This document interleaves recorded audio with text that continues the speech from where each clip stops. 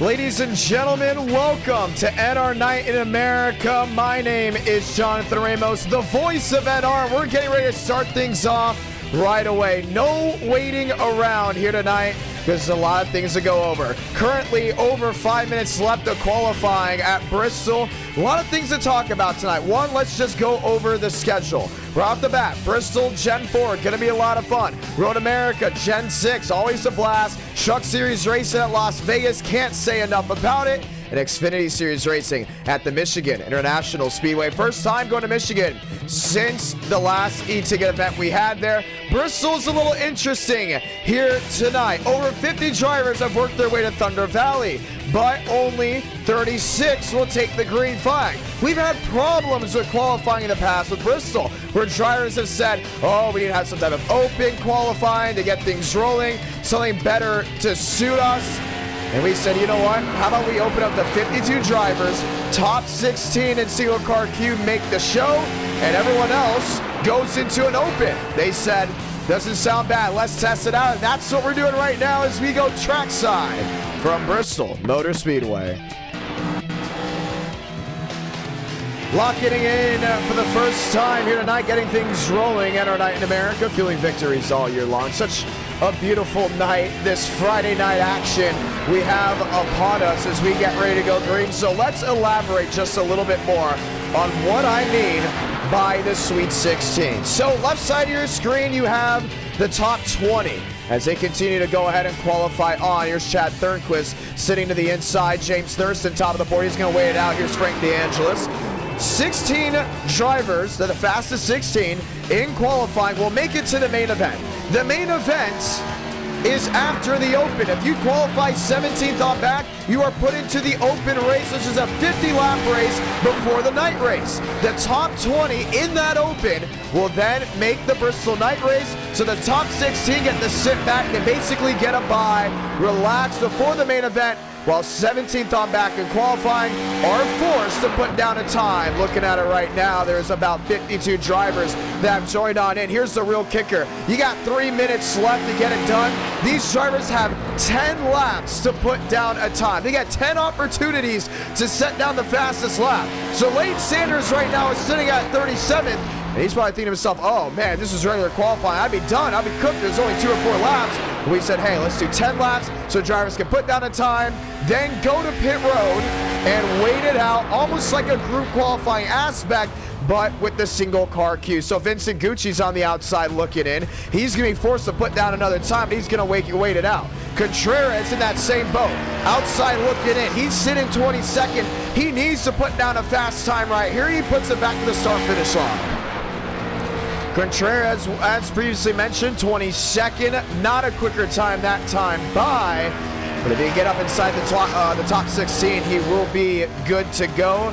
I believe this will be his last lap no matter what. Then he'll put it back on pit road. 22nd still is William Schmidt, 20th. Not quick enough as of now. Your Sweet 16 goes Ethan Vietvu, Josh Dooley, Chad Thornquist, Frank DeAngelis, Thomas Hugh, Monty Tipton, and Max Steinmeier as the rest of the drivers 9, 8, 7 are on your screen. Schmidt not fast enough, goes 19th.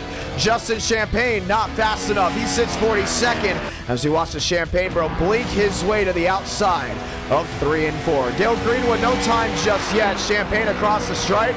42nd, does he go up? He does. He's 33rd, but not quick enough to make the Sweet 16. Carlos Truther now on the racing surface. Just 1 minute and 48 seconds left before we say goodnight to the drivers outside the top 17. And the top 16 gets to sit around. Aiden McConaughey, he's already locked in with a pole spot. No one's going to take him out. He sits where he is. James Thurston just riding around. No worry. Christian Delgado, 28th. A big worry for this machine. He needs to make up time and make up time quickly as he's well outside that Sweet 16. Schmidt mentioned him before. He's 20th. Looking at that 19th bubble. He's in the green, working his way back through 3 and 4. Does he have enough to go 16? Josh Dooley on the bumper. Schmidt not quick enough. Jason Tamer 17th, no other time. Michael Mitchell, no other time. Schmidt back to the line again, back in the green. Oh, I don't think it's going to be enough. He may see an increase. He doesn't. He's out. Justin Champagne, 30th. He's going to be forced into the Open. Unless he sets down a flyer. Dean Brummett, 41st. He's possibly forced into the Open if he doesn't set down a time. Same for Joseph Armstrong. Same for Jackson Byes and so many guys outside that Sweet 16. Now 30 seconds left on the clock. We saw what Dean Brummett did just a couple weeks ago with the California 500. One of the last to qualify and got into the show. Brummett was 40th, now 32nd, still not enough to make the Sweet 16. I think it's going to be a lot from here. Looking at times, Josh Lilly, Chad Thornquist, Frank DeAngelis, Thomas Hugh, outside looking still. Tamer, Carpenter on the money, back to the line, and there will be no time for Kendall Carpenter. That machine goes 19th, so 16th on Ford. Get to sit back and relax with the viewers back at home as all the other drivers, 17th on back, will take the green flag in the Bristol Open. It is a night race, but the Open will be a day race to set the tone from race 1 to race number 2. Let's look at your drivers. Tamer, Gudger, Carpenter, Mitchum, Richard, Schmidt. All these drivers will have 50 laps to stay up inside that top 20. If you're in the top 20, you're good to go. You've made the show. If you're outside of it, well, you're packing the bags and you're heading to Road America. That will be race number 2. And for the viewers watching back at home, this will be the only race tonight with an iRating cap. Originally was supposed to be 2,000, went 2,100. We asked you all down below, we said, should we have more open races for short track events in NR Night in America? 82% have said yes. Now let's go look at the notable drivers before we go green. Dean Brummett's a big one right here, but every time we have an Open in a duel, there's always that one guy that misses it. So who will be the big name that misses the main event through the Open? We're going to put Dean Brummett possibly in that poll. He's a big driver you really got to go ahead and keep an eye out for. But he's going to be very strong in my opinion. He always flies under the radar. So who will miss the show? We talked about Brummett just a moment ago. What about William Schmidt? Schmidt has been in this position before. You look back to the NWP 400. How about Jason Tamer? Had a heck of a ride there at the Texas race. Oh man, just off of a big misunderstanding, was taken out of it completely. And let's go Justin Champagne. A lot of blinking out of that machine. I worry if he's going to make it just off of internet alone. So 4 drivers, 4 big names in NR Night in America that have an opportunity to make or lose it as we get ready to go green. Once that pace car gets rolling off, we'll go green just next time by. So ladies and gentlemen, let's say those magical words. God speed drivers. You are go for throttle up. From Thunder Valley, my name's Jonathan Ramos, the voice of NR. This is the Friday night edition of NR Night in America, live from our broadcast studios in Nashville, Tennessee. Well over 150 waiting for the green flag as we get ready to ride off. 300 thumbs up. We get race 5. You, the viewers, get to vote on it. 33 drivers. Attempt for just 20 spots. 13 will go home. Time to get it done. I'm excited to see what this goes on. A lot of guys, a lot of viewers are saying, hey, you know, you show the front half of the field a lot in NR Night. You always praise these big name drivers. What about the guys that are looking to make a name for themselves? Well, the Open does just that. It gives guys that aren't usually running up front an opportunity to get up on the scoreboard, make some big moves, and possibly go ahead and gain a nice following. Pace car, hard left on a pit road this time by. You have 40 laps of action. Make it 50 laps of action in the Open at Bristol. So without further ado, let's light the fuse from Thunder Valley. Gudger way up the track. Schmidt looking to squeeze to the middle. Couldn't get it done. And Tamer's got it gripped up on the bottom. Now, a lot of these drivers have talked about this Gen 4 stock car here is a lot more grippier than in times before since the oval refresh. And oh, by the way, they're running rumors we'll have an e-ticket event with this car track combo. Keep it in mind. Schmidt to the bottom of Gunter. That's the battle for second. Continues to lay that throttle down in. Behind, Carpenter, Brummett, Burns, Delgado up inside that top 8. A lot of shuffling towards the back half of this field. Still has Jason Tamer bringing it back to the line. We have a lot of opportunities to make up way outside that top 20. Gerald Downey, trouble. Carlos Truther outside wall. And he slammed it there with the 08 machine, that steel green one. And the caution will wave lap 4 out of 50. Greenwood hasn't won a race in NR Night since 2021, the dawn of NR. Carlos Truther, one dual win.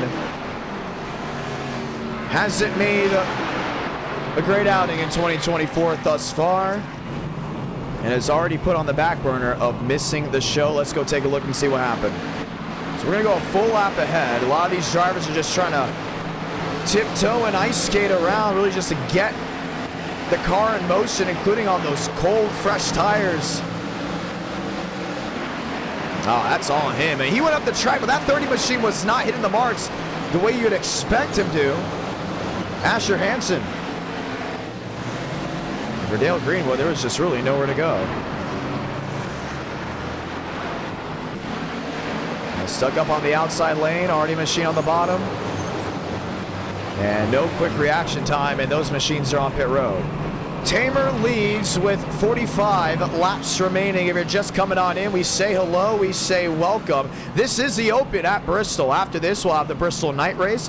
Once again, top 20 drivers in this race will see themselves inside the main event. Some machines going around to get their laps back. That might already have been Alexander Balderas around that outside. Could not have drivers on pit road. Still Carlos Truther. Dale Greenwood now heading back out on the racing surface, because this time by we will see the one to go once again. Ladies and gentlemen, let's get ready to go green.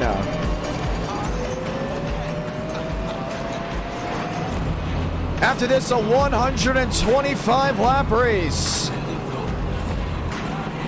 And what do you guys think of the thumbnail? Always trying new thumbnail ways, ideas. Who wants a Bristol e-ticket event? We said we would do it if we had the right people. And I think we're getting exactly to that moment. Dodge, Chevy, Toyota, Chevrolet, Fast 4.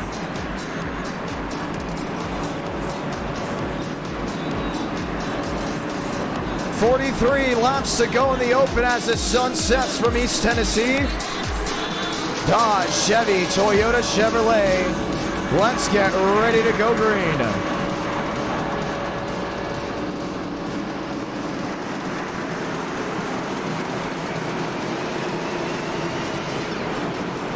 Pace car down below, Tamer, Gunter, 42 laps to go from Thunder Valley.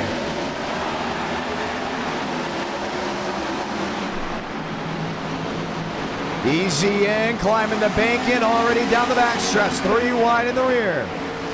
As Aiden Walker. Tamer will come back around, will lead this lap, but William Schmidt is giving it his all down on the bottom. He's really giving to that Dodge. You see Tamer just driving in deep to the center, but Schmidt just rolls that bottom lane so well, he's going to stick right with the Mopar. Robbie Richard, Dean Brummett, Vincent Gucci all going at it. Top 20 looks right now, Gerald Downey, Milano and Hauser. Outside looking, Jackson buys, and so many others. Tamer, outside Wally saves it, but Gunter gets nailed in the rear, and the caution is going to wave.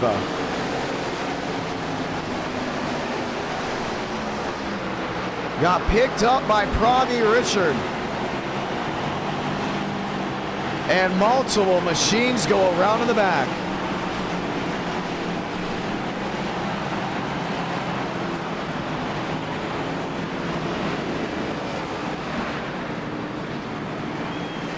Once again, already a tough break for a lot of these guys. And all they wanted to do was just make this event. That's what it really came down to. Nod there in the 84. Christian Delgado there in the 13. Cooper Glick. Not really a lot of damage on his side. How did it happen? Well, it definitely happened in a hurry. Let's talk about that right here.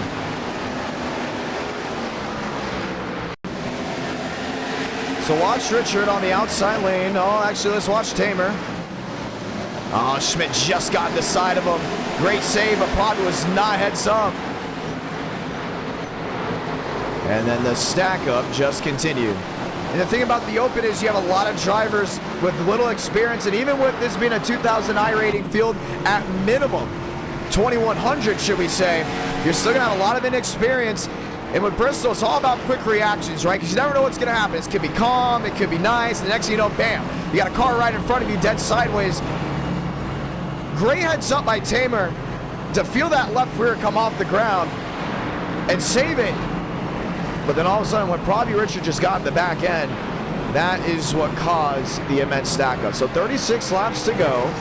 Let's show it now on the left side of your screen. This is the top 20. Justin Champagne, Davis, Burns, Truther, Murphy, Delgado, and so many others. All they want to do is make the show. Tamer's back in 5th, and I'm surprised they're not racing as clean as I expected up front. You would think if you're up inside the top 5, you're telling yourself, we're in. Right, this is the Open. We're in. We're good to go.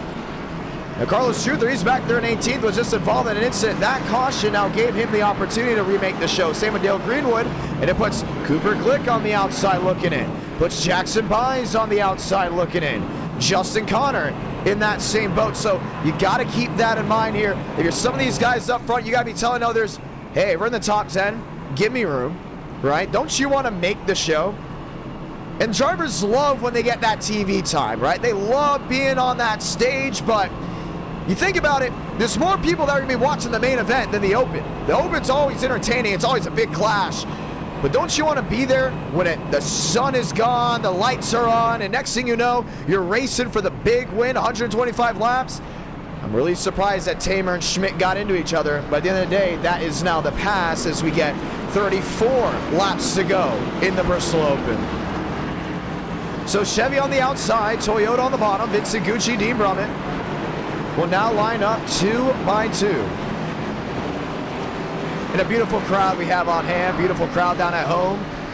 Let's go say hello to some viewers back in the live chat. Kill Switch, how's it going? Patrick, Zach, 40, just chilling, all enjoying themselves. We asked the viewers what big names would miss the show. 43% said Justin Champagne, his brother, just won the first race of 2024. Toyota, Chevrolet, rack 'em again with 33 laps remaining.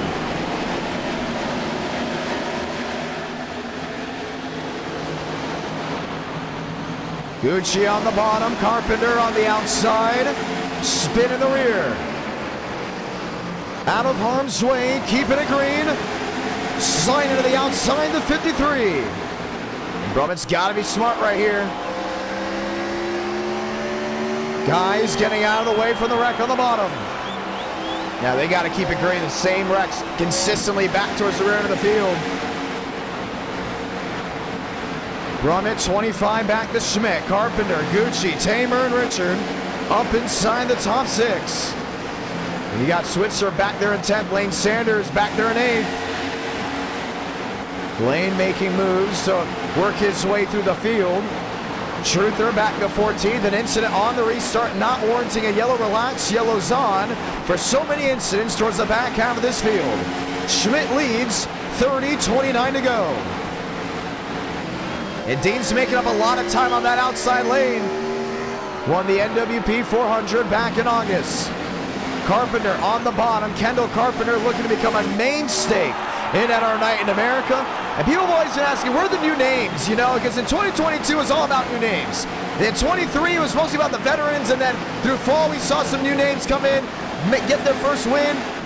And then all of a sudden in 24 you started to realize the veterans are doing a great job. Some of these guys that were new, they didn't come out of the gate firing off on all cylinders and winning. Next thing you know, here's Kendall Carpenter, a brand new driver at our night, up inside the top 3 of the Open. looking to make themselves well known in that main event. Brummett getting split in the middle by the 20. 26 laps to go. William Schmidt, your race leader.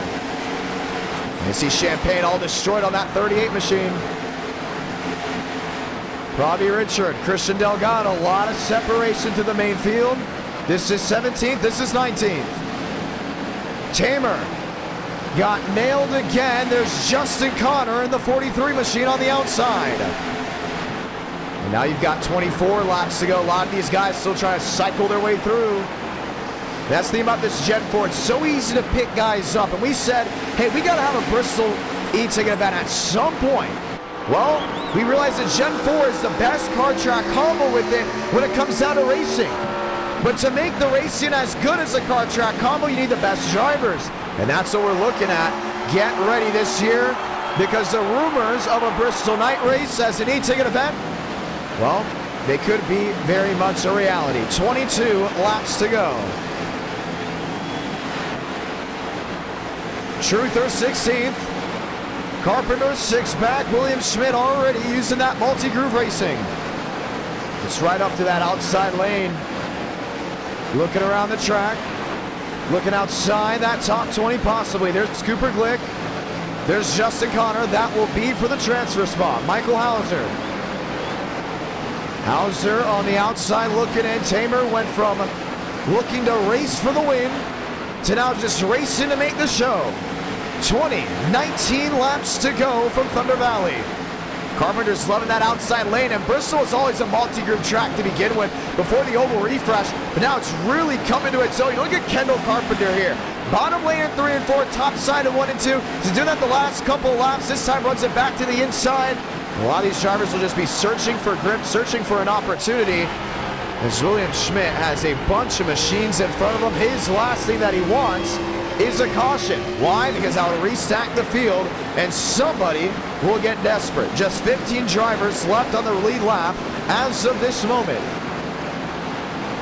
Drummond in 3rd, Gucci in 4th, Eladon Contreras to the inside, trying to make up all the time he can, and just past Jason Tamer there in the 81. And Tamer's been on the back half going absolutely nowhere here tonight. Battle could be for 2nd. Dean Brummett has closed that gap. The real battle will be for 6. Connor Murphy. Around goes Jason Tamer. The caution's going to wave.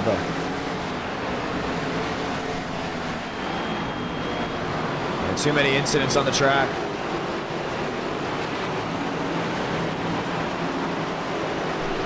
And this will stack them right back up. Now we are still going to have relaxed yellows on these restarts. It is so easy to get in the back end of someone.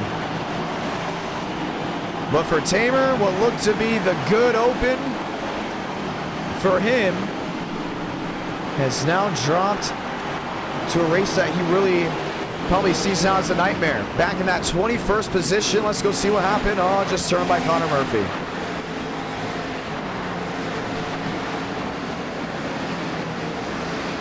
Watch it again. Murphy way to the outside. Tamer on the bottom. Tamer goes up. Murphy said, I'm not too happy about you just coming across my nose. And almost took Tamer out of the race. Some pit strategy underway. Switzer, Hamrick, Glick, they're staying out. They pit on that last cycle, it looks like. Let's rephrase that. Now it will be Hamrick coming to pit road. Switzer will be staying out with Cooper Glick. Looking to make the show. Michael Hauser in that same boat. William Schmidt. Believes those drivers were a lap down, and well, if that is true, they will still have to go to the back half of the field, and it very much was. So it will be Schmidt lined up with Carpenter, lined up with Brummett, and lined up with Vincent Gucci for the final 12, maybe 10 laps of this open once we get back green flag racing. Over 600 of you have tuned into this stream collectively already. We're very grateful for it. We can't wait to go ahead and upload new highlight videos of NR Night in America. Always a blast to go ahead and showcase the great moments. Switzer is saying he is staying out. Was he a lap down at all? Is the real question. It's going to be an interesting strategy play. I don't know. And we will continue to review it. And he was on the lead lap. So this time by, we will see the one to go. As we get ready to go green, we want to say thank you to everyone that's dropped a like on this stream. It helps us out a ton. As the lights get ready to shine bright from Thunder Valley here in Bristol, Tennessee, we say thank you. The lights are now on. The drivers ready to go at it just one more time. Brumman will go to fourth. Switzer will be your race leader. And we will have just 10 laps of racing left to go. Chevy, Toyota, Chevy, Chevrolet. Lined up 2x2. Wes Edits dropping down the VIP pass. Want to say thank you to Eric W. for dropping down a gifted membership. For the viewers that have been sticking around with us for so long, you know how much Eric W. supports the live streams, and we're very grateful for it. Crowd on their feet once again. This will be the final 9 laps of the Open.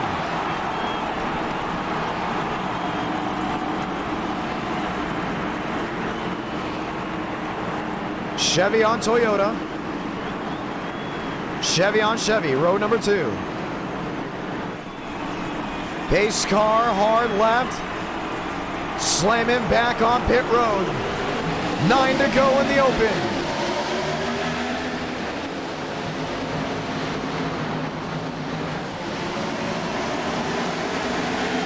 Switzer, worn tires are showing.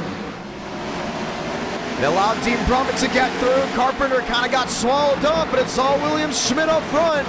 Gucci to the bottom. Finding his way through, Eladom Contreras. To the inside. Who's gonna make the transfer? Cooper Glick spinning way in the rear. Still no caution. Same 4 guys, Justin Connor.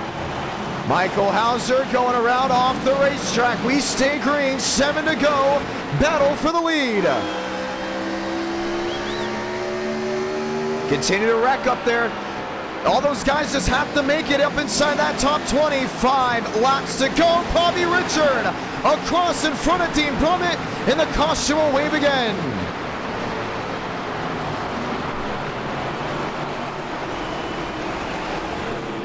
No, he was just absolutely destroyed.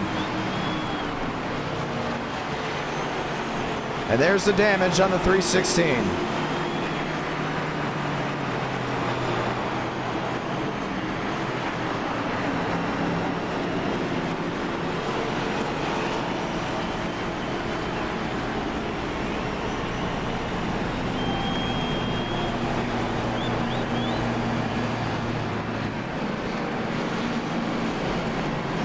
Unbelievable. Carpenter, Brummett, Gucci, Contreras, Murphy, Sanders. I'm guessing probably got wrecked because he just came right back across.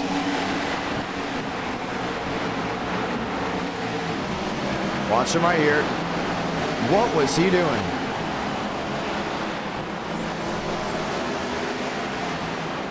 And where was he going? Probably might be out for the night. We obviously saw that stuff going on in front of him.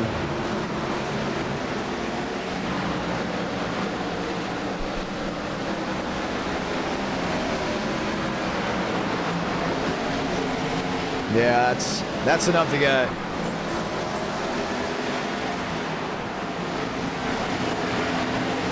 That's enough to have probably out for this one. So he puts it on pit road, and he will be out of the Bristol race. We'll have 2 laps to decide the winner of the Open. Once again, top 20 do make the main event. Everyone else will go home and get ready for Road America as race number 2.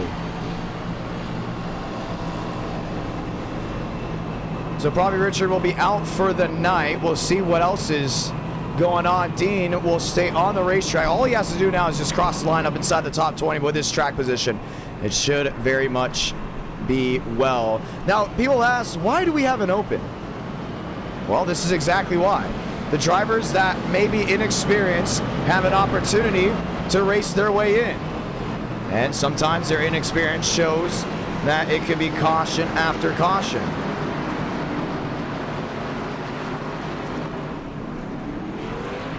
Well, the top 20 of these guys will make the show. They already have racing under their belt, so they would already understand of what to expect. And for some others that say qualifying doesn't show the best talents, the Open gives them an opportunity to race their way in, and if they don't, they can take that data and continue to try to figure it out. Overtime in the Open, Schmidt, Carpenter, Gucci, and Brummett.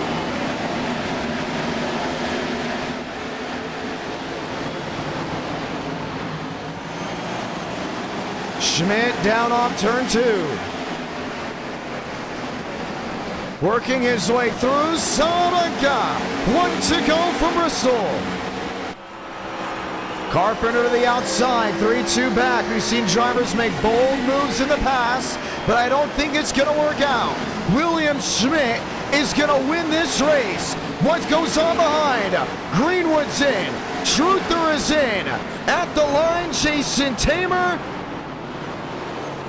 did not make the show. They're still not good to go. This is still for the transfer. Justin Champagne knocks out Jason Tamer, and Justin Champagne will make the main event. And they're wrecking each other back there just for an opportunity.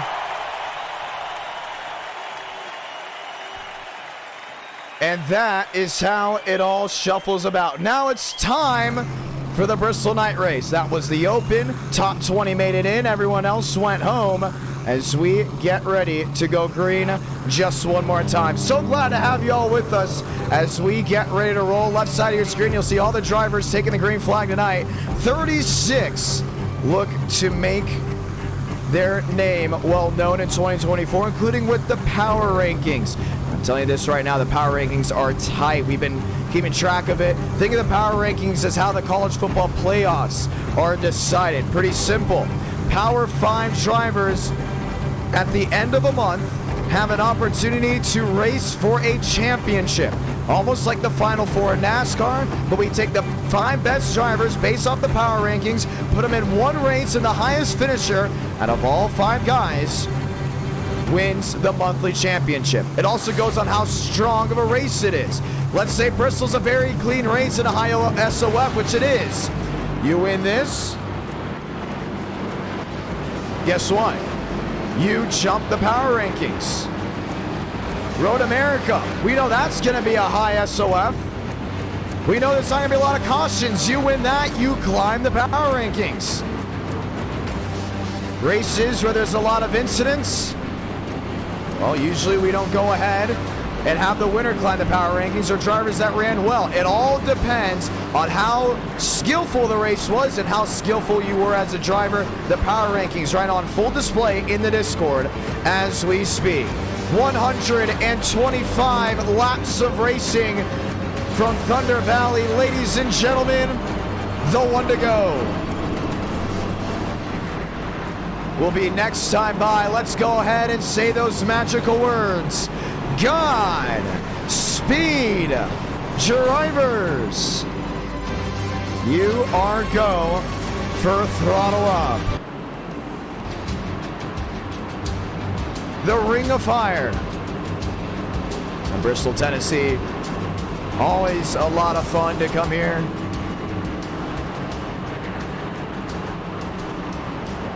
And watch some racing.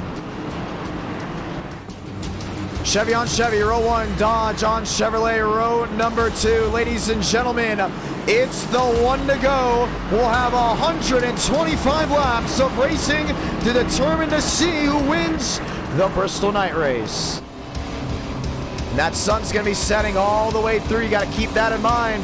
Track's going to be changing. It's going to be winding out. You already see the shadows forming on the racetrack. Abraham Vila has gotten a win here in the past. He has not gotten a win here in a long, long time. Is it finally time to see Abraham Vila go to victory lane? Let's find out. Crowd on their feet just one more time from East Tennessee. My name's Jonathan Ramos, the voice of NR, as the pace car makes a hard left onto pit road, and 36 of the best go ahead and light the fuse for 125 laps at Bristol. Ripping top, Basin already kissing that outside wall as they have it wheel to wheel, working their way back to 3 and 4. Vila on the outside leads lap number 1. See these guys tiptoeing through. They know it's not a 50-lap sprint race. 125 laps. It can either go in a hurry or it can take forever. You just never know how it works. But look at James Thurston. He's known to go to victory lane in Tennessee in the past. A lot of wins from Bristol. Already up inside the Fast 4. Jumps to the outside. Gavin Austin on his bottom. Vila leads this one back to the line. Lap 4 of 125. Basin in second. McConaughey back there in third. Austin, Champagne, Swears, and Scott up inside that top 8. And still a lot of shuffling to go. Kevin Champagne has been a man on a mission. He won the first race of 24. He's looking to absolutely just put a stake hold in the rest of this night. He knows the Power 5 could be his, and right now currently sitting in that playoff bubble. Basin at the bottom. Vila slams the door right on the nose of the fellow Chevrolet. It's going to be tough to hold off this 11 machine. Vila, known for being a short track driver, hasn't had a lot of wins on the intermediates or the big ovals. But you bring him in the ring of fire and he's going to get it done. Why? Attrition. When races come down to attrition on a short track, it's usually Vila and Thurston that rise to the occasion. They're both up inside that Elite 8. But what about Nathan Scott? He was very happy Las Vegas is on the schedule here tonight. He's a Las Vegas driver, and he knows what he can do to get things rolling. Sean Conklin and company right behind him. How about this one? Monty Tipton somehow got through inspection. He's into the outside wall. Goes around in front of the field and the caution will wave. Now he doesn't have a number. Oh man. Dean Brummett goes over the pit wall. And one of the 4, maybe 5 drivers involved in the incident. And Tipton does not have a number. He was supposed to be caught with that earlier in the race.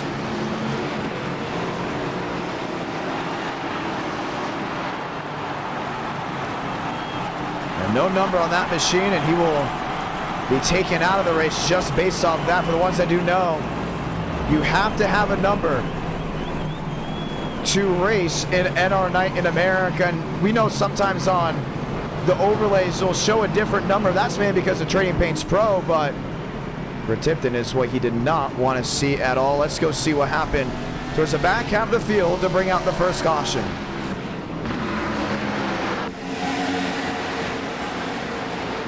Sean Conklin. No, that's Ethan Vietvu.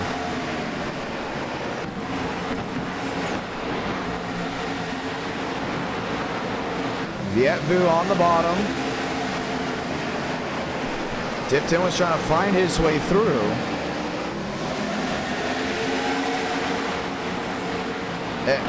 It's still on Tipton. I mean, Vietvu gave him the lane. Gave him more than enough room, more than generous on it, and just swipe right back in front of the nose.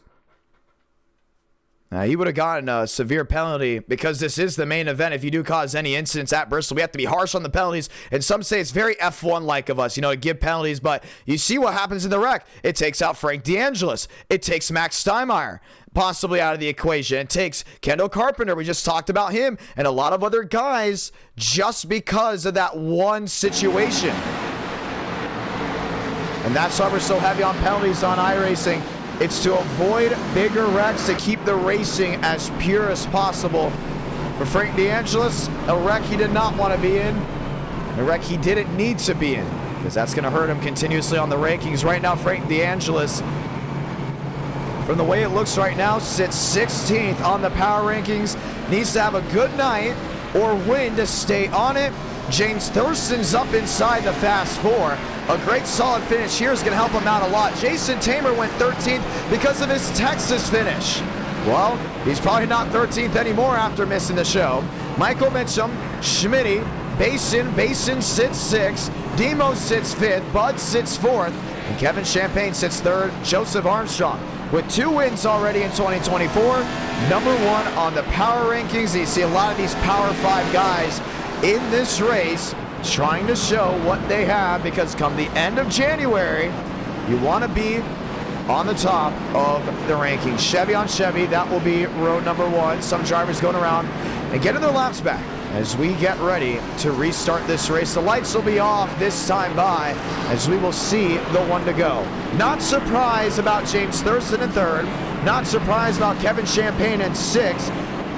Not really surprised about William Schmidt up inside the Sweet 16. Remember, he had to make up time because he was in the open. But Nathan Scott's kind of turning my head a little bit. Up there in 7th.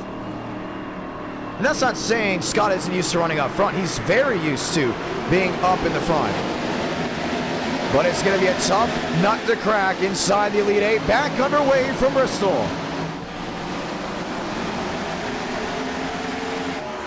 Thurston, P2, found his way around Mason.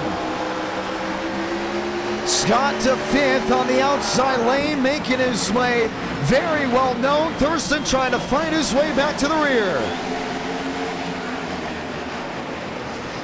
This track is not widened out the way these guys wanted to. To the outside of Austin, Max Swearengin. In the 8th place position, wheel to wheel. Max making up time.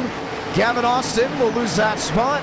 Vietu right to the outside there in the Ford, and it's the 2 for 1, but not the way of the 22.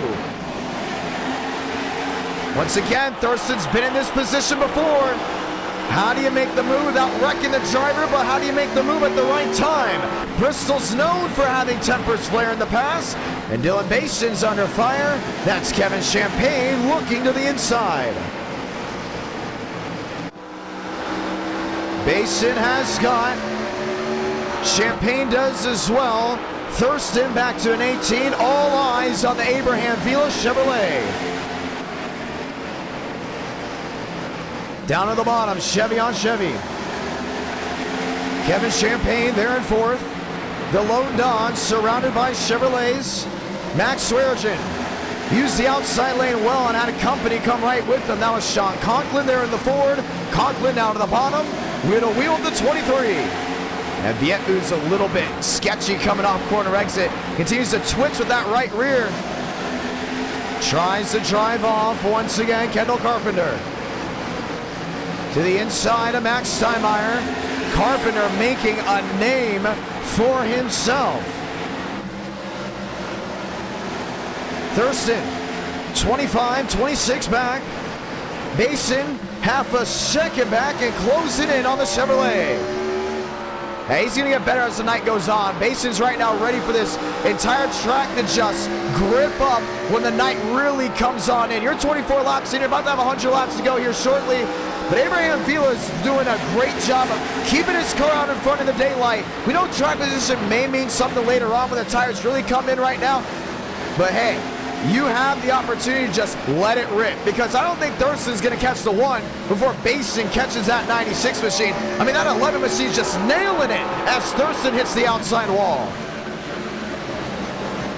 Trying to close that gap, lap machines around the racetrack. Basin to the bottom. Thurston, the drive off, spinning in the rear of Vietu. Up and into the outside wall, Max Steinmeier involved as well. And the caution will wave for the second time.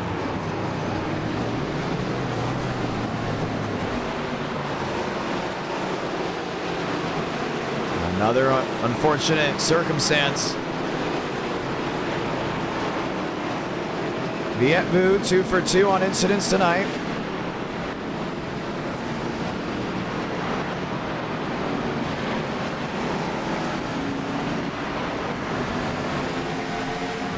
And just like that, might be out of this race. I think there's a little commotion going on towards the back end.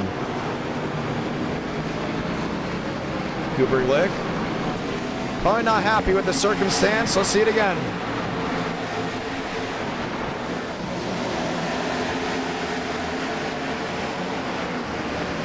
He's got the 55 right behind him. Starts with McConaughey, and nothing to do with that 23. That 55 just picked him up, and that was all Sean Conklin in that 55. Just ripped the entire hood off that 53.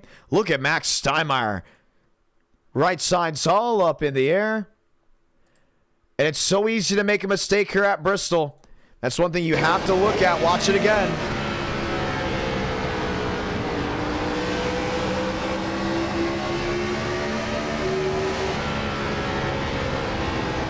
Yeah, he just gunned it back to the center of the corner, and even from his POV, it didn't even look like he got in the back end.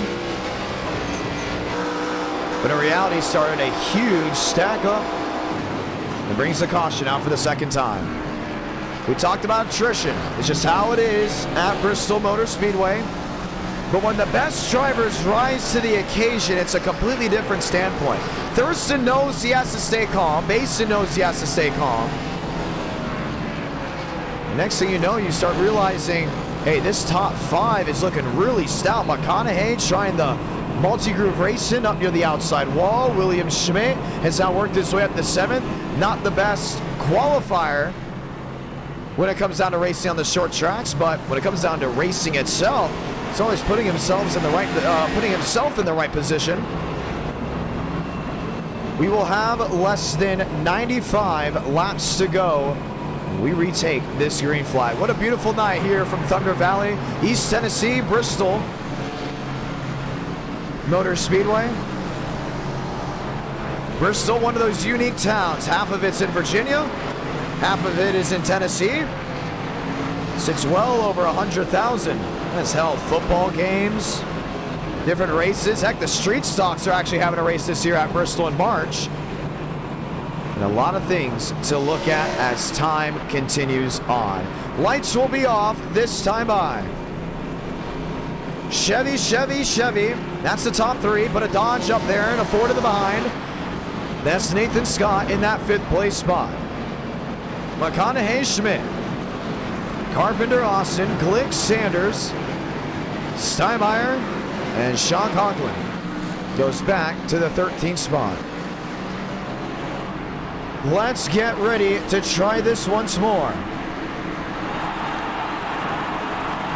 Does James Thurston upset Abraham Vila? Does Basin steal it from him? Or does Kevin Champagne go 2 for 2?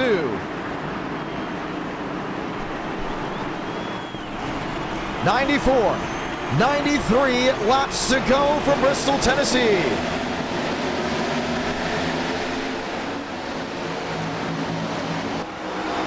Thurston swallowed up on the outside, shuts the door. Here comes Kevin Champagne, back to the inside. Wheel to wheel goes the Mopar. Basin, all trouble again in the rear. William Schmidt up and into the outside wall, and the caution will wave.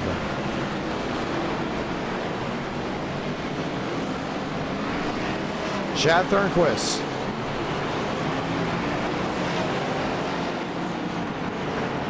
Involved in that one.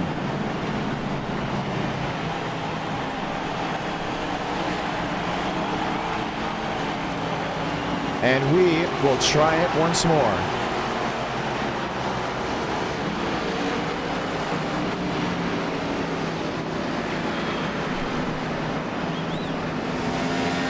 Let's go take a look at what happened. I saw William Schmidt involved in it.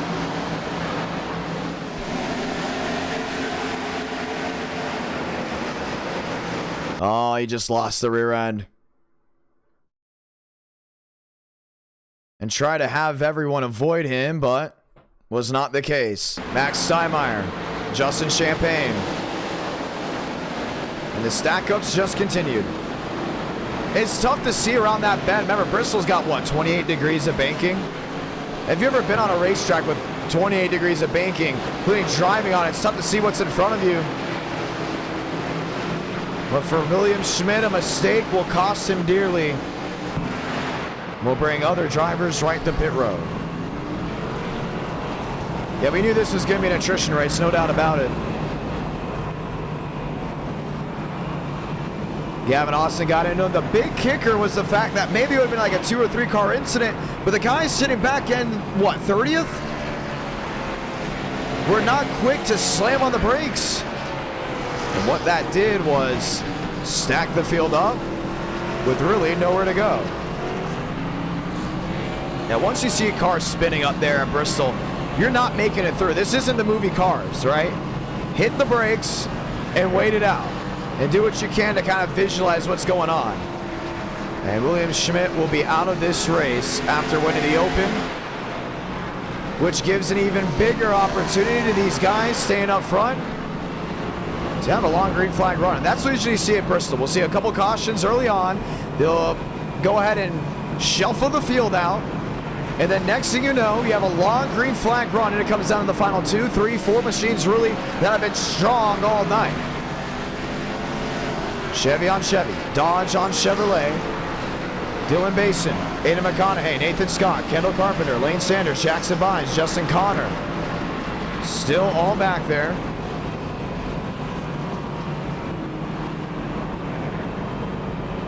And we will have another attempt at a restart. Lights off, this time by again. Chevy, Chevy, Dodge, Chevrolet, Chevy, Ford, Chevy, Dodge. Carpenter rising to the occasion. Now that wreck, I wouldn't say that wreck was on patience. That wreck was really about a mistake. It's all about quick reaction times, you know? It's like sitting in the batter's box as a baseball player. You know, you get that pitch and you have a split-second decision on either to swing or to take it. And Bristol's almost the same way. I know people don't like using the stick and ball sport references, but you come on 3 and 4, you see a little bit of smoke, guys going all over the place. It's almost like you get hypnotized, right? You don't know where to go. And that's where things go for a miss. Pace car back down on pit road. Chevy on Chevy. Dodge on Chevrolet. 86 laps remaining. Champagne to the bottom, 3 wide. Oh, he's in the outside wall. That had everything to do with patience. I don't get that one. That was just... that was very clueless right there.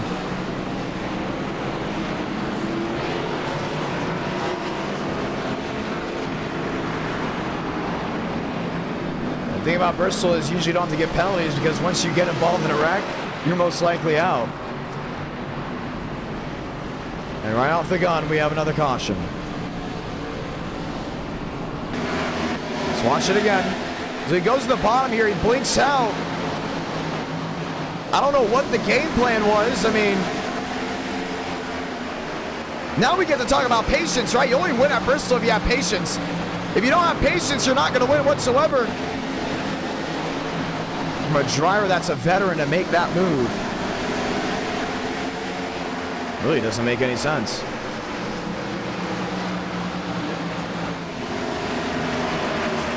And that leaves 84 laps to go for these drivers up front to make a big move. At first the blink out, that was on his internet. And you see it didn't affect Basin at all because of the internet issue that he had. And it brings him back around again for another restart. 83 laps to go. Frustration definitely boiling over. And then we're going to go to a road course where there'll definitely be more green flag racing. But then you got to realize, oh, we go to Trucks Las Vegas right after that. If you ever watched the Trucks Vegas race, it can go one or two ways. It can either be a big strategy race, or it can be quite the opposite. And then for the first time since 2021, you'll see in the Xfinity Series at Michigan. That's right, we haven't raced Michigan since 2021. So that means we went 2022 and 2023 without an Xfinity Michigan race.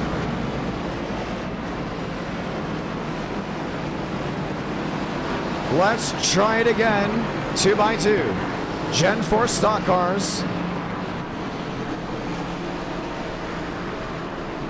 getting ready to rip their way through. I still like Nathan Scott's odds of winning this race. But you already see we start with 32 with 82 laps to go. Down to just a handful of machines. Thurston on the bottom, Vila on the outside, McConaughey, Basin, Sanders, Scott, top 6. Let's try this again. Now with 81 laps to go.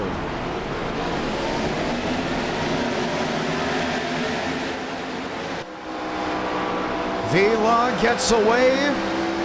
Thurston now gets turned by McConaughey. Goes around for a slide and the caution will wave once again. That's just outrageous.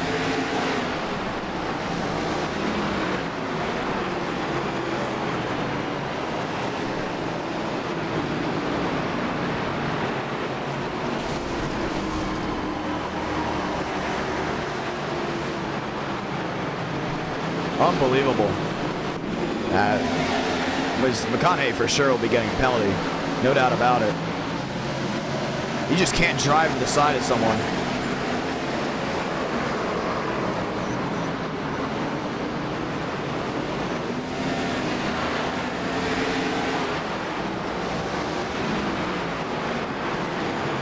Unbelievable.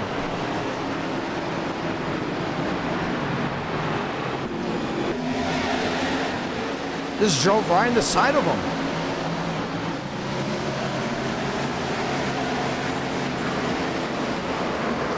Basin slams on the brakes, gets through unscathed. Nathan Scott nails the outside wall.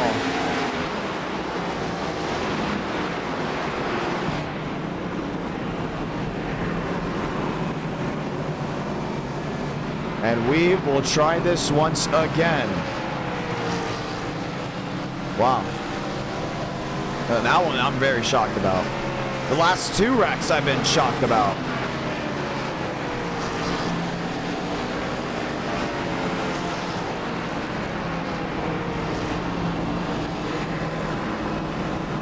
Things getting heated.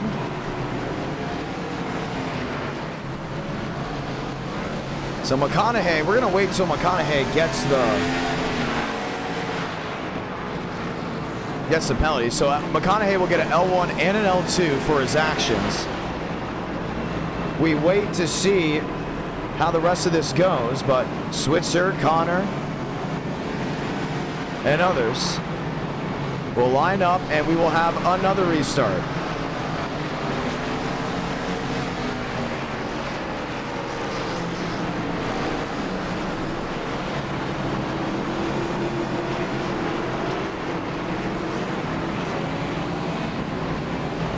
So we wait around, we wait for a moment.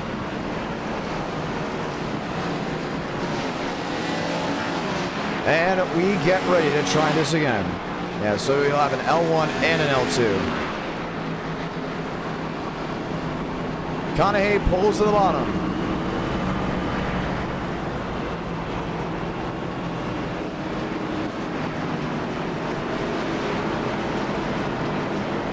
So Vila, Connor, Switzer, Swearingen, Basin will line it up once again, and we'll have an opportunity at a restart.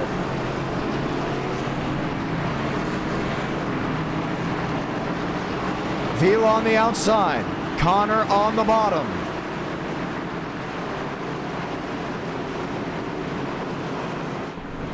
Patience. Well, the last 2 incidents has been out the door. Let's see what the final 75 laps have to offer.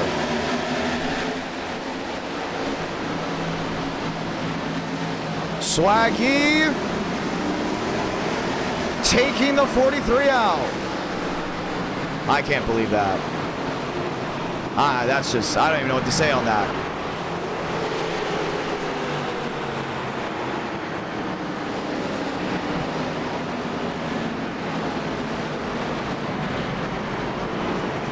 That's 3 in a row. I want to point out the last stream we didn't have this problem at all. I don't get what just happened. That's 3 guys.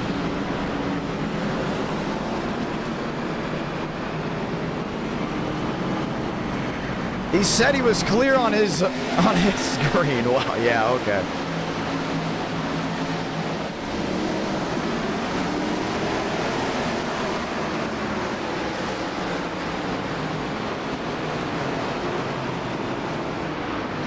Unbelievable.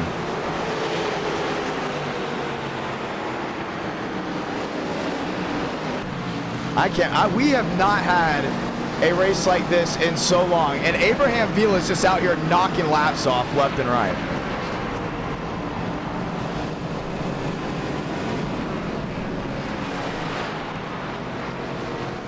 So it goes Steinmeier in third, Newt in fourth. You know what? If we're going to get a race like this, we might as well get a great finish. That's what I'm expecting, at least at the end of this thing. Switzer, Steinmeier, Nude.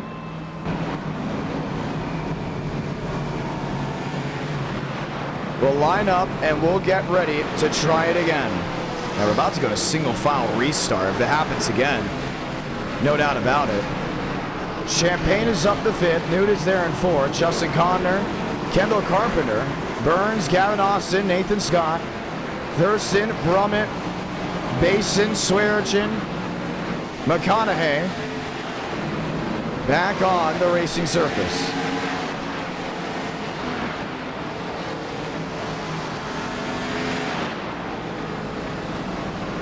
Lights off. Let's go at it again. I think Vila's in an area where he can run away with this thing now. And if you look at it, he's very much in an area where he will jump away without a problem.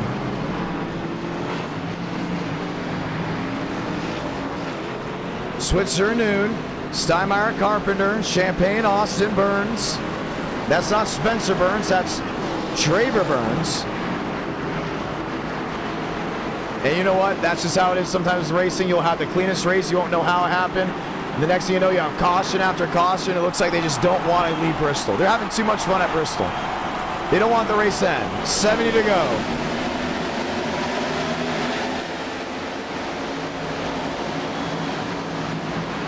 Carpenter up the gut.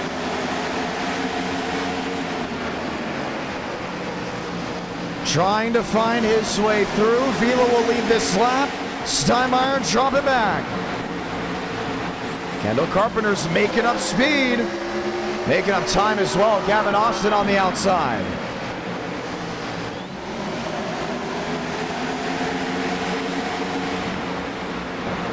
Half a second the difference from first and second.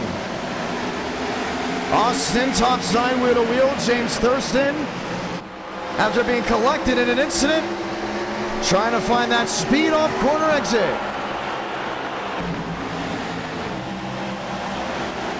Nude there in third. Nude, should we say Nude? Nude there in third. Switzer in second. Thurston's making up time, still in that outside lane. The track has rubbered in enough, even with how many cautions we've had. Champagne to the outside. Trying to hold on to it, another squeeze. Thurston on the bottom. Trying to find his way around Switzer, and he knows if he just clear this 53, he's going to really have what it takes to give it to Abraham Vila. Thurston clears. And he's back in that second position. Dylan Mason,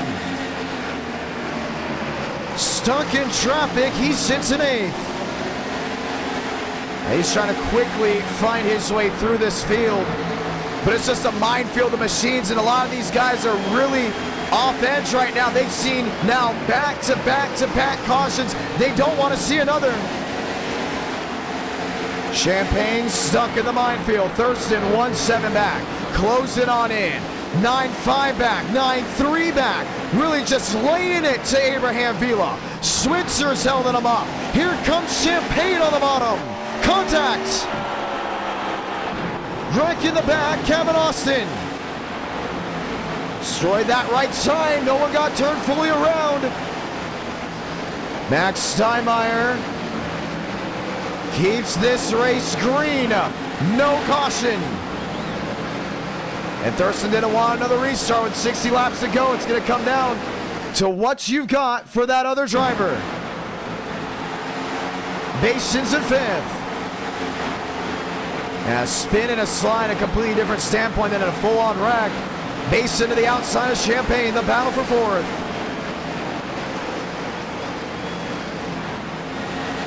7-6 back for James Thurston.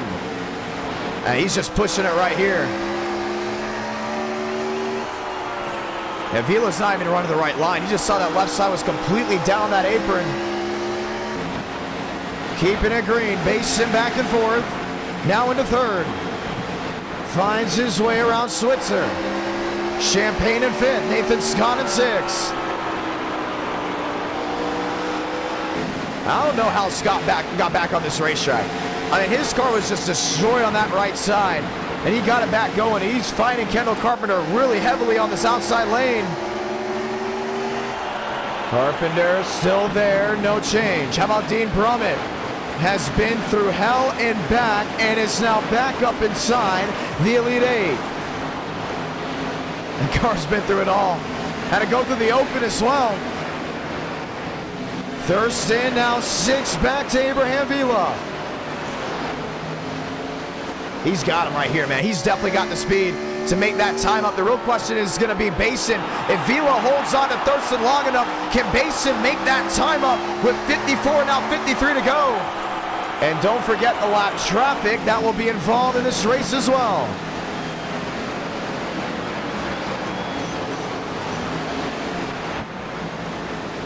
Vila on the bottom, lost the rear end.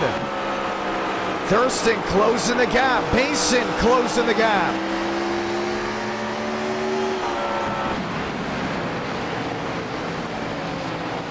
Switzer. Back and forth, Max Steinmeier in fifth. What are you going to do if you're this 96? Big lunge in. Vila holding on, back to the line, 50 to go, Chevy on Chevy, a dogfight for the lead.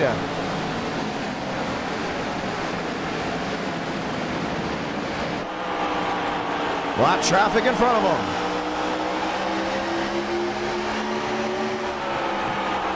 Top 50, left side of your screen. Should we say top 20, left side of your screen. Lap traffic to the outside.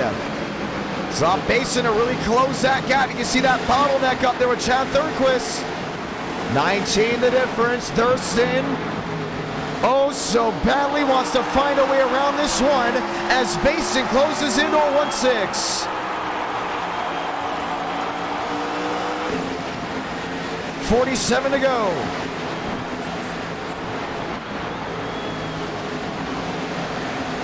Vila's just got to be smart right here. Wherever that 96 goes, put that rear end right on the nose of him. Drive off corner exit, Basin, second and a half. Thurston the ones to the inside. Vila gives him the real estate. 45 laps to go this time by. Thurston now running a completely different line than the one.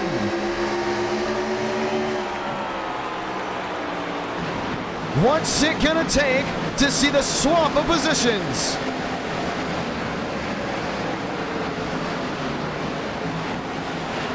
Oh, it's gonna be tight. Thurston, contact with a 43. Gavin Austin running that middle lane. 44 to go. Steinmeier to fourth. Champagne back to 10th. Was he involved in an incident? Very much was. Kendall Carpenter's back there as well. You see a lot of damage on those machines. 43 laps to go. I think Thurston's going to wait to that exact last moment to make a move. He's won at the fairgrounds. He's won at Super Speedway. He's won in Thunder Valley in the past. The last driver to actually get a win from Bristol in NR Night in America. Now trying to navigate his way around the one. Vila to the bottom. Thurston right in tow. 40 laps to go. Don't look now, bases down to a 9.6, 9.5. Trying to make something work.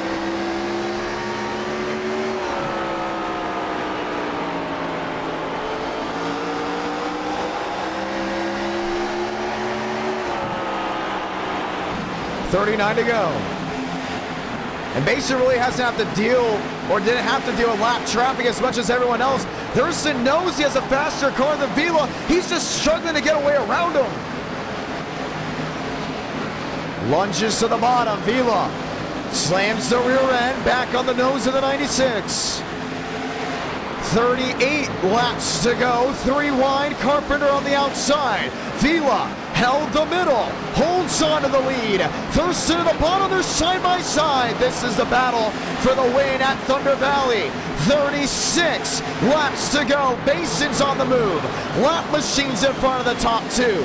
Vila top, Thurston on the bottom. He's gonna try it again. Look at that move to the bottom. Oh, and they got 3 machines in front. The minefield, they'll have to navigate that once again. Mason P3.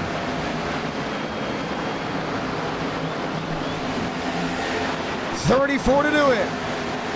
That's Nude there. That 98 has to get out of the way. The leaders are right on his tail. Jumps to the bottom. 3 wide now, Delgado. Lap machine way to the outside. This is going to be a 3-horse race to see who goes to victory lane with now 33 laps to go.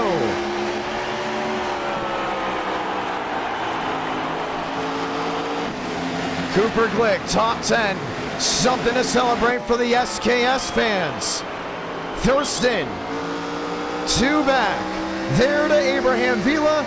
Man, Dylan Basin just wants to go ahead and make something known right here. Top 9, the last one's in line. Basin nails the 92. There's a lot of damage on the right side of that 11.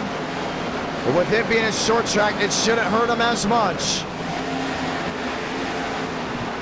Thurston to the rear. Where's the move? Cooper Glick, next lap machine in line.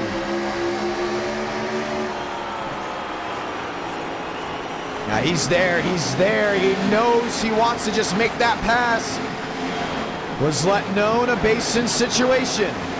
Basin still closing, but not as quick as he was before. 29 to go. And something's got to give here. I mean, one of these two have got to get into it at some point. I mean, there's just way too much on the line right now. Thurston right back to the bottom. Vila, off the stat sheet, has dominated this race. Has led the most laps, more than anyone. Thurston to the inside. Still no give. Now 8 drivers remain on the lead lap. Run off to the difference. He's killing those tires on that outside lane, but man, look at just the roller coaster runs he's getting. Basin back to a 114. 25 laps to go. Vila to the outside.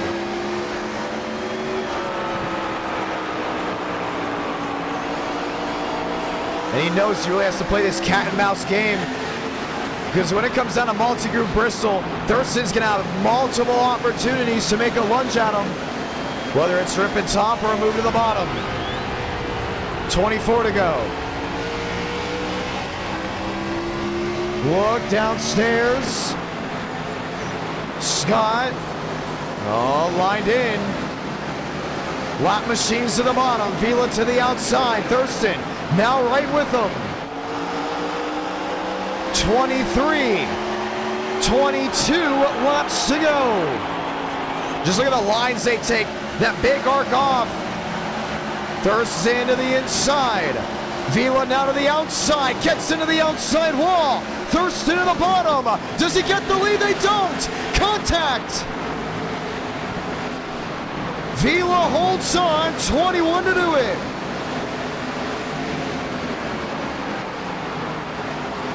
Two drivers, one opportunity.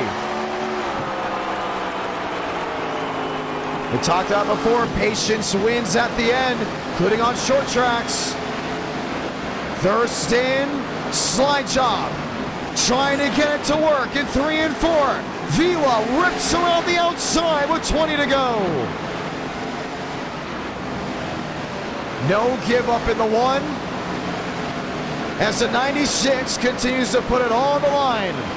They don't have to worry about Mason now. He's a 2.5 back. Mason's just wanting a caution.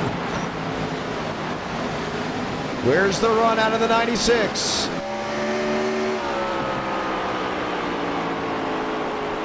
Right up to the outside wall. Oh, Chad Thornquist forcing the 96 on the brakes. 17 will be 16 laps to go this time by. Mason's just stuck in lap traffic. He continues to catch him out at the worst moments. 23, 24 the difference.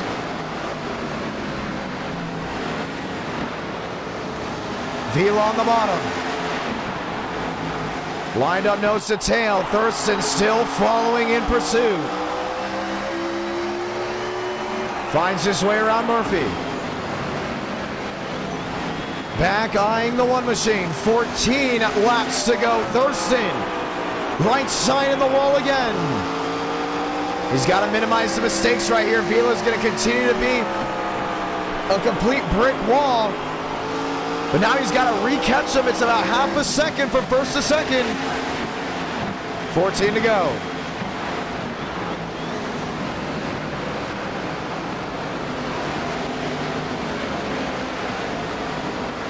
Four back, 5 back. Launch off corner exit gets him down to a 3.8 with 13 remaining. Yeah, he's so much better off exit than Vila. Continues to show, but with 12 laps to go, he now has to think about just dialing in and hitting the marks that he is now set on the track.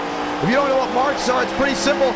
Points on this racetrack where you go ahead and either get on the gas, lay off the throttle, and run a certain line. For Thurston, that line has been changing all race long.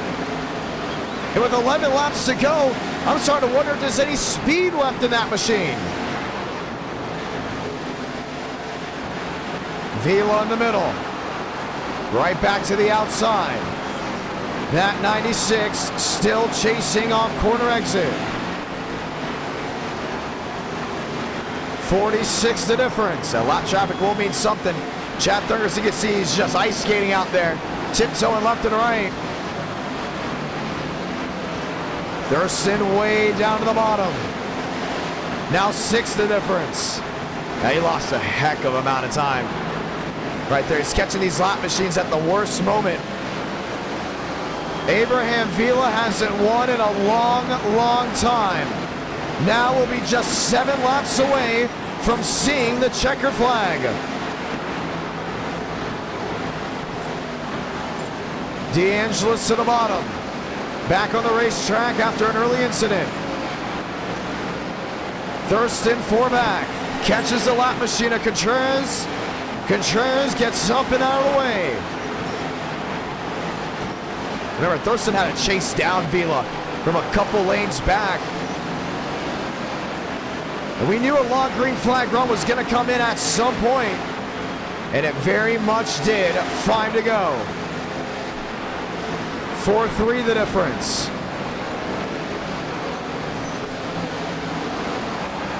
Vila mainly run in the middle. Thurston back to the outside. It's 4 to go now. Is he downshifting? Did you just hear that? I couldn't be the only one that heard that. It almost sounded like he downshifted. It lost him a lot of time with 3 to go.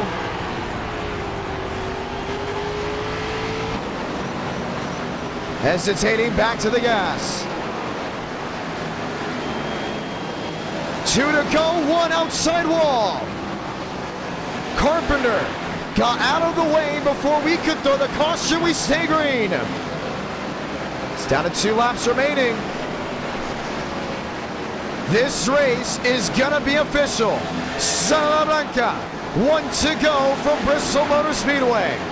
Vila hasn't won in a long time in NR Night in America. The dry spell will finally come to a close as the Bass Pro Shops #1 will see victory lane in Thunder Valley. Vila victorious from East Tennessee. Thurston second, Basin third. And what could have been a disaster to the end ends up seeing the pride and joy of Texas get it done. Abraham Vila victorious once again.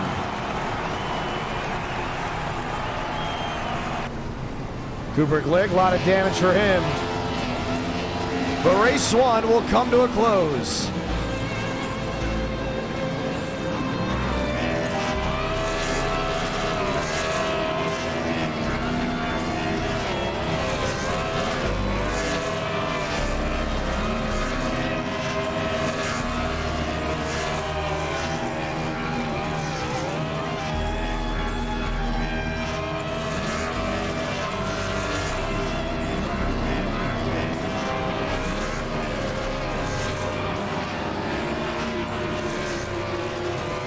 Wow.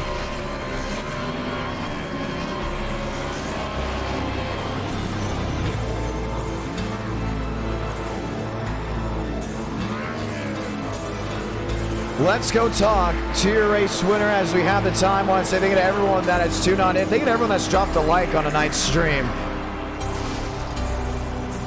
I haven't seen that many cautions in an NR race in a long time. But at the end of the day, it was all Abraham Vila that showed the way to victory lane. Let's go ahead and talk with your race winner, ladies and gentlemen. First time in a long time. And we're going to continue to talk about it because he goes on these dry spells. And then all of a sudden, out of nowhere, he comes back better than ever. Let's go talk to him now. Great crowd on hand as we head to Road America for race number 2. Ladies and gentlemen, NR Night in America, fueling victories all year long. Abraham Vila next on the list of drivers to possibly be added to the Power 5. And the thing is, you got to think about him as a Power 5 contender because even though there was caution after caution, he led the most laps. He went out there and he did exactly what he needed to do and got it done at the right time. Vila, it's the John, you got a copy? Yes, sir, I got a copy. A caution-filled race, which usually means race 2 in the forecast will be probably a caution-free race, if I'm not mistaken. That's just how NR works. Goes in your favor as you see the checkered flag. Walk me through it. Yeah, I mean, the first 50 laps was a bunch of cautions.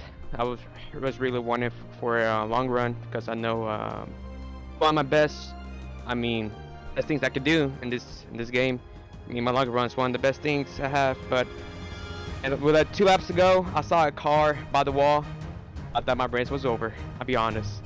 Really? But, I mean, he was parked. You didn't see it? Oh, we very much saw it. Oh, my God, I thought my race was over, but thank God there was a gap. I took it, and I was scared because Thurston had fresher tires, and with this car, it's a Gen 4, 1 lap, half a lap, 2 laps, doesn't matter. It's a big advantage, and that was not my best. Hold him off. I got it. I mean, I got the dub finally. Hey, well, that's the big thing too. You won, and you kind of won single-handedly. You know what I mean? If you show it, like, you did a great job of just going out there and doing your own thing. Walk me through the schedule, though. Bristol, did you know coming in you were going to have a shot? It's always talked about too. Whoa, what was that? You just killed my ears. I apologize to everyone. Sorry. To everyone. Wow, man, it sounded like the football that hit the field goal. The doink, yeah. But Bristol's one of my best tracks. Every time I go here, I always think I'll get top 3 or a win, and it's just I need this track, well, the race to go green, and I know I can win this race because I'm really good here. I can run the bottom, the middle, the top, the wall. The diamond, I'm really good, and for once I think I wreck, no bad luck, and I show how I can be dominant here at Bristol. With the right guys, this track has shown to be a fantastic track, and what I mean by that is when we bring the best guys for an e-ticket, we usually have I want to point this out for everyone wondering. It will be open qualifying for Road America. That'll be right after this. Open qualifier will be 10 minutes, and it will be a 12-lap Road America race. We've been talking about having an e-ticket here, and we're like, well, we need to test it first just with NR regulars, since they have the new oval refresh. That's why we made it race number 1. When you have the right guys out there, it's a fantastic car-track combo. Yeah, multi-groove racing, everyone's fighting for position. Our only problem is, usually at NR Night, you don't have that elite cast that you get for an e-ticket event. You do got great drivers, but that elite class makes a difference. Do you see this as an e-ticket event in the future, this car-track combo? So, listen, for me, Bristol should be e-ticket. I mean, I'll be running up there with the pros, with Movic, Emos, anybody. I feel like this track is amazing. Multi-groove, it's fast-paced. You can't stop breathing. It's just rapid. And make the decision. You got to defend. You got to attack. I want to also point something out here. We did this without any practice. Versus an e-ticket, you get a whole month of practice before we even take the green flag. And also, you get all the best. I think this race could be like caution-free. Who knows? I mean, we get all the best from NR. Get all the pros. Get all the people that are the best in the sim. I think this could be one of the best e-tickets of the year or of all time. I'm speaking highly, but I think Bristol's pretty good. It's a lot of fun. Do you want to say anything to anyone back at home before we go ahead and say goodbye from here and get ready to head up to Road America? I want to say sorry to Chad. I've been missing for the last 2 months. I changed something in my pedals, and I've been a fraud ever since then. I changed it last night, and I'm back. Hopefully, I'll be winning more. Hopefully, I can compete more. And gracias por todo. Viva México. Congratulations, my man. Thank you, John. Abraham Vila, ladies and gentlemen, victorious in race number 1 here tonight. So glad to have him with us. So glad to have you all with us as we get ready to set up the next race. And I think it's going to happen. I think we're going to have an e-ticket event here. And one thing you also got to look at, just a quick rundown, we did not have at all any practice. Any practice whatsoever with this car track combo. All we did was have that one practice session up for promos to take the thumbnail and get some video footage. That was it. We couldn't have time to put a practice up for these guys. We also want to see where it was. So I want to ask you all down in the chat below, Road America. You guys have really been asking for more road course racing, and I love it because road course racing, at least for me, is so fun to broadcast. And for the drivers, it's a lot of fun to run. And I'm telling you this right now, there's a lot of road courses that we haven't done in NR Night in America. We always say the final frontier truly for NR Night in America is when we do a bunch of road courses and a bunch of dirt tracks. We have done them in the past, but we haven't done them consistently. So now that we're looking at it, we're doing it pretty consistently right now. Excited to see how this goes. Excited to see how the rest of the night shapes up as we continue. NR Night in America, fueling victories all year long. Road America, just a 12-lap race. It is going to be a quick one, just around the same length as Sebring. But it should be a whole lot of fun. Can't wait for that new video to come out, ladies and gentlemen. Going to be an absolute blast. Now, there's no super speedway racing on this schedule because a lot of the diehard viewers saying, hey, you do super speedway races a lot, which we all know are very popular. Let's be real, very popular, and we love it. But we need to also try to throw some road courses in there. And also, don't forget, we do have an e-ticket coming out that will be on a super speedway. So I was like, you know what? You guys are 100% right. Let's go ahead and keep that in mind as we continue on. Ladies and gentlemen, let's go green from Road America. Session going up here in just a moment. Password is IDK. And we will be ready to lock and load. And we're just putting the final settings on, the final updates, as you should. No iRating cap for this race. And we'll head right into open qualifying. That's exactly what's going to be. Open qualifying starts right away as we get ready to roll.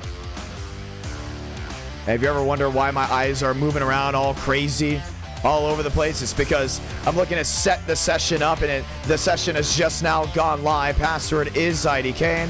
Keep that in mind. So, how about that? Bristol race 1, caution filled. Oh, race 2. I'm going to be honest. I don't think we get a caution at Road America. I'm just going to say I highly doubt. Let's go and ask you, the viewers down in the chat below. Will Road America have a yellow.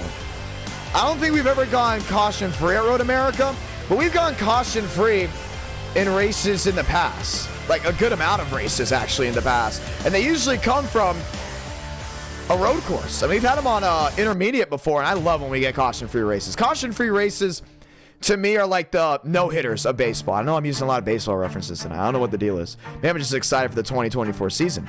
But there's always something to look forward to in a caution-free race, because very rarely do we get a caution-free race, and then all of a sudden the race was boring, right? Usually the race is very exciting, so the pitch strategy comes in, and that's the thing about NR Night in America that I honestly think keeps viewers tight coming back in. You don't know what you're going to get. You could get a caution-filled Bristol Race 1. You could get a caution-free Talladega race, which we've almost had in the past. There was one Talladega race we did like 80 laps with one caution. That was it. And you can go to Road America and somehow get 3 cautions. You can go to the Roval and somehow get no cautions. You never know what you're going to get. You can get a flat-out fuel mileage race. You can get a side-by-side fight for the win. Anything can happen on any given night, and you just never know who's going to go to victory lane. Vila, I'm going to be honest, I did not have him in the cards of him going to victory lane here tonight, and he did. Easily went to victory lane. Very classy win there for the Vila machine. Session is up. Password is IDK, ladies and gentlemen. And we will start open qualifying from Road America. Now, there was a little question of concern the last time we did open qualifying. We're going to go ahead and acknowledge those statements.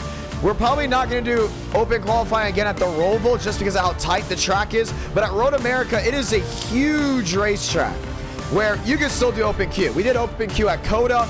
We didn't have a problem with it. Viewers thought it was fine.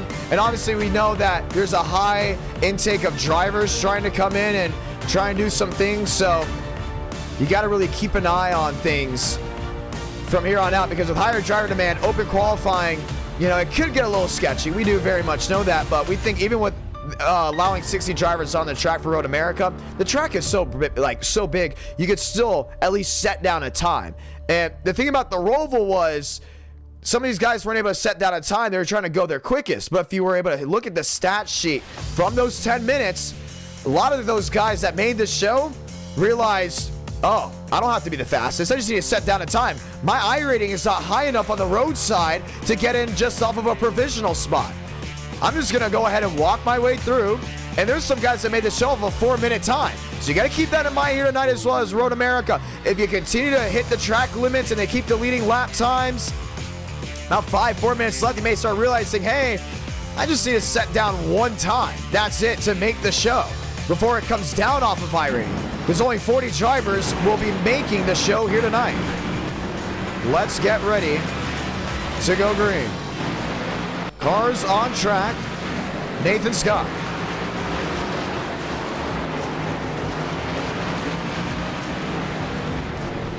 Rolling his way around.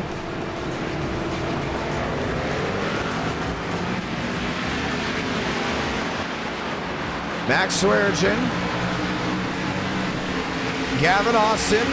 You hear it too, man. Road America is one of the best tracks, mainly because of how great the track looks in the simulator. Really cool to take a look at it.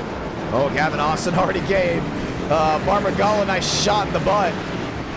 Back towards that rear end. Dylan Basin, brand new paint scheme. I'm loving it. Ladies and gentlemen, let's go trackside.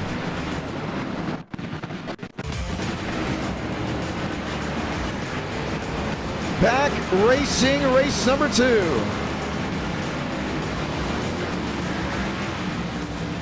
Max Swearengin rolling his way around. Jeffrey back. There's a lot of machines out here that are looking to go ahead and put down a time. NR Night in America, fueling victories all year long. Will Shack and company lined up and loaded.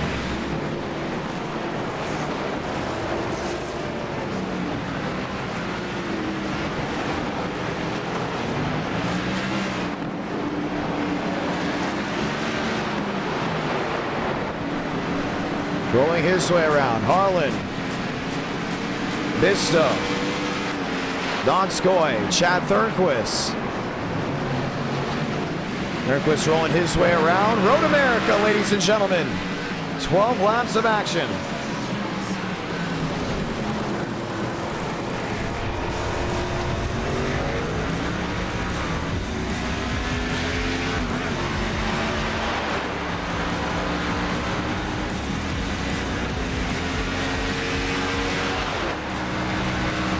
Road America, an interesting track layout indeed. You got Canada corner. What's interesting about that is the original rumor for Canada corner was that that part went into Canada. I can't believe I believed that at first. But Canada corner is turn 12. It does not reach into Canada. That's an absolute myth. But the real, if I'm not mistaken, history behind it is there's two versions of it. When the track first opened, apparently they found a bunch of Canadian beers there in turn 12 from a bunch of fans that were sitting out there. Or the other one is if you miss it, the term is if you miss the corner, you go off into Canada, which is pretty right if you ever see what happens over there at Canada corner. 14 turns at this road course. Nathan Scott rolling his way around. And that just was off turn 5. Turn 5 is so interesting. And the main reason is you got that long back straightaway. The Moraine sweep from turn 3 and the kick at turn 4. Before that hard left-hander at 5. The shoot from 5 to 6 is pretty standard. Turn 7 to turn 8 gets interesting because the hurry downs, we've seen a lot of these guys make mistakes around that area. Continue to watch Scott to see what he's able to do. Joseph Armstrong, first one to put down a time. He goes number 1. Aiden Walker now goes second with a 2:57. And we're looking up and down, and I'm starting to realize we may have a bump day for Road America. The first time ever we've had this high of a car count for this track. Now, don't quote me on it just yet. We're going to continue to look around. But someone might be going home.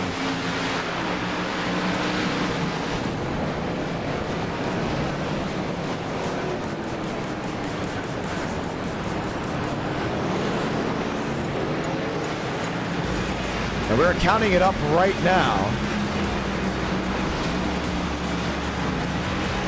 Yes, over 46 drivers have requested to join Road America. So we are under bump day with 2 minutes left, and not enough drivers have set down a time yet. If you set down a time, you're going to make the show clearly. Vietvu there in 7th, he's now in. Gavin Austin in 6th is in. I'm going to have some big names here. James Thurston hasn't set down a time.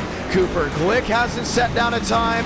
Nathan Scott still has not set down a time. And a lot of these guys that get their lap times deleted because they go off track, they run to the back of someone. I believe 6 guys will be going home from Road America. Bruce Berry, Jackson Byes, Devins Baker. Baker, no time yet.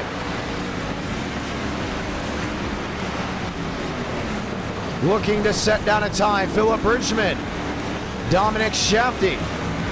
There's Tipton. There in the 61. McConaughey, Kendall Carpenter. That Mobile 1 throwback. Oh, that's a beautiful looking scheme, isn't it? Dylan Basin still has not set down a time. 16 drivers have put down at least one time with 1:23 left. It's going to be interesting to see how this rolls and these guys get back to the line. I think Frank will be in the good. No problem there. I'm really worried about James Thurston. He's just now going under the Sargento Cheese Bridge and rolling his way to turn 5. Still no time. The big thing is here, he's going to let Barbagallo pass. He's going to get ran to the back of. Barbagallo might be another one still without a time. See Maurice Berry. Thurston's thinking, I don't want this to come down to iRating. We've seen it in times before where one little bump in the back will make the difference. 46, we're hearing that he is on a valid lap time as of now. If he does go off, his lap time will be deleted. Keep an eye on James Thurston.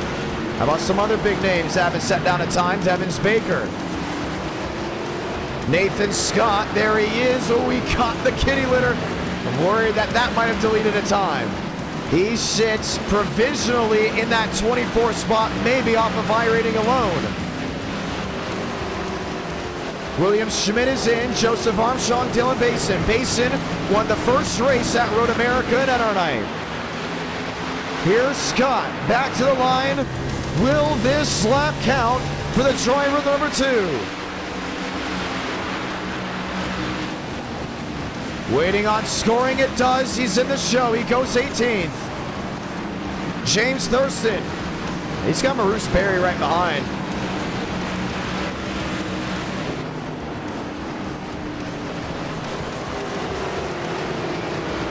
This is a high SOF, so for the ones watching, this will mean a lot. Off of safety rating. Oh, let's rephrase that. Off of power ratings, power rankings. And where am I today? Thurston in the line, he gets a time, 2:15. Will that put him up? It does. He goes to 17th, he's in. Devins Baker, still no time. Josh Lilly, who was on the week 0 power rankings, still no time. First time Road America has bump day. That just shows you how important road course racing has become in our night in America. It's become a staple of just its tradition. And I love it. Because you know Willow Springs is coming soon. You know Road Atlanta is going to be coming soon. And I love it. I love calling road course racing. The viewers love watching road course racing. I knew something was up when we went ahead and had bump day for Monza. And then we had like 37 guys for Sebring. Connor Gray, no time yet. Timpton. McConaughey. Cooper Glick, still no time. That will all come off iRating. Dale Greenwood.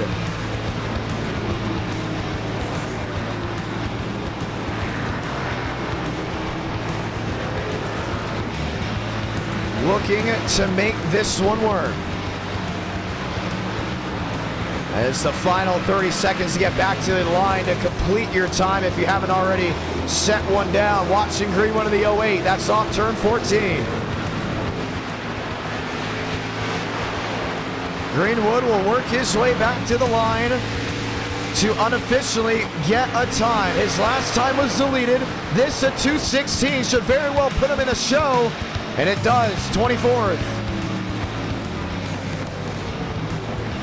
Greenwood is in, Devins Baker. 55 seconds to get back to the line. Oh, just scrape that grass. Bathurst is a must in the future. Devins Baker, 2:34. Do they give him the time? They do not. Devins Baker's time has been deleted. Aiden McConaughey, his time was deleted. And the driver sitting 28th on back will have it all come down to iRating.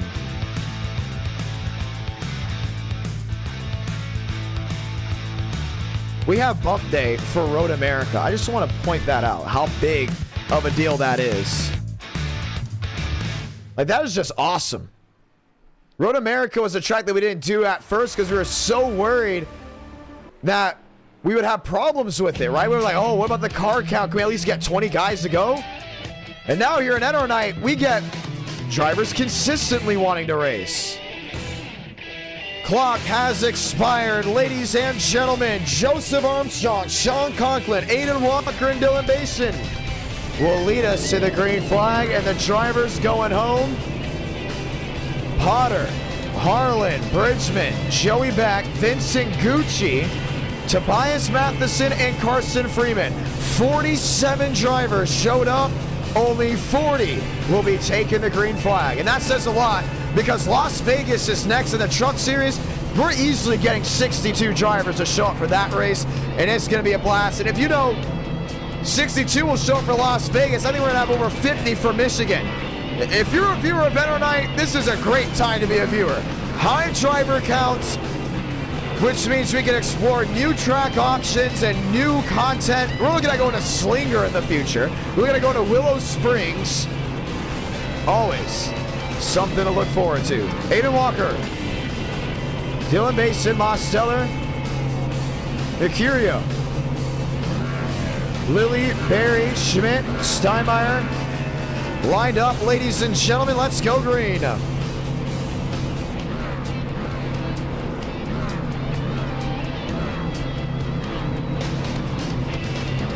$47 entered Road America. Is this the summer? I want to see what Road America would be in the summer then. Because we would easily have to hit 60. I love high driver count. I do. It is fantastic. Chad Thornquist in 6th, Daniel Mosteller in 7th, Josh Lilly in 9th,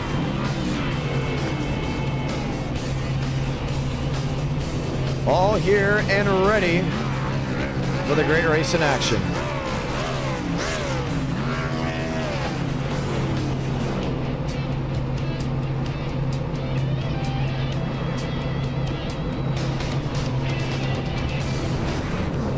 Time to go green.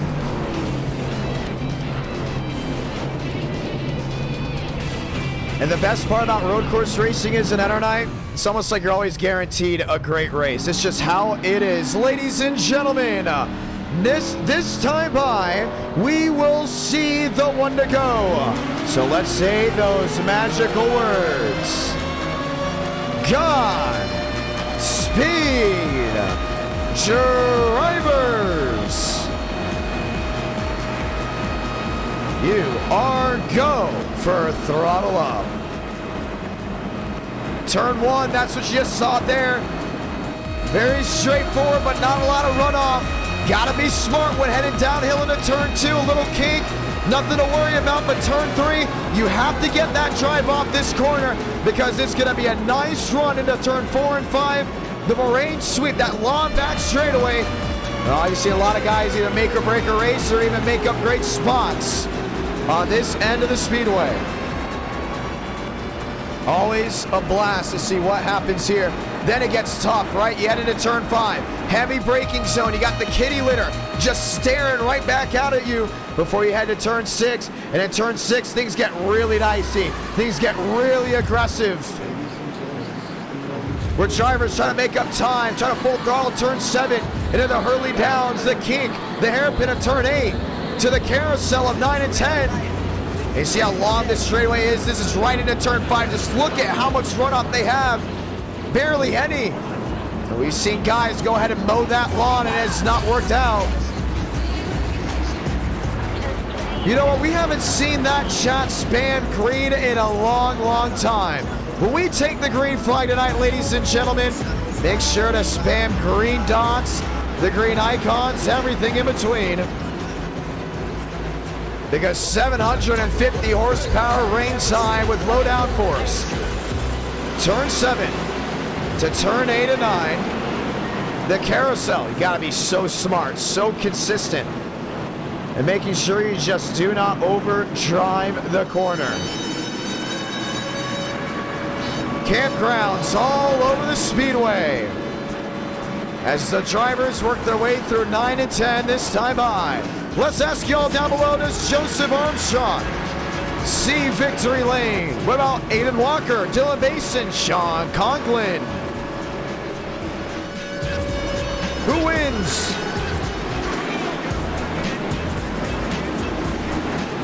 Armstrong, Basin, Demos, or other?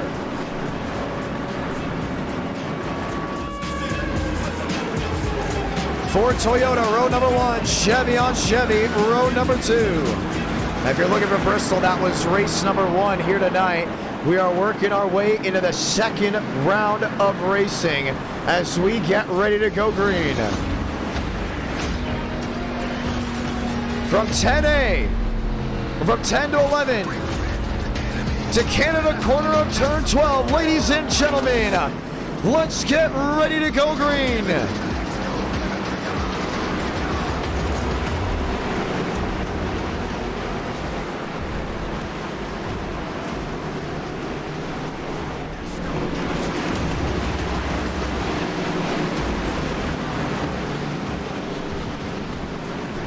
Off turn 14, this is what it's all about. Pace car, hard left onto pit road as the crowd rises to their feet. Road course racing, an art form very few can master. But as 47 headed out to Road America, only 40 will light the fuse up in Wisconsin.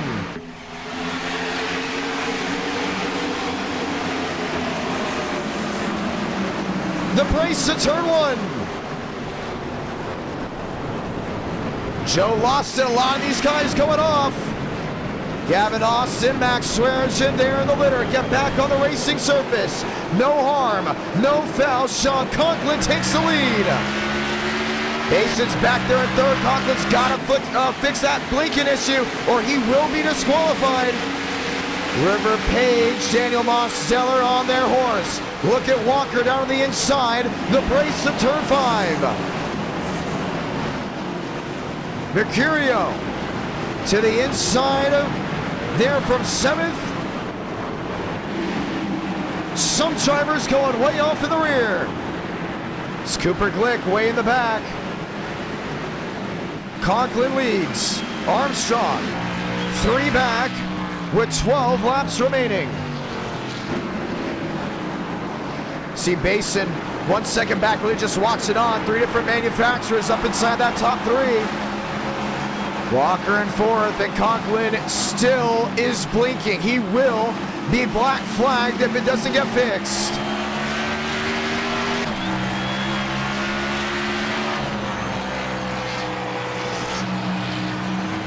And he was just well known. He was just let know of his issue.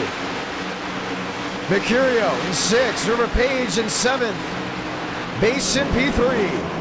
Now remember, Basin won that last race as they worked their way off turn 12 here from Road America, and he didn't do it in an easy form. He got it done in the next gen, but here in the Gen 6, it's a completely different way of racing. Slide that rear end.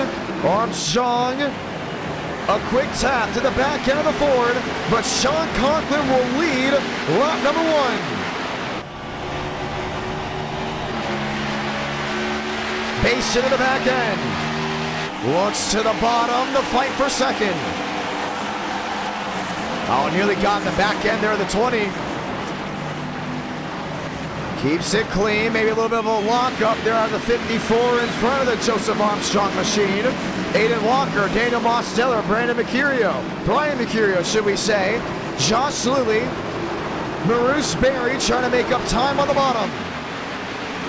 See, a lot of these guys have really spread on out. Hard road course to master, but you got 3 big dogs up front showing the way. It's always something to watch. Dylan Basin to second. You see a lot of overtaking from turn 3 to turn 5. Because turn 4 is just a little bend, right? It's a little kink. Really, it's just a long straightaway. But Basin knows how to lock in here and not look back. Conklin will now go on the defensive, working their way towards the carousel.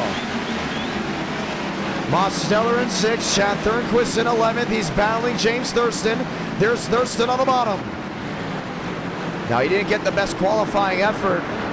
He's able to look his way through. Thornquist tries to fight back on the outside. To the carousel, Toyota in 4. These are 2 road course masters going at it, but that is for the 11th position.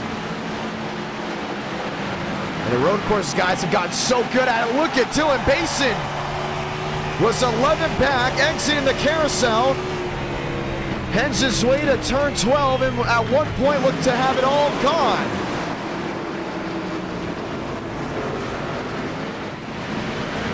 $30 the difference. Armstrong sticking with them. He knows tires are going to be a big play in this race.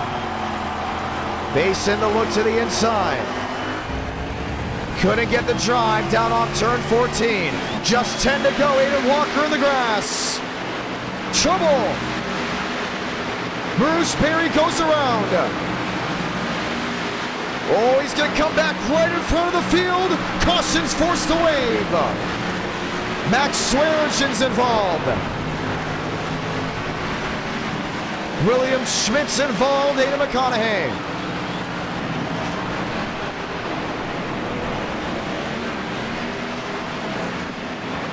For the drivers involved in that melee. Now, I don't want to get superstitious or anything, but those 3 drivers that were just involved in a wreck caused a problem, or caused a caution, should we say, at Bristol. We've said it before, what comes around goes around in NR. But for William Schmidt, this had nothing to do with him.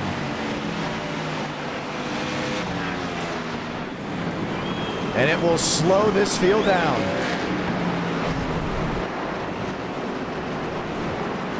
Wow. It's going to get spicy. This night's going to get spicy.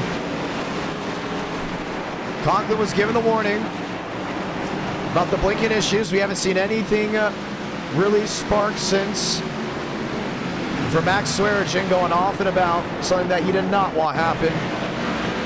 It's not going to end his day, but it's going to ruin it just a little more. Let's go ahead and see what fully happened, including with the Bruce Berry machine. So he's to the inside here of River Page. Might have gotten help from Steinmeier. No, he didn't. Just went right around. Went right in the guardrail. This is what I don't get right here. And this has been an undergoing issue, not just on the oval side on iRacing, but in NR Night. He gasses it up. Or maybe I'm just overthinking. Let's see it again. He gasses it up here to get back on the track. But the problem is he did it right in front of the field and then turns back down. The second you commit to a line, you've got to stick with it, right? Because he evened out and everyone's now looking for a way around him. He wasn't predictable. And that's where more cautions really happen than anything. That's what you saw at Bristol. Drivers, when they make a mistake and they try to shut it down and they become a lap machine, you got to be predictable. Bruce Berry went from the middle and Schmidt committed to the bottom. Then Berry, double think, says, oh, I got to go to the inside. I got to worry about the guys around me. And next thing you know, Schmidt just gets nailed twice and his race is over. Have to be predictable. That's what it comes down to. But this will now change everything with 9 laps to go.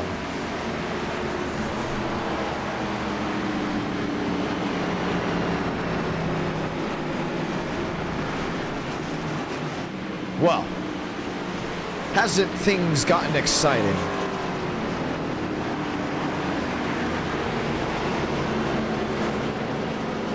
You have to be predictable in that situation, right? I mean, you got it lined up. Don't go back to the bottom. Now that ruined Schmidt's night again. That's 2 races now for William Schmidt that he has been taken out of. And what this now does is it puts Dylan Basin really into play with Conklin. It possibly hurts Joseph Armstrong's tire strategy that he was having. Brian Mercurio will now have an opportunity. Daniel Mosteller, Josh Lee, Aiden Walker, River Page will have an even better opportunity of moving up. And the caution happened at not a good point, and the pace car was picked up a lot later. I'm interested to see how the rest of this thing goes, because you're gonna have a long pace time here. Let's see if we can go ahead and get the 1 to go at this moment. I don't believe we can. Oh man, it's a lot of blinking out of Sean Conklin. And no, they will not give us the 1 to go, so we're not able to get the 1 to go until next time by. And here's going to be the big kicker right here. L1, Sean Conklin.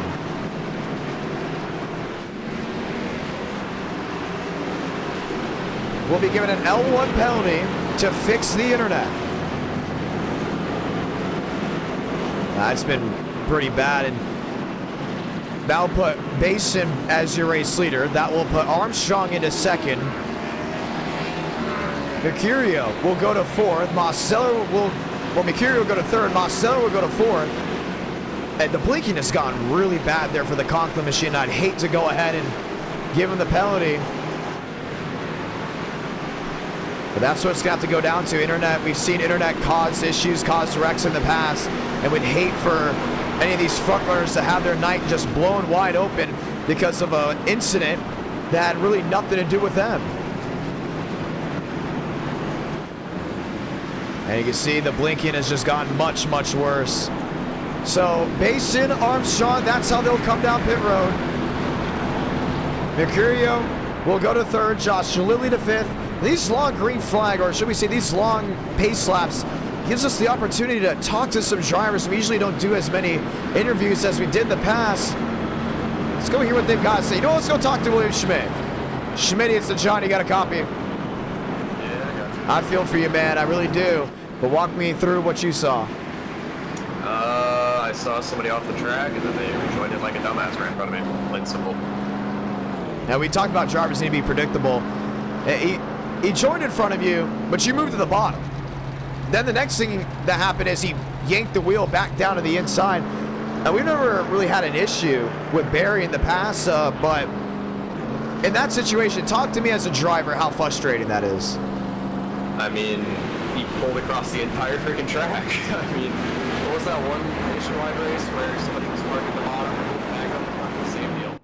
Like, you're on one end of the track and you pull across to the other side. It's like, stay on that one side, you know, be, like you said, be predictable. And that, I don't know, that's just not using it right. Well, he was taken out of this race. Really unfortunate, but you got two other tracks that I know you've done well on in the past. Michigan is definitely the one to look at. Walk me through Bristol as well from your standpoint. How difficult was that as a driver and with your incident?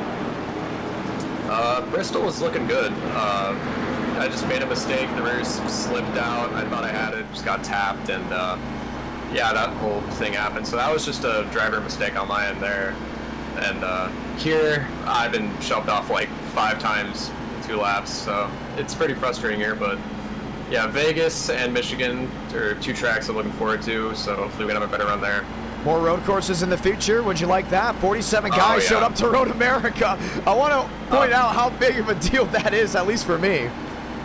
Yeah, I mean, I love Road America, so I'm happy to just even be doing this, even if I'm absolutely junked. Road courses are a lot of fun with the right cars, and Gen 6 is a really fun car with these, so I mean, the more the merrier. Would you like to go to Willow Springs in the future?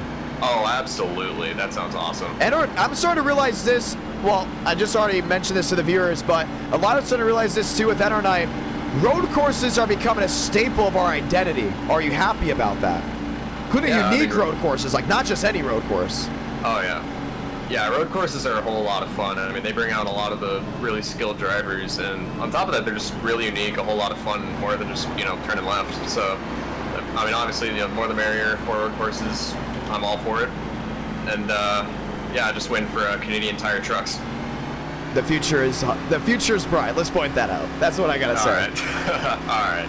That's William Schmidt, ladies and gentlemen. While we have the opportunity, I want to see if I can talk to Joseph Armstrong. He stayed out, and I believe he also stayed out with Daniel Mosteller. So quickly we'll get an interview with him, and then we'll get back to the race in action as the one to go is out. Pretty interesting to see them stay out without really any mainstay. So Mosteller, no, he is not in a chat. So we'll have 8 laps to go, 7 to go in the race.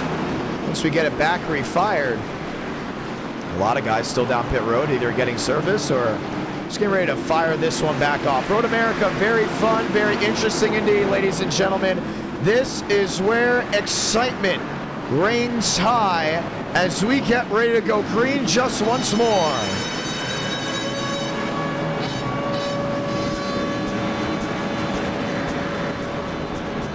Ford, Toyota. Where did Dylan Basin go? He came to pit road, if I'm not mistaken. He did. Basin back at 11 from coming to pit road. So drivers on either old tires or new tires. How will this play out? Let's find out.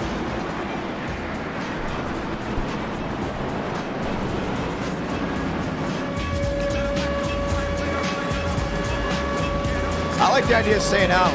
I'm going to be honest. I think it's going to be very bold for some of these guys that came into pit. And the main reason why is because if you think about it, it's going to be very tight into turn 1. We saw a lot of these guys get in the litter already. Now with some guys on worn tires and some guys on new, I would brace for turn 1 as much as I can. Ford, Toyota lined up. There will be just 7 laps to go from Road America. What strategy will bring what driver to victory lane? Let's find out as we go green once again from Wisconsin.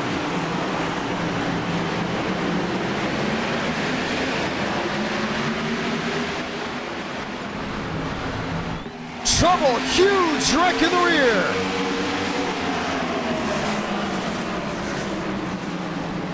And it stacked them up. Sean Conklin involved. Some drivers didn't even get back to it. 3, 4, 5, 6, 7 machines involved as well. Looking to see when we'll throw the caution. And Will Shack is all junked up. One off, Max Steinmeier. Steinmeier off and into the grass. Now more wrecking in the rear, and the caution is forced to be weighed.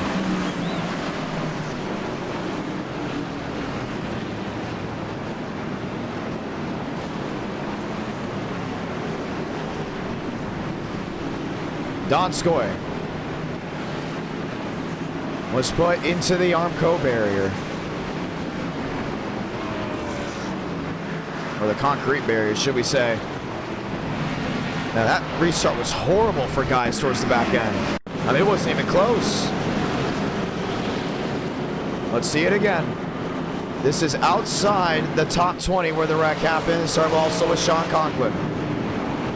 Conklin blinking, as previously mentioned.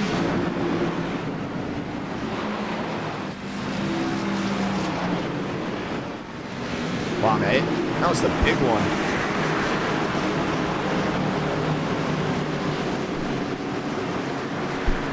Let's watch back. It's very tight. It's tough to have things go the way you want it to. And they're not even lined up 2 by 2 back here.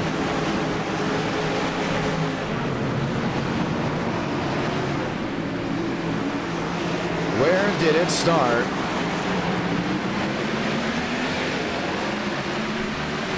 Conklin trying to take it 3 wide right on the start. So did Dale Greenwood. I don't know what is going on with Oak. I mean, he hasn't made too many smart decisions at all.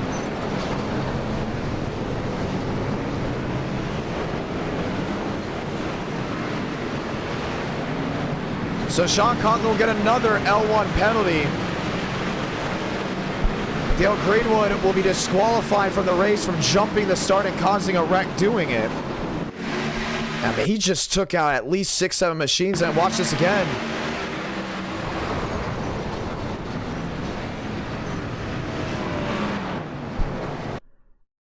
Dale says the 65 didn't know what green means, but I don't think that's true because clearly he has machines in front of him and he can't go anywhere. So that's not on the 65. That's all on Greenwood. He got way too aggressive. And if you've been to Road America, you know you can't go 3 wide right off the start. I mean, you are absolutely out of your mind if you're thinking it will work out. Be calm. Be as patient as possible.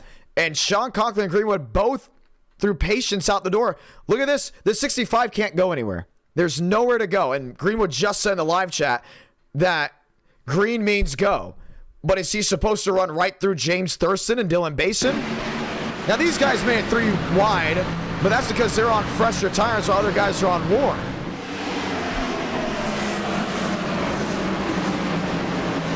And you got Beck going off. Some of these drivers just trying to tiptoe through. Then Max Steinmeier got turned possibly by this 42. Yeah, he did, man. Oh. Wow.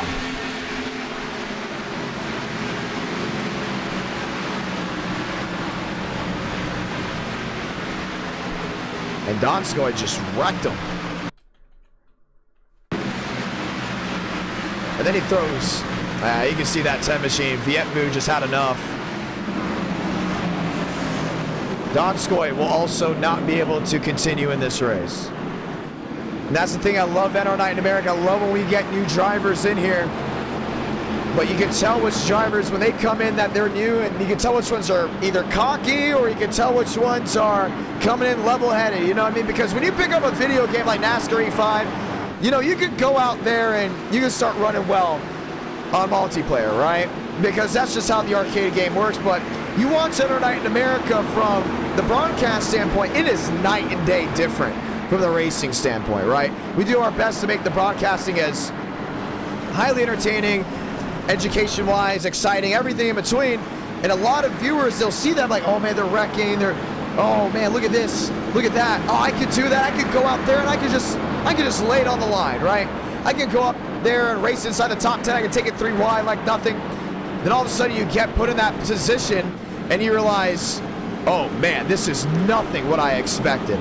And the reason I know this is because the first time I picked up iRacing, I was at a friend's house that had iRacing. Actually, let's rephrase that. I was at my friend's brother's house, and the brother actually happened to be my doctor. He had iRacing, and he's like, where do you want to go? And I said, I want to go to Homestead. I can do Homestead. Homestead on NASCAR E5. No problem, right? Rolled my way into 3 and 4, and I junked it right away. That force feedback was just destroying my hands, and I was like, whoa. I did not expect that. And also, you race on iRacing for the first time, it's the same way, so you see when there's new guys coming in, sometimes they'll go ahead and get really aggressive, really excited, and then the veterans are like, hey man, what are you doing? You're not that guy. You're not that guy yet. One day you may be that guy, but you're not that guy now. And then that's where you see the clashing. It usually happens over the summer, so I see a lot of high demand for drivers once again at NR Night, which we all love, because sometimes what happens is we do have new guys that come in and they go out and they win right away. And it's like one of the coolest things. We invite them to the e-tickets. They get a nice following throughout the community. But then at the same time, there's the other side of that card. So that's why you always got to keep an eye on things. And that's why for the e-ticket events, we always try to choose the best drivers in NR Night in America. From the new guys, from the veterans. But usually if you're new and you're trying to make your way to NR Night the first time, it's okay to run back in 30th. It's okay to run outside the top 20. It's okay to get very little screen time, because you then learn how other guys race, right? You learn how tracks work. You learn how NR actually is on a racing side versus a broadcasting standpoint. And we've seen great guys do that, and they made a name for themselves. Let's talk about it. Michael Mitchell, Marty Shamela, right? When they first entered NR, you didn't know about it because they're outside the top 25. They're racing. They're just trying to figure it out. And then finally, they got up there. They started making things work. And they started really putting that pedal down. Well, here you are at Road America. You're going to have just 4 laps to go. And I look at this top 20, I say, okay, veteran of Joseph Armstrong. Mercurio has a great reputation on the iRacing simulator. Mosteller, a veteran. Lilia, veteran. River Page, at this point, he's getting close to being a veteran. He's well known. James Thurston, a veteran. Mason, a veteran. Potter, still fairly new to NR Night in America, but he's doing a really good job with it. Grudge, new to NR Night. He looks to be doing a great job. Shafty, he's been racing for a while. This looks like an outstanding top 20 where it's like, okay, we might be going green all the way through. And that's something to keep an eye out, as well as from a viewer standpoint. What name do I not recognize on this list that could make or break the rest of this run? Let's get ready to try it again. That's always something to look at. Because remember, NR Night in America is a big community, right? We got a great community of drivers, great community of viewers, and the e-ticket events are they're must-watch content because it's the best drivers from that community, and now it's also becoming the best drivers on the iRacing simulator, period. So it's very fun to look at from that standpoint. Look with the power rankings involved. Joseph Armstrong's got to be thinking, if this thing went caution-free and I won, there's no way he takes me out of the Power 5. And for Mostelli, he's starting to think, man, we're going to have 4 laps to go. This thing better go green all the way through. I need to get in an area where I stay in the Power 5, because Zemos hasn't won this year yet. Other drivers like Mason, outside the top 8. Yeah, great group of road course drivers that joined this race. You don't want a caution at all. Chad Thornquist back there in 11th. He's probably thinking a nice top 5 here, top 8, and we go green all the way through. I might be in the top 10 on the power rankings, so it's going to be interesting to see how this all goes down. All right, off turn 12. Canada corner. We get ready to go racing once more. 2x2. 4 laps to go from Road America.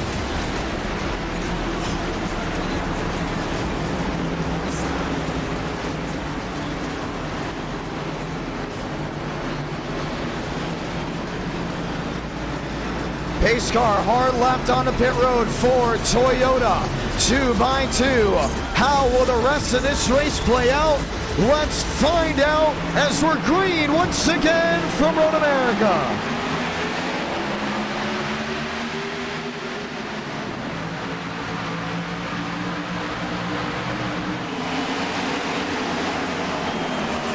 The brace for one, Mosteller, Mercurio in the grass, tags the 20 of Armstrong.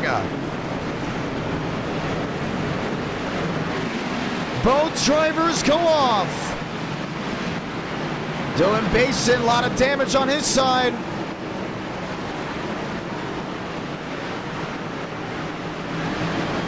Thurston takes the lead, Thornquist in a second. Joseph Armstrong We now back there with Dylan Basin in the 2 machine. That's Nathan Scott. Unreal. And Thurnquist just trying to take that lead on the outside. Multiple machines in the litter. Now they're wrecking even more in the rear, and the caution's going to wave. Josh Lilly.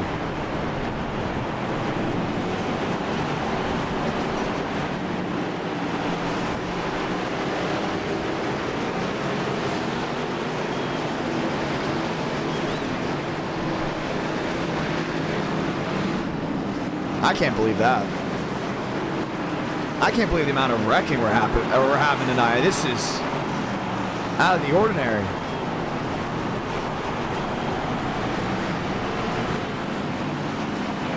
Yeah, we're gonna have to put a lot of names on a list.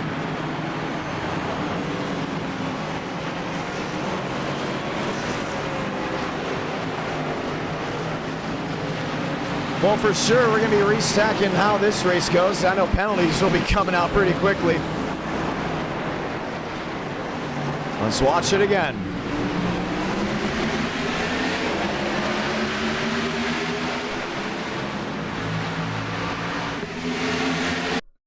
Most to the outside. Thurnquist went 3 wide right away. I was for sure thinking that's where the problem was going to happen.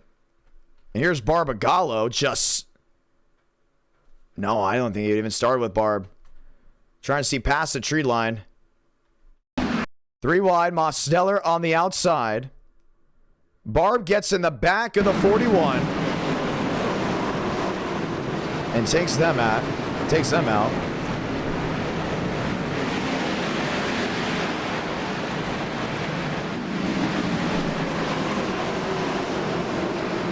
Then they mostly got through without a problem.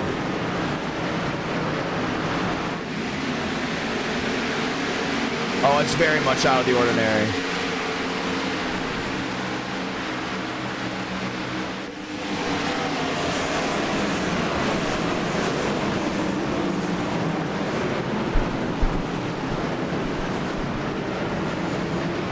Then the 86 takes out the 48 of Josh Lilly. But even before that, you saw the incident here. Frank shoves the 22 into the 17.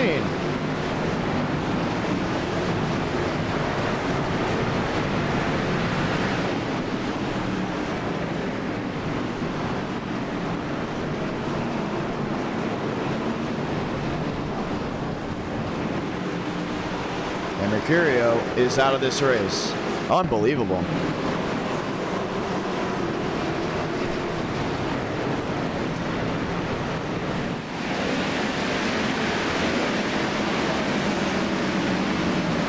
I don't really think it started with Basin, though. I mean, if you look at it again, watch Barbagallo. He hits the 41 before anyone. Watch here, boom. That's the first hit, and then Basin got in the back of the 17.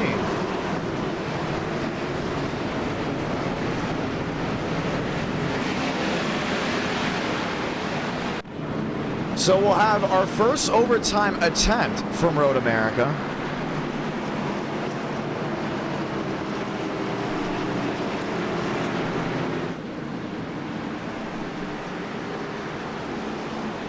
And Frank D'Angelo shoved the 22 into the crash, which then warranted the yellow. So 4th and 5th will be given an L1 penalty. And will be forced into a single file restart.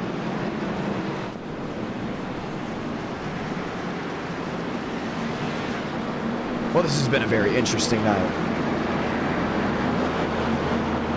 I can't believe it. I mean, I'm shocked about how some of these guys are even racing.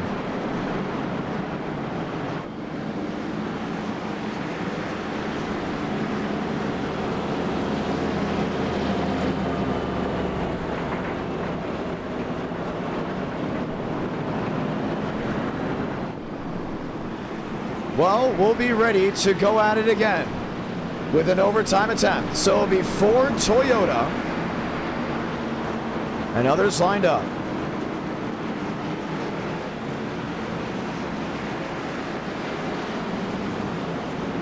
That's going to put Potter there into third. Vietbu back to fifth. Matt Miller for the first time up to eighth. Max Steinmeier to ninth. Shafty now into 10th. Pit road will be open. Shafty will be forced down and in. And James Thurston will now lead the field to the green flag for this overtime attempt.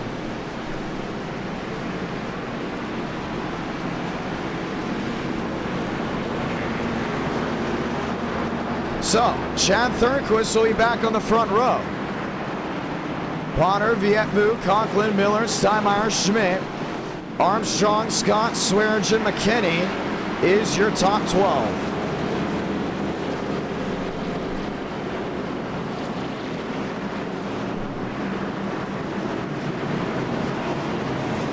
Let's get ready to go green.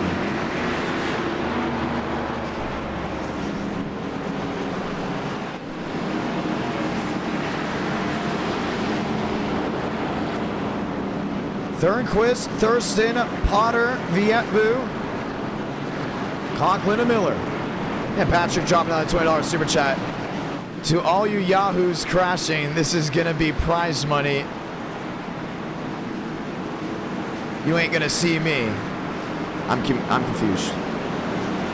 I'm a little confused on that one. Toyota versus Ford. Toyota versus Ford back to row number 2. I want to point this out. I did mention this a while back ago. If you guys want to do prize money for drivers, you can say it in the Discord for them, just because YouTube takes a certain percentage out of it from the actual YouTube chat. So do keep that in mind. If you're wanting to give prize money to drivers, please do it in the Discord or in the live chat.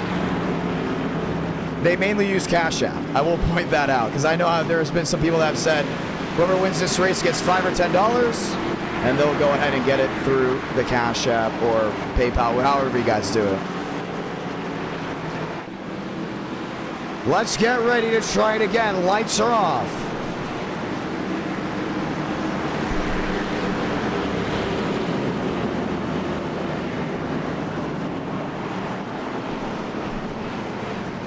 Time to go green once more. Thurston, Thornquist, Potter, Vietvu.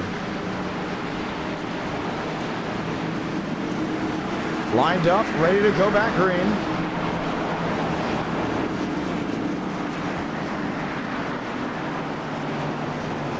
Looking up and down, trying to see if anything has changed. No. So about 3 or 4 penalties given out because of that rack. And we will have another attempt at an overtime finish. Ford and Toyota. Toyota and Ford. Ford and Chevy. Toyota and Toyota. Lined up, nose to tail, as we get ready to go back green. Thurston's going to be one to watch here. I mean, Chad Thornquist. Obviously, I have to keep an eye on Chad. You never know what Chad's going to do. But this will be an interesting restart. The Road America race we thought would go caution-free is now lined up and is ready to go back at it. Off turn 12 to turn 13 and 14.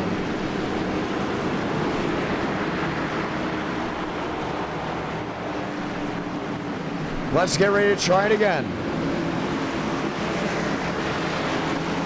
Thurston and Thornquist.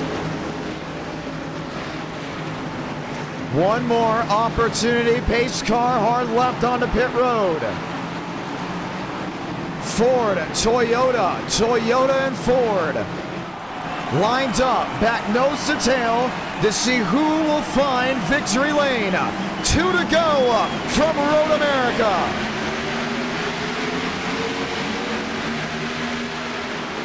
Vietvu to the bottom. Thornquist thought about going for the dive bomb. William Schmidt way too hard into turn 1. He's all over the place. He's losing that rear. Trouble in the rear. 2 machines go around. Scott into the grass. Vietvu shoving Thornquist wide. It's allowed James Thurston to get away.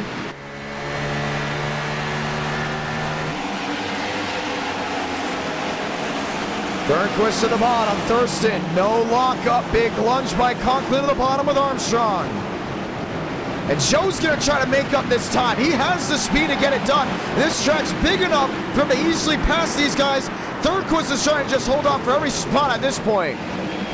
Conklin and Armstrong on the move. Joe forced Swine into the grass. Contact with the 96. Vietvoo makes some time to James Thurston. Conklin into the litter. Thornquist goes around.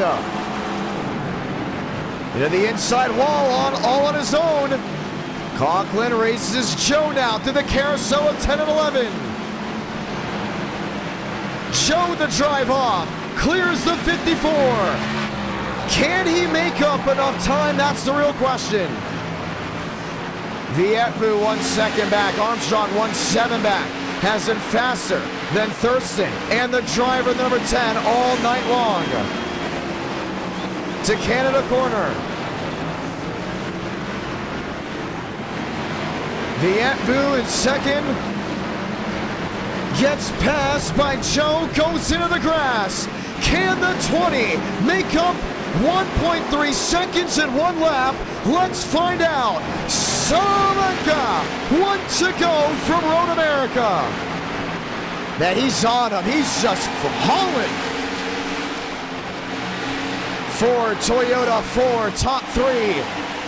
Armstrong, a second and change back. The brace to turn 1. He's got Conklin right on his tail. Easy through 1. Makes up time to shoot. Heading to turn 2. Back to 3. The long straightaway, where you'll see the kink of 4 and the hard braking zone of turn 5. I think he's got that big opportunity.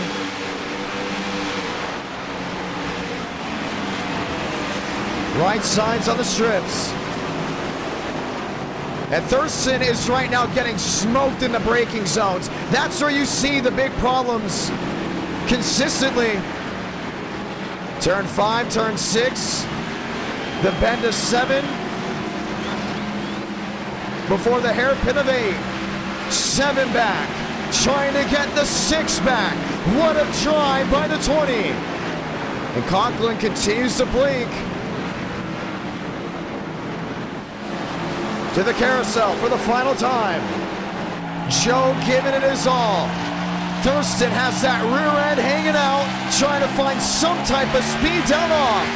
This could be big right here. How much speed can you carry to turn 11? And into Canada corner. 6 back, 5 back, 4 back. Armstrong trying to get to the rear. Final 2 corners. Into 13. The brace of turn 14. Can James Thurston hold on? Armstrong's gonna be too far back. His first win on a road course in 2024. James Thurston victorious from Road America.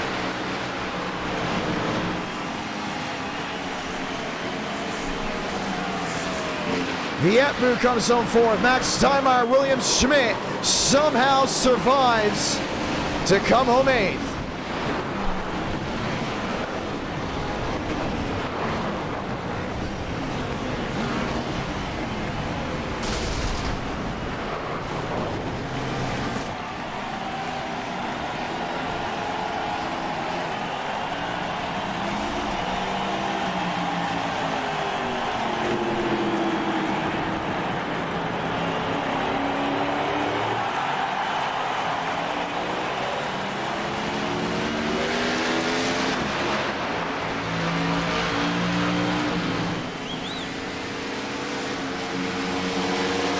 Well, it was interesting. I'll definitely give it that. James Thurston burns it down.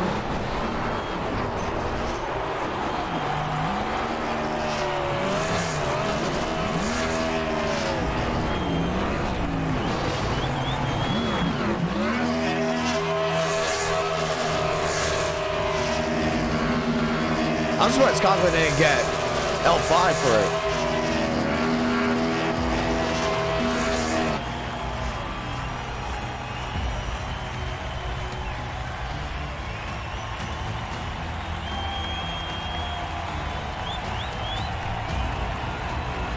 Well, Road America.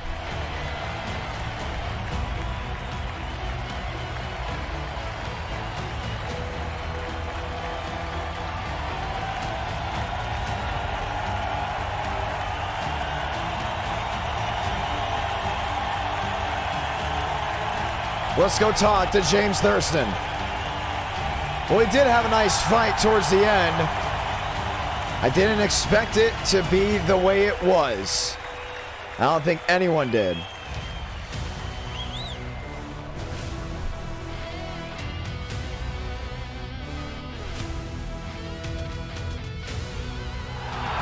Let's go ahead and talk to your race winner, ladies and gentlemen, James Thurston.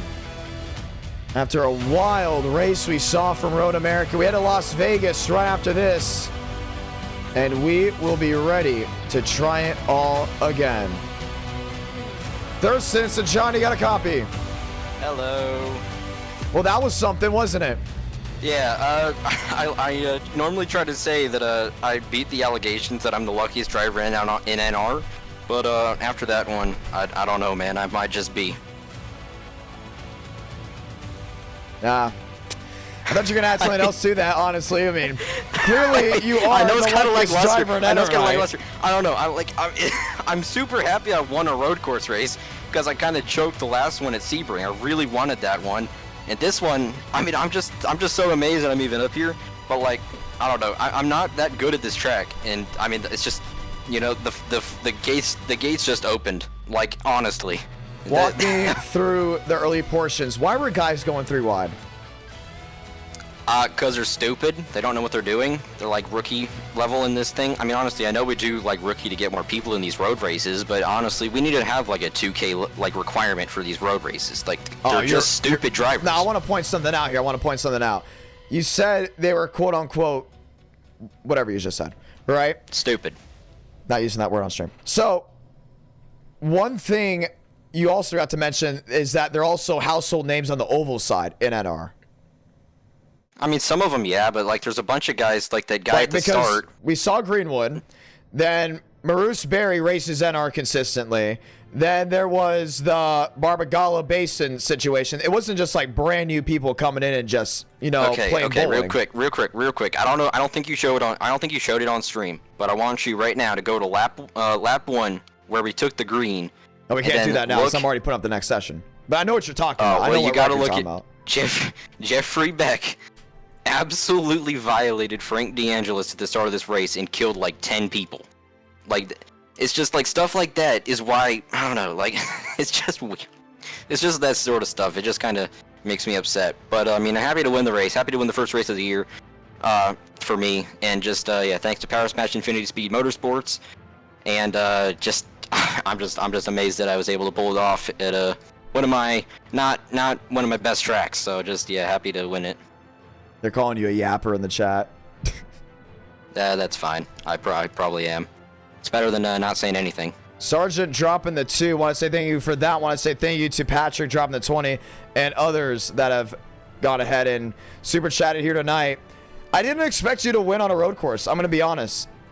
At least this road course. I expect you to usually do well at Watkins Glen. But this one kind of shocked me. Were you shocked by how many cautions there were? I mean, I wasn't shocked by how many wrecks there were, I'll say that much. But I was kind of shocked by how many yellows we ended up having to throw, which, I mean, honestly, like, we had to throw them. Like, they were just big crashes, and you couldn't just let it stay green. But, like, there was just so many I mean, turn 1, it was just calamity. I think, I mean, this is just my opinion, but I think we should have, like, you know, leader can go anytime after the pit wall or something for these races. Because if we had that, I mean, just plain and simple, we wouldn't have had so many turn 1 wrecks. But, well, that's the big thing, too. So I would like to preface something, too. There's always a positive from a negative race, right?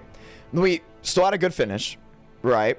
We know that there's that driver demand now for road courses where we can breathe and say, oh, I don't have to double think about doing a certain road course anymore.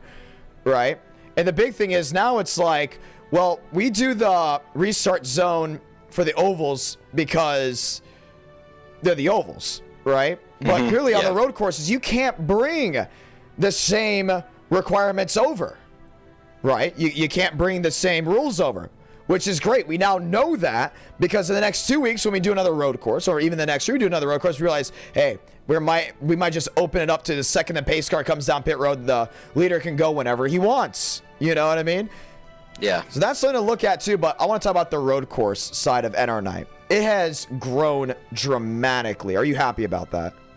Yeah, I'm super happy, and honestly, I'm just happy I was able to actually win one of these, because, I mean, I know I used to win a couple of them at, like, Watkins Glen and stuff, but, I mean, it's become so hard nowadays to, like, win at a road course unless you're just, you know, like, really, really good at that sort of thing. And, I mean, you know, I was leading a lot of laps at Sebring a couple weeks ago. I mean, I'm not bad at road courses, but they're just not really, you know, as good as I am at, like ovals and stuff. So, like, it's just refreshing, and it's just good to finally come across a win in one of these things.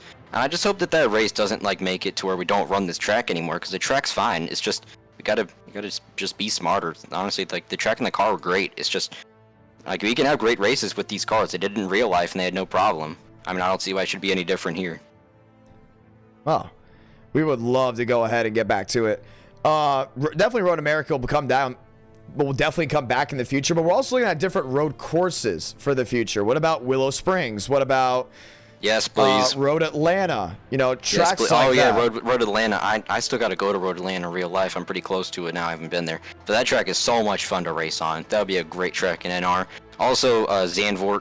I don't know how many guys in NR own it. I'm sure it would fill up anyway, because almost every race does. But I mean, there's just so many great road courses that it's just an untapped side of iRacing that we haven't done in NR, and I'm just all here for it. I want to point this out. Stuff. I was looking at the live chat. Frank DeAngelis is out for the night. That's the second night in a row he has wrecked someone under caution on purpose before anyone tries to go at it. He wrecked Max Swearigan after that big wreck, and that doesn't help with the wrecking issue, right?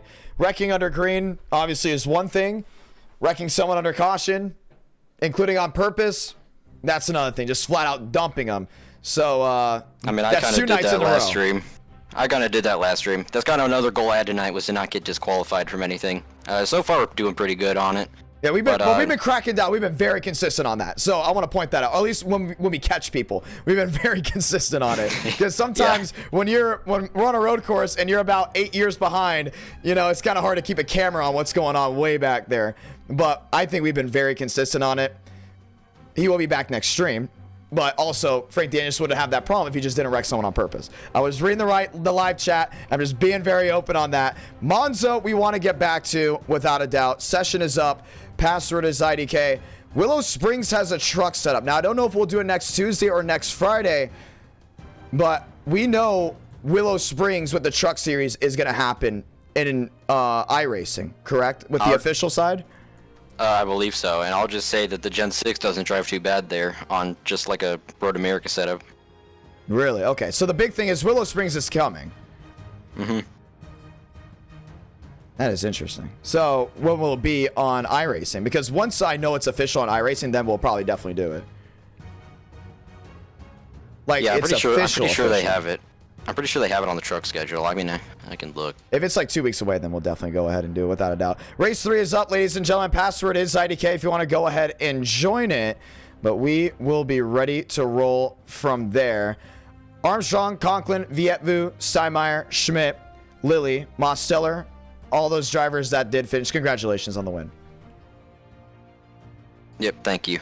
That's James Thurston, ladies and gentlemen, ready to roll. And for the ones that are trying to, now that Frank DeAngelis has made his allegations very public, we're going to explain what happened. Frank DeAngelis was given an L1 penalty after getting into the back of someone causing a wreck. One of those wrecks that we were not very happy to have, correct?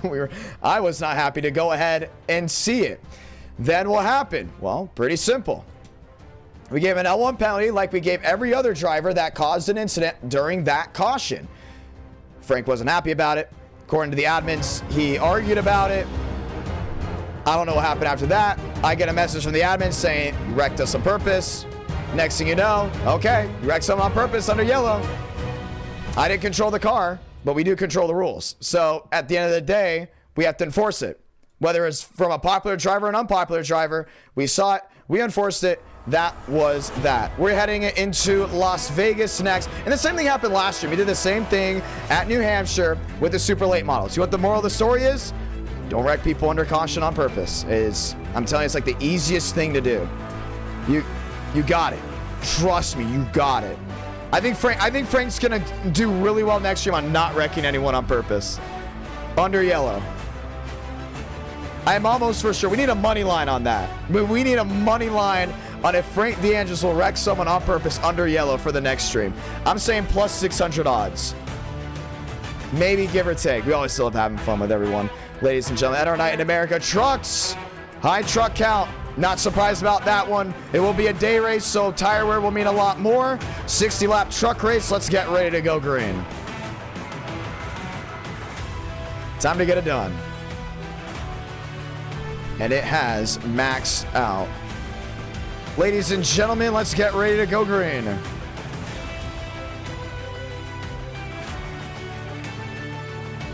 Well, this has been an absolute fun stream. The best streams are the ones that you get the chat talking on. You know what I mean?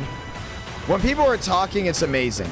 Agree, disagree, no matter what, it's always fun. Once you get streams that no one's talking, it's like, oh man. Let's get ready. We are rolling our way into Las Vegas. Drivers on track. And we're going to advance right away. There's definitely enough guys in here to jump right into it. David Johnson is back. Aiden Walker is back. William Schmidt is back. Brand new machine for him. Oh, brand new number for William Schmidt. How about that? Horley is back. Parker Vance is back. Gavin Austin. Contreras. William Schmidt. Vietbu. McConaughey. Nathan Scott is back. Ladies and gentlemen, let's go trackside once again.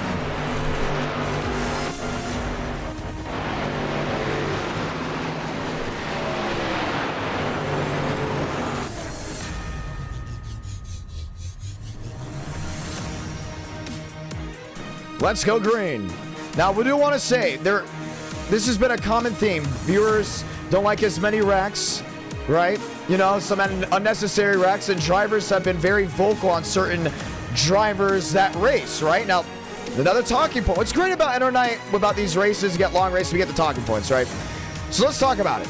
Drivers have been very vocal about a select group of guys, right? They'll say this guy has been wrecking nonstop, including in the back. It's off camera. We'll save the replay. We'll see, like, okay, we'll keep an eye on it. Once we see the wrecking very consistently, we realize something isn't being done about it, we blacklist the drivers for either a week or two so they can go into other hosted sessions or official sessions to focus on just the safety aspect.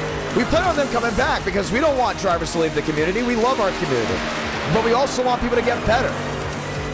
We want drivers that consistently make mistakes to get better. So what we do is we blacklist them for just X amount of time, usually about a week or two, and then we unblacklist them, and then they come back in to NR Night in America, and if they ran official sessions, they now know, okay, I have to be smarter, I have to be more consistent. It's like when you give a kid detention. You threw a paper at the teacher, you got detention. Okay, you don't want detention? No. Don't do it again. So it's only about a week or two for some of these guys. We did have to do a lot of it from the last stream because we realized, okay, you know, we want great racing. I want to call great racing. The viewers want to watch great racing. The drivers want to race in great races. So it's just a quick in and out, and you do see those guys make a return.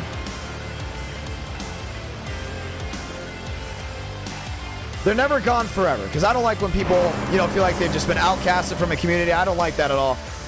But it is very important to basically send a message of, hey, if you got blacklisted, it's probably off of safety. And we need you to be safer because there's guys that, they go to work all day, they go to school all day, they come here at night, and their fun before they go to sleep is to race at NR Night in America. Same thing with viewers. Their fun before they go to sleep to watch NR Night in America. And we don't want someone just coming in there and bulldozing through the field, because you got to think about it. Every single driver in this race is someone different. We have 62 drivers in here that are going for 40 spots in this truck race that we're currently watching.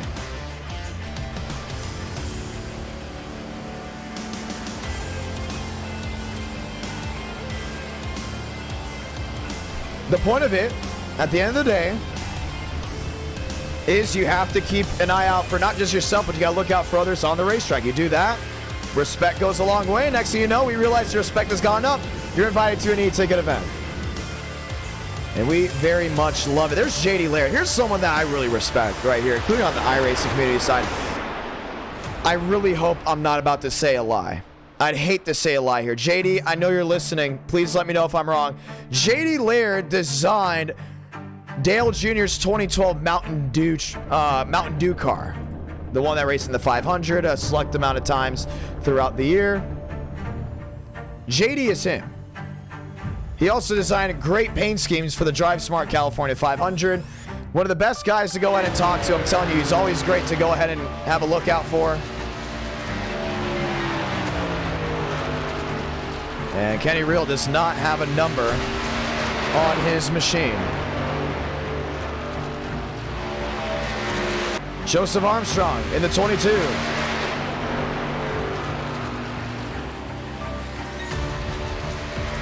As we continue to roll and get things going, Joseph Armstrong ready to rock and roll. I knew we had some Dale Jr. fans in here that would love that information. Laird designed it, and I remember I was looking through Laird's stuff and I was like, why does Laird have the Mountain Dew car?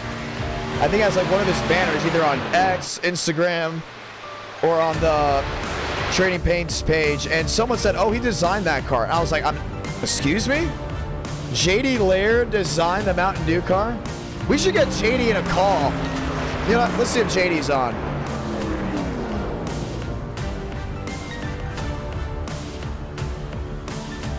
If JD is on, I would love for him to explain it.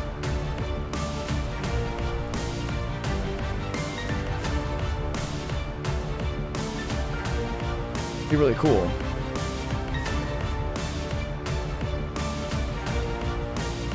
Time will expire. William Schmidt will go top of the board, ladies and gentlemen. As we get ready to go green. Barbagallo will be 4th. Aiden Walker will be 11th. 40 drivers will take the green flag here tonight.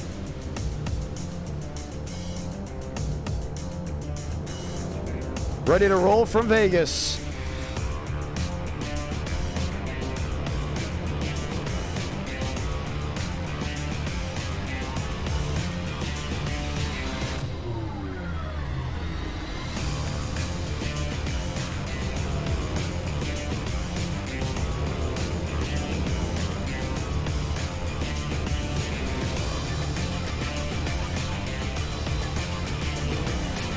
Schmidt, Kenyon, lined up, ready to go, racing once again. So 60-lap truck race.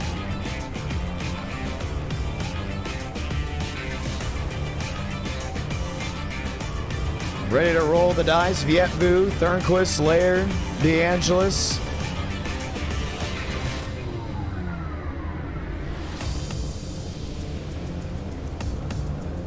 As we get ready to go green.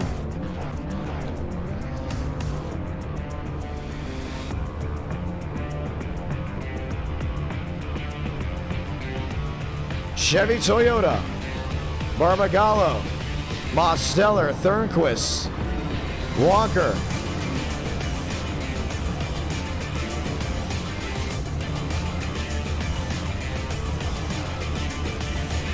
As we get ready to go green. Left side of your screen, you'll see the split.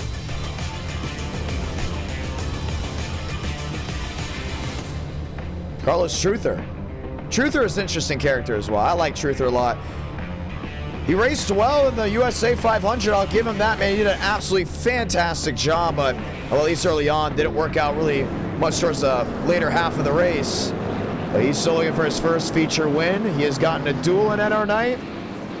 is ready to get this one done. Ladies and gentlemen, this is the one to go. Let's go and say those magical words. God speed drivers. You are go for a throttle up.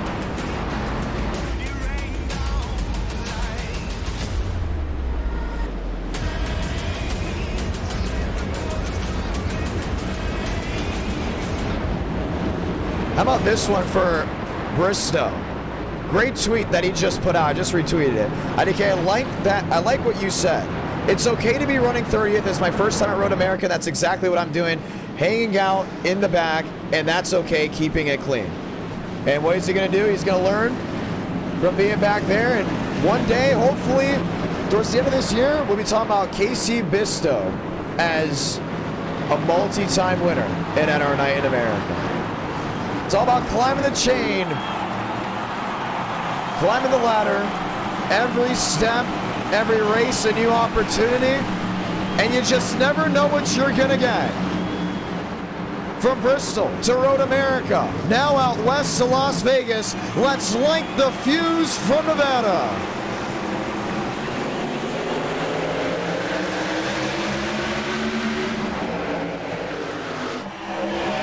Kenyon on the outside. Look at Armstrong already trying to bring it 3 wide in the middle. I don't think he liked the fact that Schmidt didn't get going right away. You saw him go way late in the restart zone. Shuffling out already through the pack. Schmidt to the bottom. Armstrong just all over the back end there of the machine in front of him. That tailgate's got a whole nose of that 22, but Joe's going to squeeze to the outside. Kenyon, Vietvu, Schmidt leads lap 1.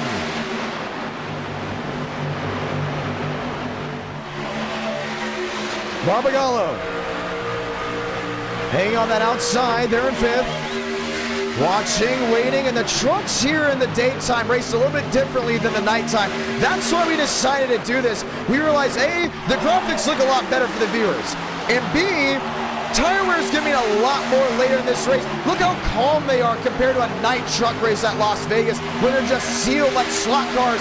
A lot of these drivers starting to realize, hey, the track dynamics going to change things up. Let's be smart. Let's be collected. Let's just try to get to the end of this race. 58 laps to go. Toyota on Toyota.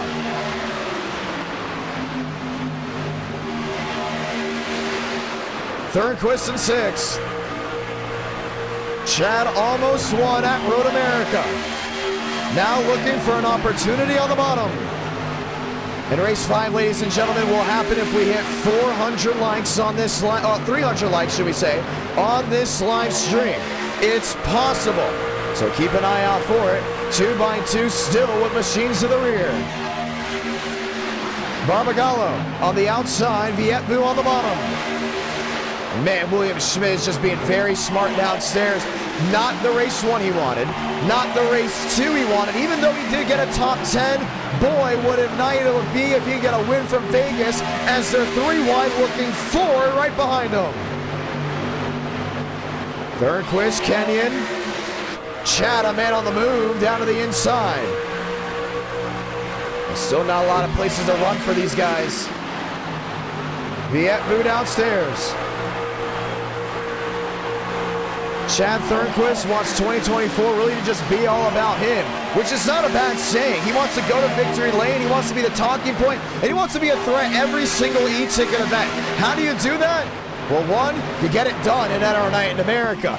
And 2, you just bring that confidence to every single track that we have those big events at. I think this is going to be Thornquist's year. Well, you got to win in his last stream of 2023, but still looking for his first win of 2024. And Joe really hasn't left the outside there of William Schmidt. Just look at how calm and collected these guys are 2x2 up front. Mose up the 5th, Horley up the 7th. Frank Horley's first race of the night. Trying to make things work for him. Sanders up to 9th, Walker back to 10th. Shamela up to that 8th place position. I'm surprised how collected and smart Barb is being right now. Not saying he makes too many silly mistakes, but usually Barb will go up there and try to throw it 3 wide if he's up front. And he's a guy that knows he can be a big name later on in NR night. The Truck Series, they really do fit into his wheel well when it comes down to racing style, and you'll see that a lot in NR. The guys that are the best at the Truck Series will show up and race well in the Truck Series. The guys that are better in the Gen 6 will show up and do that. That's why we try to make a variety every single night in NR night. You know, we'll throw a truck race in there, an Xfinity race in there, high downforce, low downforce, road course racing, dirt racing, super speedway racing, intermediate racing, because the variety will bring different eyes, bring different drivers up front racing. Now, Joseph Armstrong wasn't up front at Bristol at all. He was up front at Road America, and he's also a well-known driver in the Truck Series. That's why he's leading at Vegas. Vietu starting to really sit up front a lot more than any other driver in NR night that we have seen recently. He kind of reminds me of Marty Shimela from, let's say, spring of 2023. Relevant up front, soon to strike for a win. Thornquist, Mosteller, they're really the drivers that can get it done anywhere. A lot of things to look at, a lot of things to uphold. Sanders back in 15. He's been very calm tonight. A respectful driver tonight. I'm excited to see what Lane can do later on. And then all of a sudden you look at Carlos Schuther maybe, back in 14. They're in that 54 machine. He loves Ty Gibbs. He was a big fan of Ryan Newman growing up. Here he is thinking, okay, if I'm respectful, other drivers will be respectful as well, right? That's what he's been preaching. That's what the guy in the booth has been preaching all night. Well, let's see if it works out. 50 laps to go, and this is what we've seen. Here's the battle up inside the top 2. Barbagallo right on the tailgate of the 22 machine of Joseph Armstrong. And what's great about drivers, they're very opinionated, right? Look at all these guys up inside the top 10. Every single one of them have a personality. You can like the personality, you cannot like the personality. It's totally up to you. That's great. But at the end of the day, very opinionated. They'll tell you what needs to be changed, what needs to be fixed, what needs to happen, what needs to stay the same. There's a good chance they don't agree with each other. So that's something to keep an eye out for. And we've seen it before. Let's throw a scenario in here. Joseph Armstrong, he's gone at it before multiple times with James Thurston. Thurston has gone at it multiple times with Champagne. Champagne has gone at it multiple times with Mosteller. Why? Well, clashing personalities, clashing driving styles, should we say. And what that does is all trouble one sliding. Nathan Scott, no, Gavin Austin.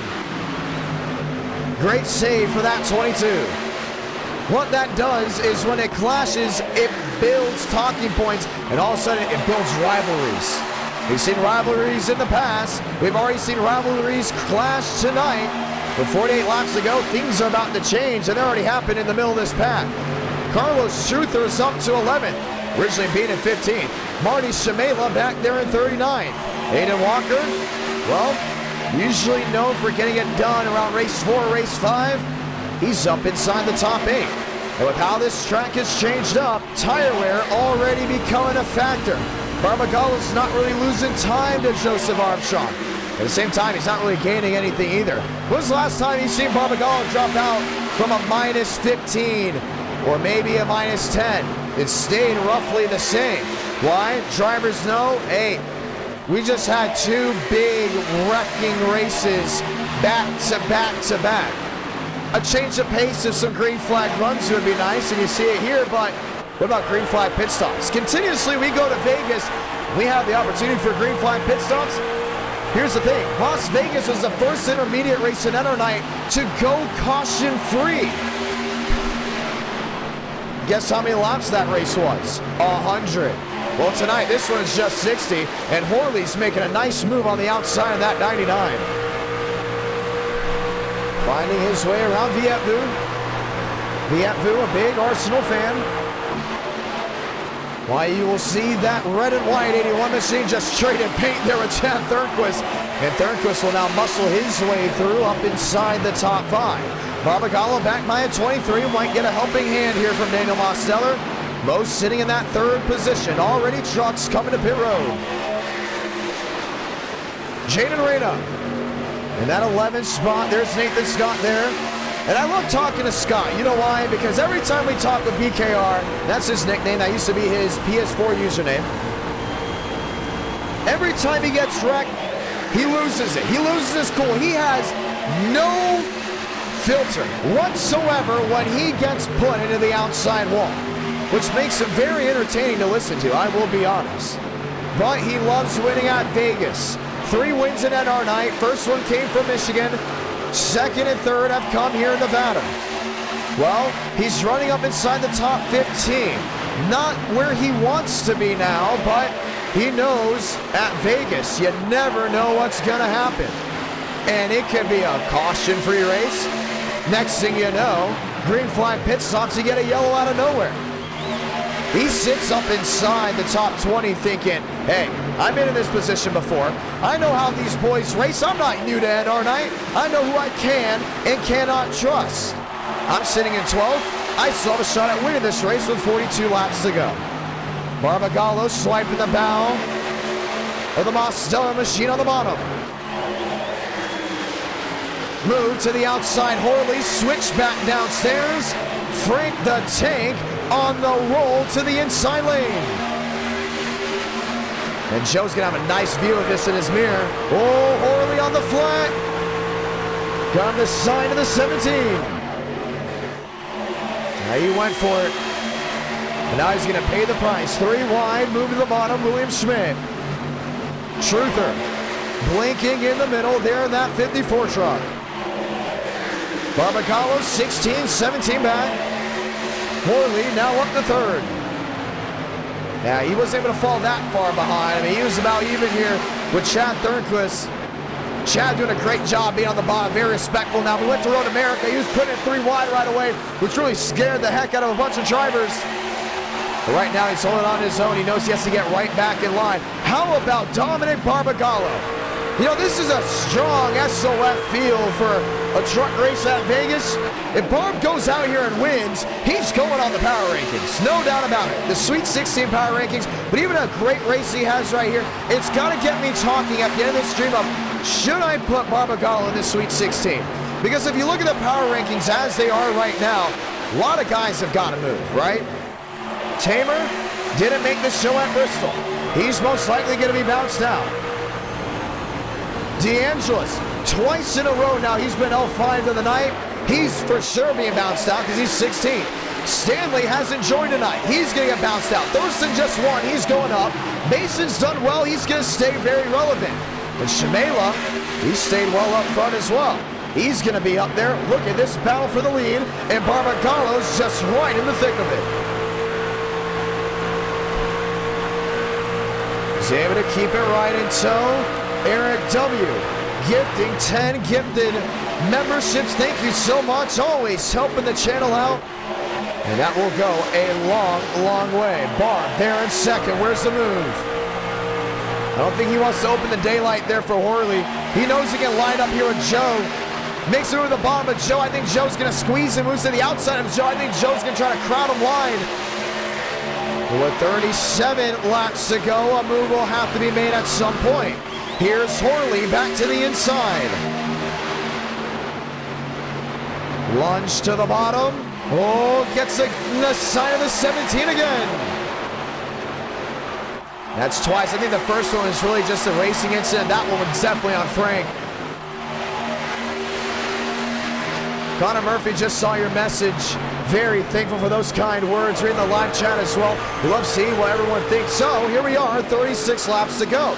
Closing into the halfway point of this race. What's the game plan? Can you make it to the end on fuel? I don't think you can. And if you're Barbagallo, do you go ahead and fight Joe? I mean, Joe's going out there and leading as many laps as possible. He's showing right now why he is the best driver of January as of this moment. I like Joe's thinking. I like Joe's moxie up front. But one thing that I am curious about, how we have not had an underdog win in a long time, as Barbagallo in the Pizza Planet truck sits Catburn, working his way to 3 and 4.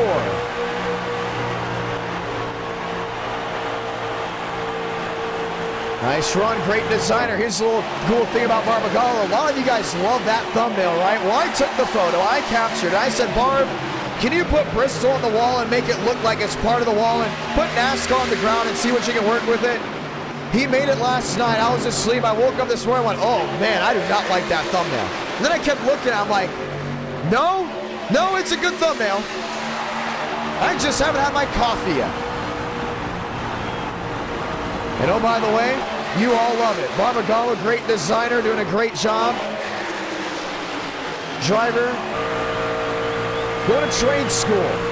And right now fighting Frank Horley. He's kept that Toyota just nailed, nose to tail with the Ford behind him. Here's Horley, the crossover to the inside.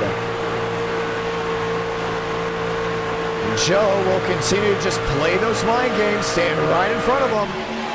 Out some movement towards the rear. Jaden Reyna, Dylan Basin to the 8 machine to the inside. Now this track is really widened out completely. A lot of changes, a lot of shuffling. How about drivers that have been dropping back? Nathan Scott's now at 11th, but Daniel Mosteller's gone back to 12. There's Tamer in 13th. He knows if he wants to stay on those rankings, he's going to have a nice night. But he's going to get passed here by Marty Shamela. Shamela right to the inside. How about a move for the lead? Horley jumps into that catbird position. 4-trunk battle for the lead. Carlos Struther just ripping top.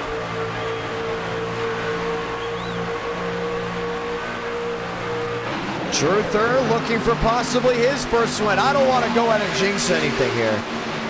But do I smell the same thing you smell? This smells like a possible underdog win. Horley doesn't race as much in NRNI as others, but he's clearly in an area where he can go out there and steal a win from Joe. I mean, he's down to an 8. Barbagallo just got past. Here comes Horley on the outside. 31 coming to 30 to go. Run back to the start-finish line. The race down into 1 and 2. And climbs that banking, sits right in the middle. Drive off for that truck. I wouldn't say so. Still 15 back. I worry about Barbagallo because that pizza plant at 17 has dropped off a cliff. Here comes Thornquist to the outside. Here comes Carlos Struther looking for a move. Man, Thornquist just squeezed his way on that outside lane. And has Struther right with him. William Schmidt in tow on the outside. And Barbagallo will say goodbye to that top 5. Gets passed by the 54. Horley would love to overtake this 22 machine before possible green flag pit stops. Now, a couple of guys have already coming down and in.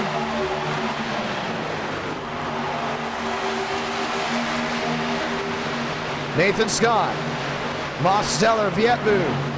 Drivers at one point up inside the top 5. They're really spreading out right now with 28 laps to go. Horley, 17 back, running that middle. He's just on a different agenda right now than Joseph Armstrong, right? I mean, Armstrong knows he has the track position, no doubt about it. Horley's in an area where he's got to work his way through the field. As Barbagallo just lost that rear end fighting that 54 machine, now fighting Dylan Basin. Horley's been having to save tires, make moves when he knows he's going to get a huge net gain out of it. He's not going to back down for a big move on this 22.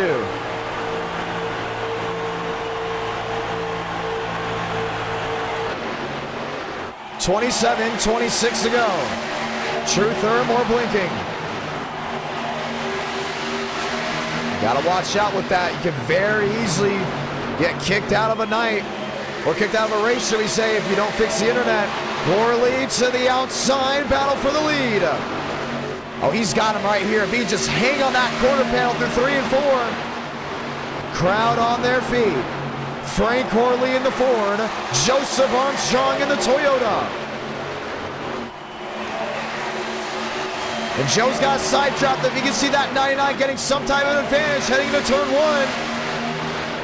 Worley thinking the same thing, and they continue to go back and forth with this cat and mouse game. It'll allow Aiden Walker to close on in. He's now a 4-3 back. Worley to the lead, clears off the nose of the 22, and Ford leads the way in Vegas.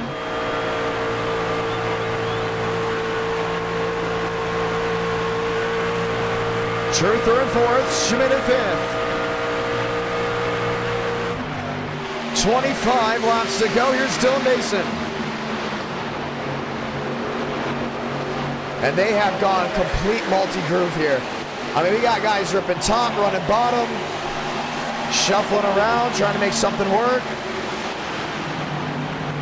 And it's going to continue to be like this towards the end of the race. Look at Joe right back down, painting that white line.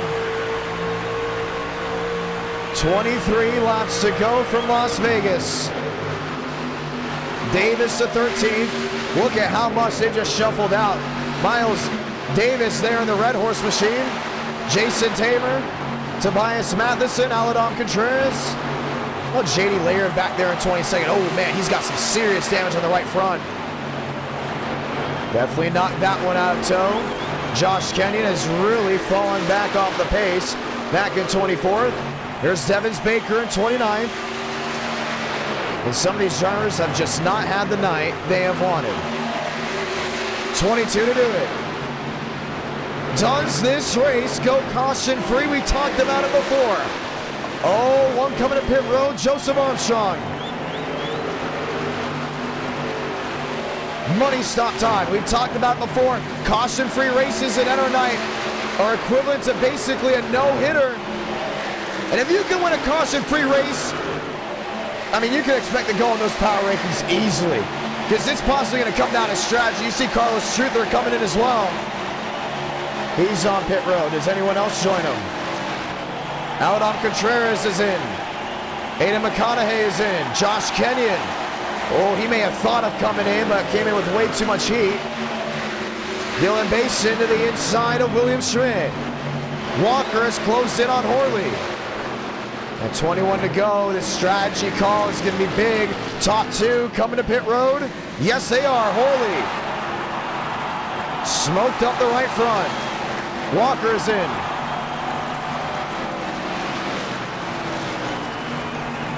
And so many others now making that mad dash. Dylan Basin, your race leader. Something we didn't expect to see tonight. Green flag pit stops. And Mason is in. He's coming with a lot of speed. He had to go ahead and slide the rear end just to make sure he didn't pit or didn't go ahead and speed. Shamela Davis, JD Laird. And he's forced to come in this time. Oh, lock up Sentry. And that will shuffle things out. Horley will come out behind Joseph Armstrong. And Joe is going to run away. 19 to go. You also got to think about Daniel Mostello that came out behind him. Can Demos make up the time? Top six on pit road. 19, 18 to go this time.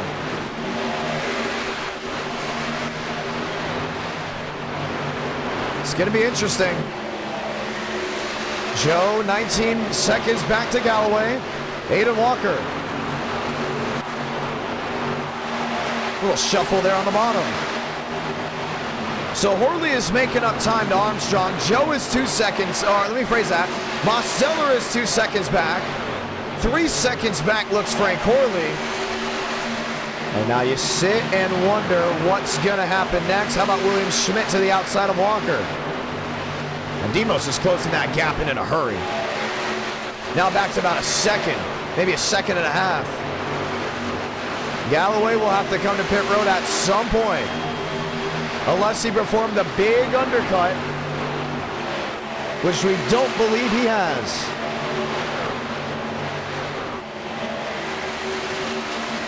And we're looking around to see if he's already come to pit road. No, he has not. So Blake Galloway, there he is on the track, has not made his pit stop. Joseph Armstrong, he's come in already.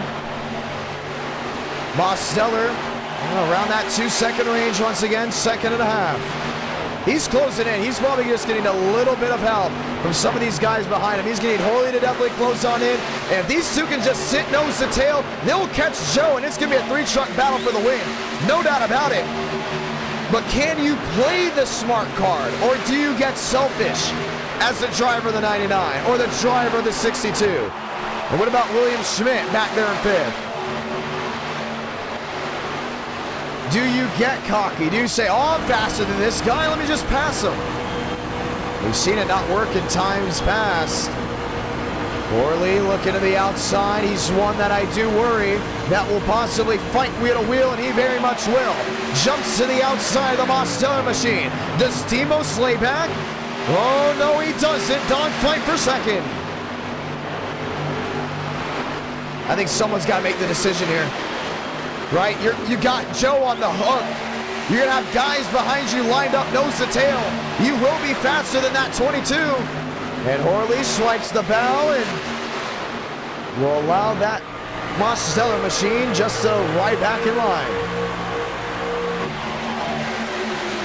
Didn't lose too much time off the 22. 14 to go. And now the 99's got the 22 in the gun sights. There's Joe down the backstretch, lined up with Kenyon. He'll be getting that draft, that help, that tow off those two machines in front of him. Here's Horley. Tow and help there from the 62.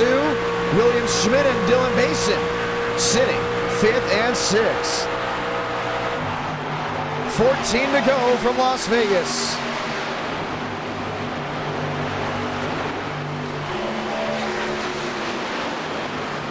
Second and change. Galloway comes to pit road. And they're clearly closing that gap. And quickly they got 3 in line. Now when they catch Joseph Armstrong, do they fan out and make it just one big dogfight, or do they go ahead and just sit there and weigh it out? I still think tires will mean something, but it will depend on when they catch them. Josh Kenyon's lined up here. He's lost a lot of time. I think Frank's going to already get that toe up. The guys in front of him, 8-9 the difference. A caution-free race from Las Vegas. We'll see, without a doubt, an exciting finish.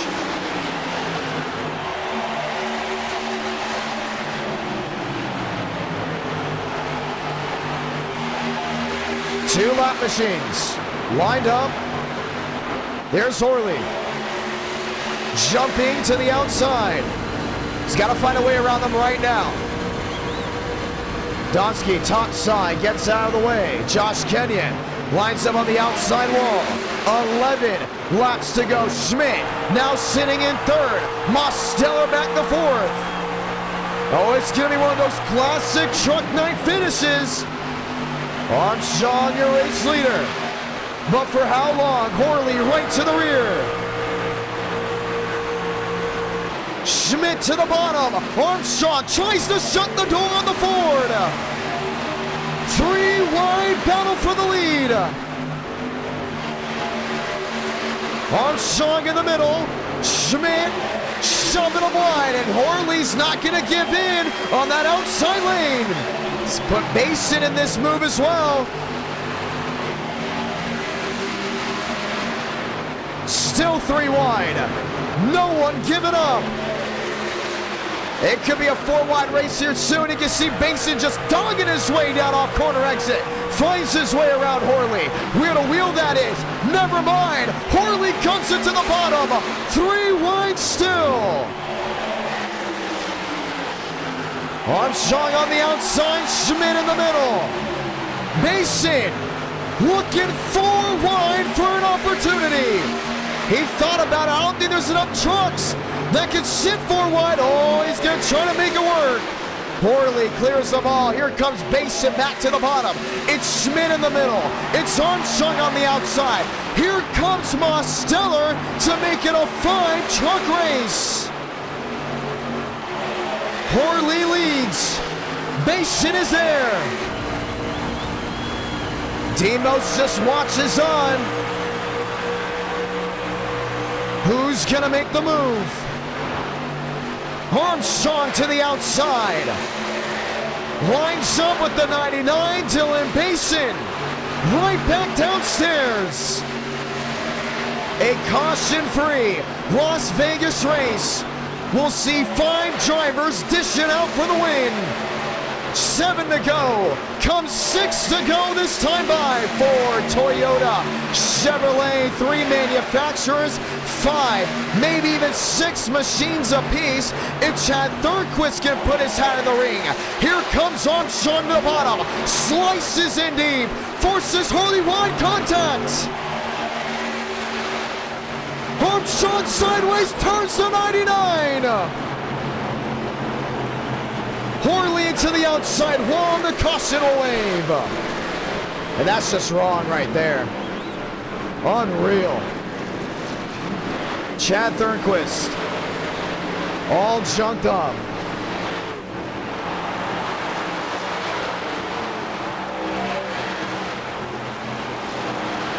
Wow. Wow. Oh, man.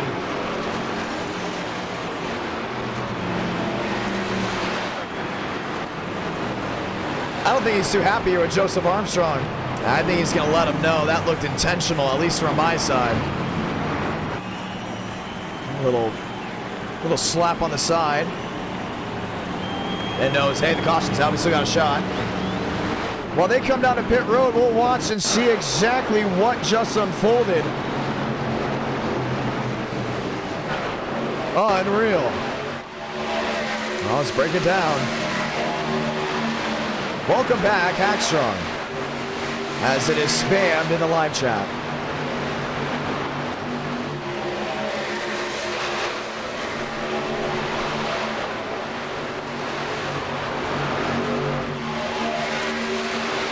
He just came up there and hit him twice, man. I mean, I know they made contact coming off turn 2. But that's just wrong, man. You just had a clean race. We went green all the way through. You got 5 trucks going at it, an instant classic. And I get this. They were racing each other hard. Joe comes up here. Frank gives him a little room. Harley just yanked the wheel coming down off corner exit, and Joe was just not having it. Bam. Wow.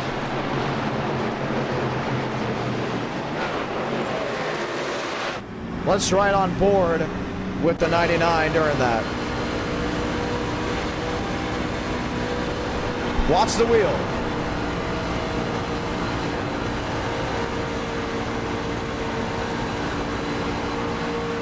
And you can see him, you can tell it was an accident, right?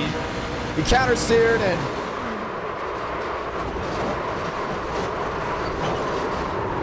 now you wonder who's going to win this race. Well, well, well. Do we see any strategy calls? Yes, we do.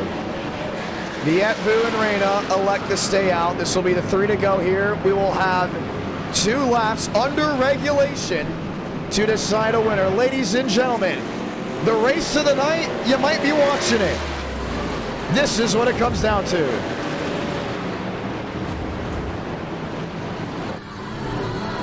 Barbagallo, Truth, or Schmidt.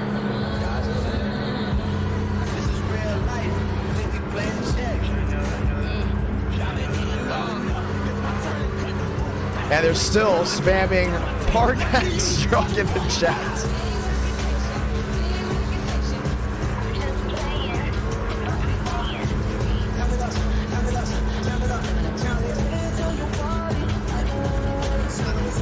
Let's get ready to go green once again.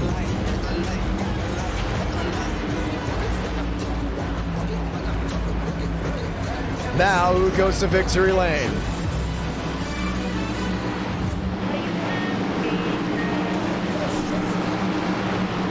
Final 2 laps. Does Carlos Truther, Ethan Vietvu, or Barbagallo get their first win in NR Night in America? Or do we see, again, one of those magical moments? 2 to go from Las Vegas.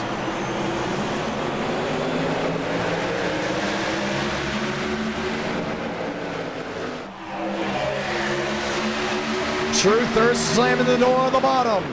Jaden Reyna getting away. Man, they're just banging off each other. Look at Walker in the middle. Barbagallo on that outside lane. They know it's go time, but they have to see the white flag for this race to be official. Reyna to 3 and 4. Vietu has him in the gun sights. This is gonna be the race. Salamanca, 1 to go from Las Vegas as they wreck in the rear. Didn't get it off in time. This is what goes. Walker to second. Looking for a way around down the flat. Reyna goes to block. Last drive through 3 and 4. Reyna in the 2. Hayden Walker in the 93. Clears the Chevrolet. Walker victorious from Las Vegas.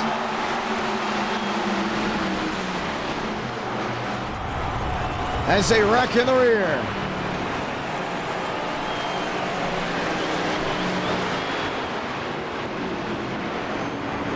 Unreal.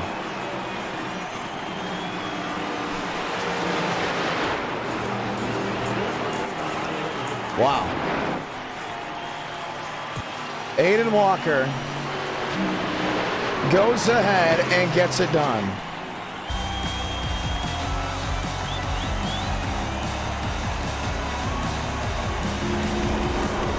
And what could have been, Joseph Armstrong finishes 9th, Frank Horley finishes 15th, Schmidt comes home 20th.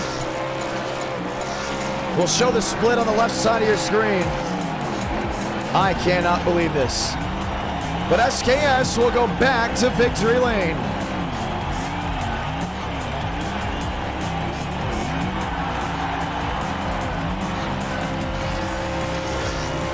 An SKS victory, always something to celebrate. I still can't believe Joseph Armstrong did that. We gotta talk to Joe. I think we gotta talk to Joe on the live. We gotta see what he's gotta say. There's gotta be something entertaining. Things went down, and they went down in a hurry as Aiden Walker goes to victory lane. We will have a race 4 after this at Michigan, or yes, race 4 at Michigan. 300 likes. We will have a race 5. That's up to you, the viewers alone, if we hit that. Let's talk to race winner. Let's talk to Joseph Armstrong to see what he has to say after the incident. You know what? He's already in a chat right now. Should we talk to him first? Now, let's make sure we talk to the winner first. Got to go ahead and see exactly what Aiden Walker has to say after a fantastic win.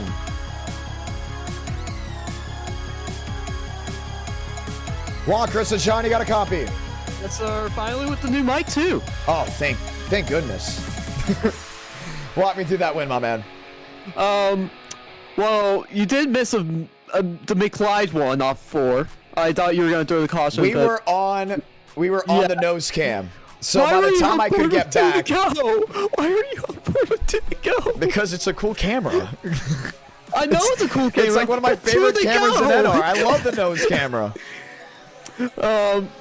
Yeah, pretty much. I knew Barb and Truth were gonna have some major problems because I learned 2 tires will. It's gonna be a little. Oh, it sketchy. was the McLeod one. Wow. Yeah. But I knew 2 tires were gonna be sketchy for those 2, so all I had to do was just try getting by both of them before they would lose it in 3 and 4. And well, I did, and it went well. Caution-free race. I'm so happy we had it until we lost it. But walk me through that. You've been through this night already. It has been interesting. I mean, it was. Yeah, we're gonna use that. We're gonna use that line. Interesting. The big thing is, you come here. What was your thinking when you were like, did we just go 50 laps green? Honestly, I wasn't really surprised since this truck is so planted to the ground now with the recent iRacing update because they upped the grip for every car. So it's made it to where every car is just super grippy. Like the next gen, you can easily run flat out here for like 5 laps, which is insane. So it's definitely a lot more weird now with how just it's a lot easier to drive the trucks. But the multi-groove racing, that's different. I mean, obviously tire wear means so much with high downforce. It didn't really get multi-groove until like super late, though. But you got it, though. That's the big thing. We had a race where you could get it. Yeah, it's honestly I'm honestly kind of happy that we actually have multi-lane racing slightly. Because before it used to be just, oh yeah, you just run the bottom and do nothing else for the entire race and hope you don't get a caution at halfway. Well, you got an exciting 2024 ahead of you, right? I mean, you're going, you're not racing young lions anymore. P2. You're doing well in NR Night. My Caden Ballas. You'll be in the pros at the National Fairgrounds Speedway. Any other race tracks you're going to? Semi-pro, sorry. Probably gonna be. I am definitely running at Winter Heats at Charlotte this year, out on the because we're doing the road course. That'll be a lot of fun. It's actually in 2 weeks, so that's gonna be a lot of fun. No, it's gonna be a lot of fun to see what you can do, whether it's in person or on the simulator. Walk me through Joseph Armstrong's incident. Were you shocked? I didn't even know what was happening because I was having to hold on to my 2 tires because I pitted with 2 tires on that stop. So then I look up ahead and I'm like, oh no. So, I mean, that was kind of like just reminds me of the TCB McClyde LePage back last year. Just so many memories from that. Also, Frank's really mad at you. He's trying to get. I didn't wreck someone on purpose under yellow. I don't know why he's mad at me. I didn't control the car. I just controlled the call. Justice. Not a big deal. At the end of the day, the entire VC, the entire race was a little bit crazy, but we'll go over that later. It was a lot of fun, Ada Walker. You want to say anything to anyone back at home? I really don't know. How do you not know? Come on, you gotta get better at this part of the job. Come on, you race in person. There's gonna be a time where you gotta do an in-person interview. Your interviews take so long. Like at Kicksport, I nearly took 15 minutes on an interview because I'm not used to real life interviews. You take 15 minutes each interview. Because I always have something to say. Duh. Sure. And you're putting the session up in the background. I know you. I know. People are starting to they're starting to realize my tricks. You know what I mean? Yeah. Longer interviews, but we're putting the session up during it. So. You want to say anything to anyone come back at home? Come on, man. That was a great race. We had almost 400 watching a race 3. Come on. That's beautiful. Let me thank my sponsors, Ramos. Gotta thank my sponsors, Cogdill Motor Company, Blue Line Tennessee, Lively Custom Diecast, a new person, someone new that just joined with me. Ooh. Not in real life, but just for sim racing. He's on eBay. I think his username's like LivelyM42, pretty sure.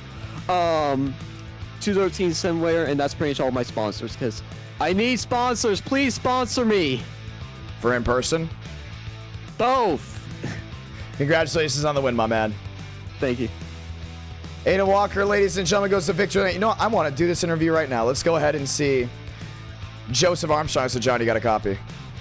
I do. How are you? Could be better. Well, you know what I'm gonna ask. I'm curious. What happened there? Purpose. It wasn't on purpose. I know the chat thinks it was on purpose. It was not on purpose at all. So what happened? Just walk me through the race, because we had a caution-free race. And I didn't expect it to really happen. I'm gonna be honest. I was like, man, they're racing really hard, right? Doing great. Caution-free race. I think every driver was really enjoying it. But then also you got 5 guys going at it at the end. All take, no give, what you expect. What happened coming down off turn 2, and how much did it upset the truck?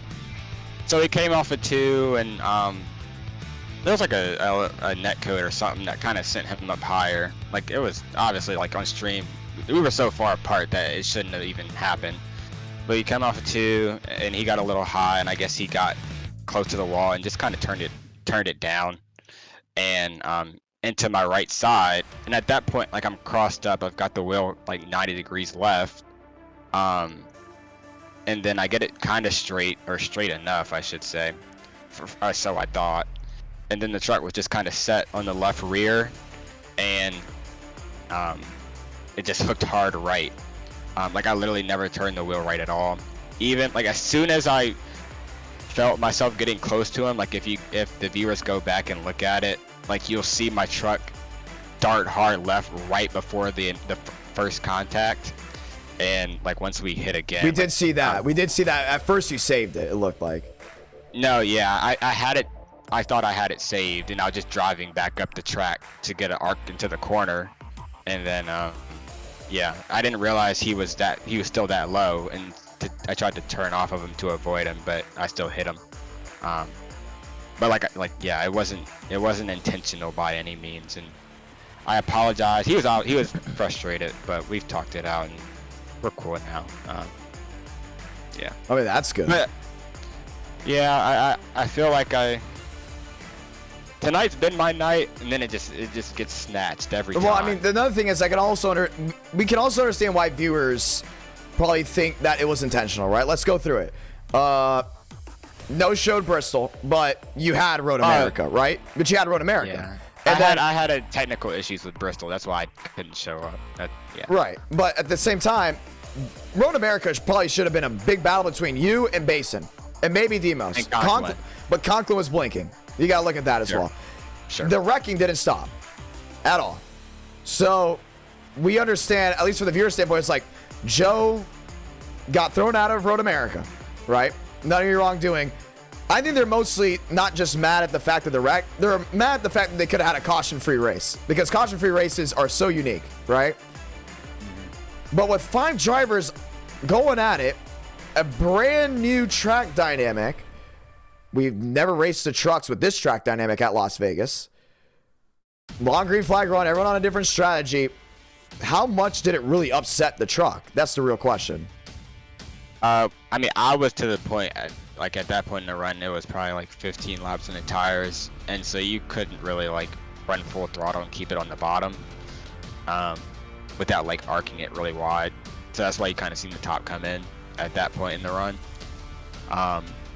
So yeah, like I said, like it was just all the trucks were kind of driving out of shape at that point in the run, and just the lightest contact at the worst spot on the track, like on the corner exit or whatever, as the truck is kind of unloading, just kind of leads to that.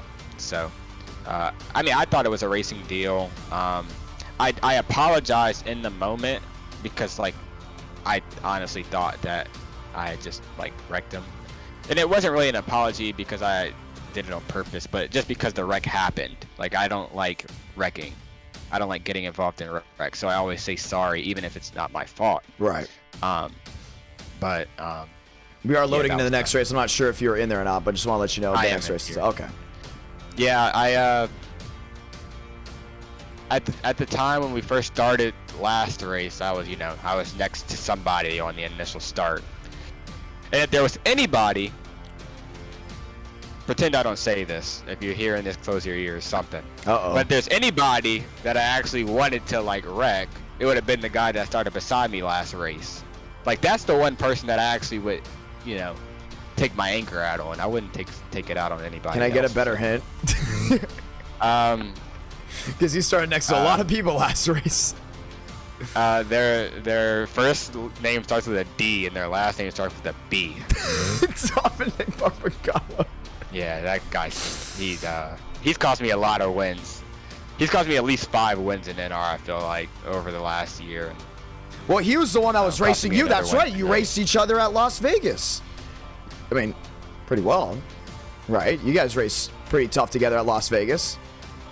Was there any... He only did it... Hold on. Give me a minute. He only did it because he had to. You there? Did I lose you? I was loading into the session, so I'm not sure if I lost you or not. Okay.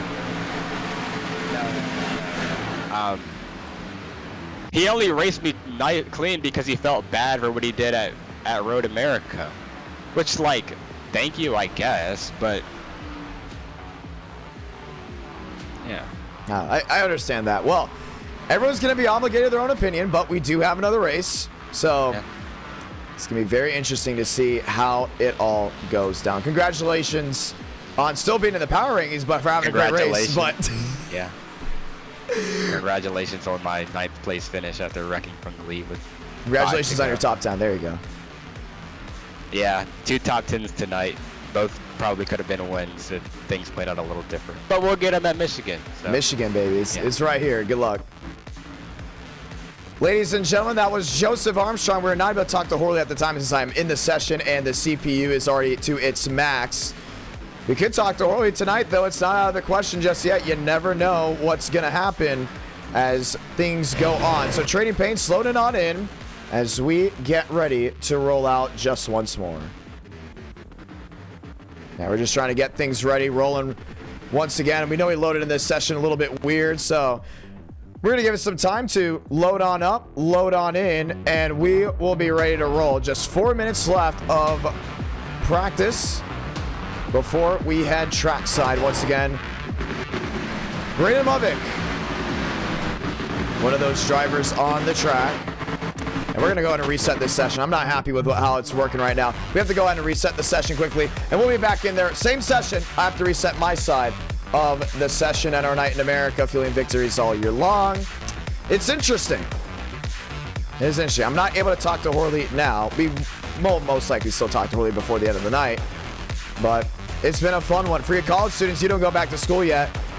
For everyone else, I believe most people go back to school next Monday. I know I have my final 2 credits that will be happening 2 weeks from now, something like that. So it's going to be a lot of fun. Really excited for it. Movick, Kane, Ortiz, Truther, Freeman, Hornish, so many others are now lined up as they work their way into the session. It's going to be a fun night. I mean, it's already been a fun night. I think the first 2 races, we definitely stumbled out of the gate racing-wise, but I believe Las Vegas is... Man, my voice is all over the place. I believe Las Vegas has set the tone for how the rest of the night will go. So we're going to go ahead and keep an eye on that. We are looking at going to more road courses because you guys love the road courses. I love the road courses, and road course racing is just fantastic. Come on. It's amazing. Drew Harlan is in here.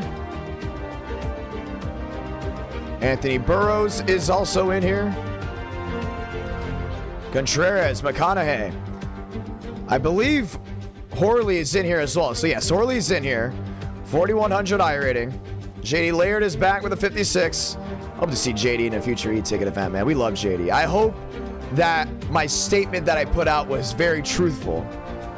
So we'll go ahead and keep an eye on things there. We are still waiting for things to load in.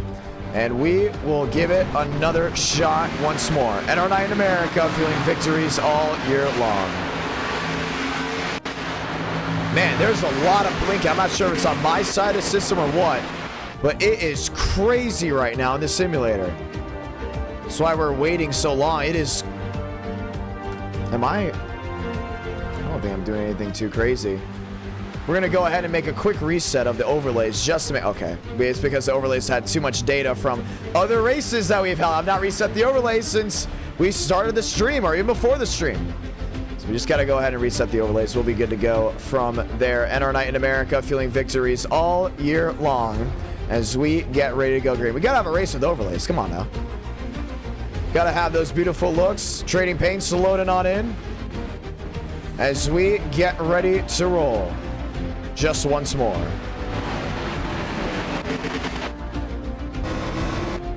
Ready to go at it in our Night in America, feeling victories all year long. You can see in my face, still a little worried about what's going on, making sure everything is good to go.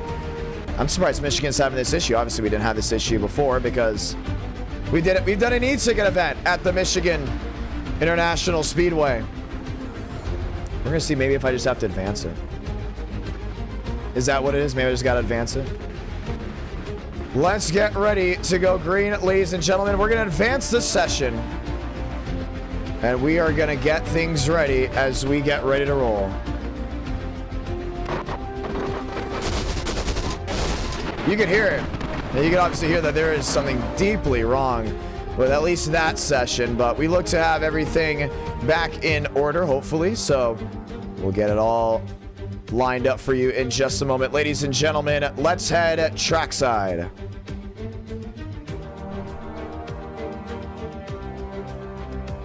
Waiting to go green. The overlays should be on your screen. If not, they'll be on your screen soon as we get ready to go at it. And our night in America, feeling victories all year long. So glad to have you all with us as we get ready to ride once more. There they go. We're good to go.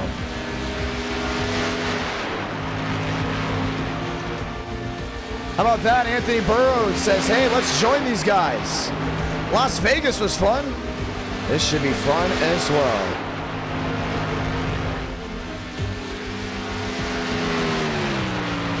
What's great about e-ticket events, we always update the camera angles for them. So anytime we go to a track that has previously had an e-ticket, you can tell like just things look better.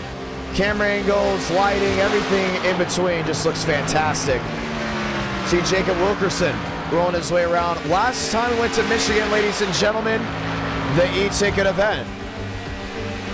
The USA 500 was a lot of fun to call with Jared and I up in the booth.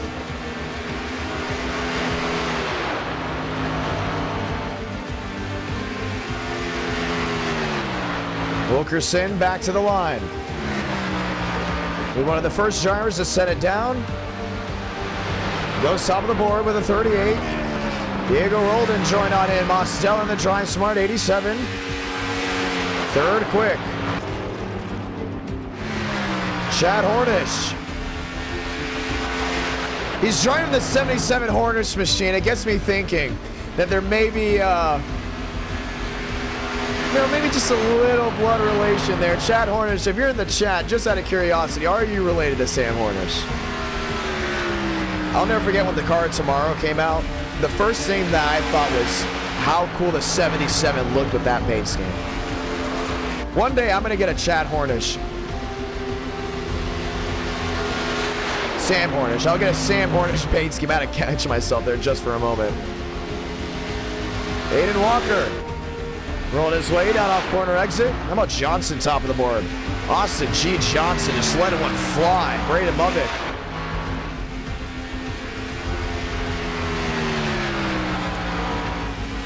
Rolling his way around. All new tracks are looking to be added to NR Night in America because what's great about it now is that there's so much driver demand. We know that we can fill fields out, which I love. Before we were so apprehensive before doing any tracks just mainly because I was so worried if certain guys would show up. But now we realize, hey, if 47 can show up to Road America, we can do possibly any track on the surface. Aiden Walker, 21st. Top 40 will race. Devins Baker outside looking in. Major outside looking in. Vietvu sitting 58th. That CarQuest 00.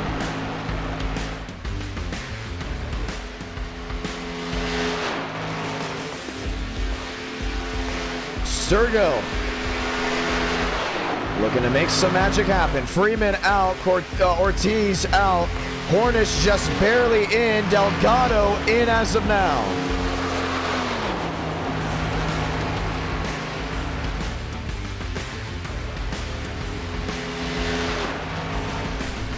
So Austin G. Johnson will lead us to the green flag.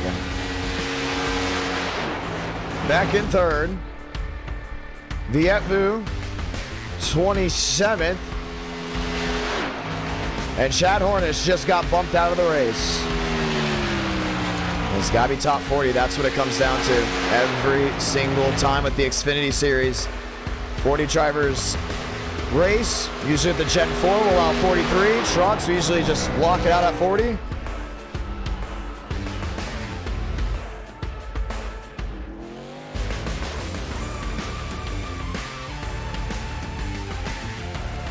Puts it on the pit road, 18 seconds left. Delgado in the field. Will make the show. Max Steinmeier will not make the show. He will be 59th quick.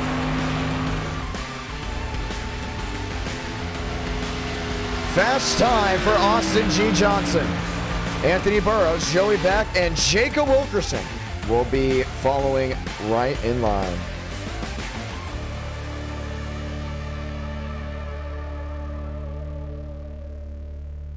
Let's get ready to do it. These ratings continue to shuffle around, these interesting notes that we continue to have as we get ready to go green.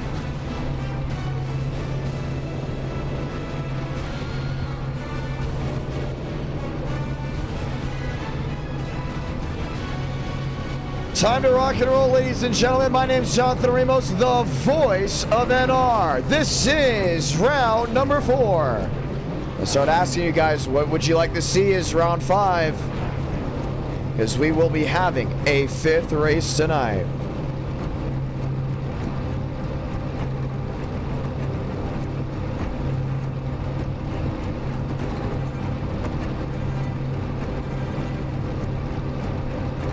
Johnson, Burrows, Joey back.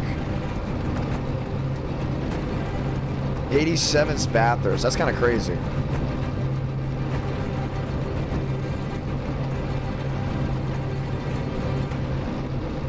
Ever qualifying, sometimes we got this 4-lap queue, 1-lap queue. It always changes. You never know what you're going to get. That's why drivers, they usually check right before they go green and NR night. They check to see how many laps it is so they know what the strategy is. We always just shuffle it up.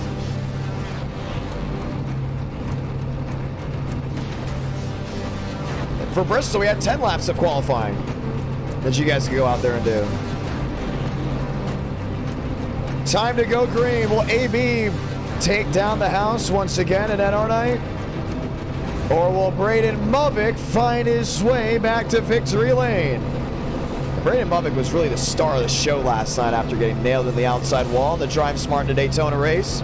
He blamed it on Chase Schaefer. After further review, it was on Braden Movick. Had to go ahead and point that out.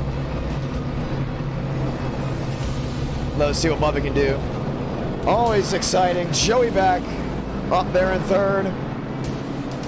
Orly in 8th. Ladies and gentlemen, it's showtime from the Irish Hills of Michigan. My name is Jonathan Ramos, the voice of NR. This is round number 4 as we get ready to ride, let's say those magical words. God, speed, drivers. You are go for throttle up.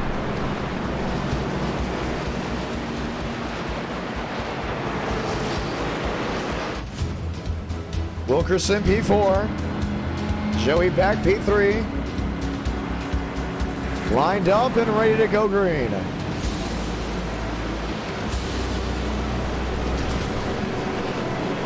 So now we ask you below, who wins? Some saying Burrows gets the easy win.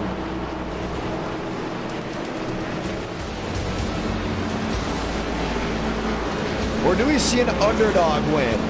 With all these veterans scattered through the field. Always something to be excited about when you watch NR Night in America, mainly because you just never know what you're going to get. Austin G. Johnson, Anthony Burrows, Joey Back, Jacob Wilkerson, Movick, Mosteller, Scott Horley. 8 machines that we've named out of the 40 ready to take the green flag. Let's do it for the first time since November. Let's light the fuse from the Irish Hills.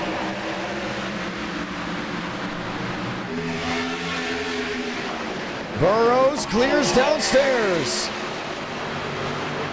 Oh, trouble! What a hit, William Schmidt! Hard into the outside wall. The big one strikes early. Oh, Gavin Austin.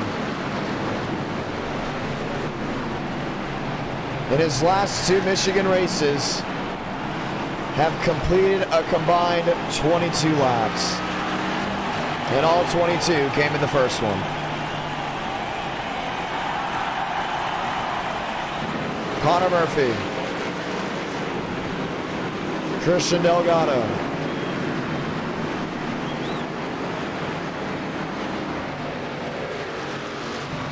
Wolshak got through. Arlen got through. Nathan Scott. Man, he is just destroyed. Look at that 16, man. Wow. There's Tipton. Carpenter.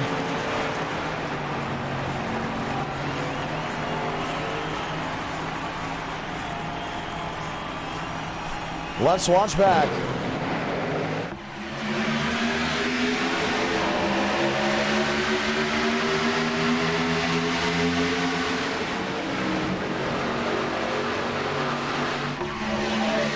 Yeah, that was all in the 16.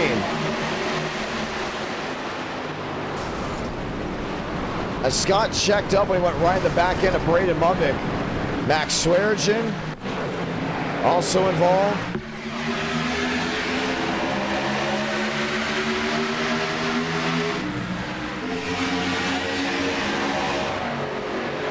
He falls in line right here. He was trying to avoid getting the back end of Movick, but it caused a huge chain reaction.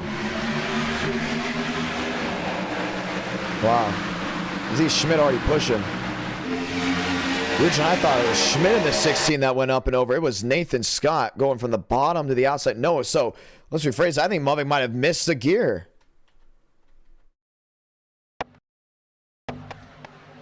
Bam! Oh.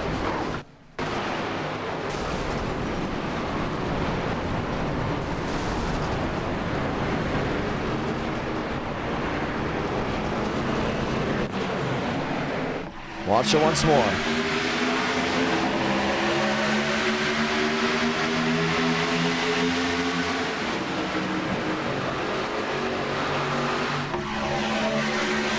Now that's all in the 42. I don't know what the game plan was there, but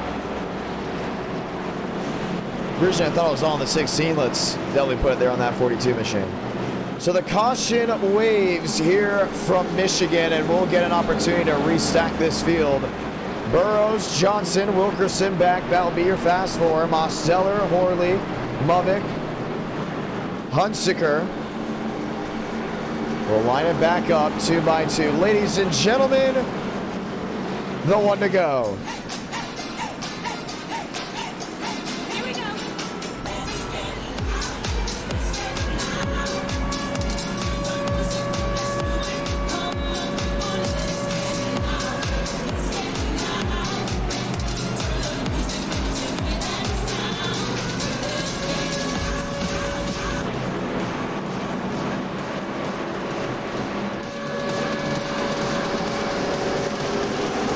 Let's go green once more. Frank Orley.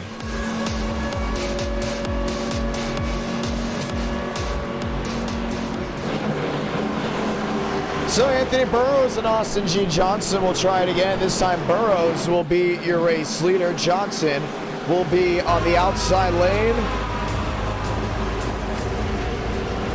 as we get ready to go green.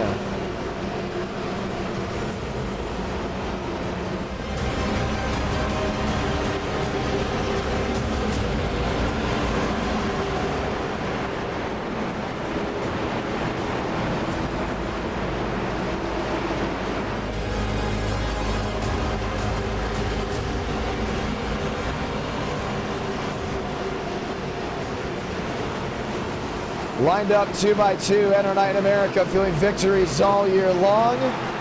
Let's see how the rest of this race rolls.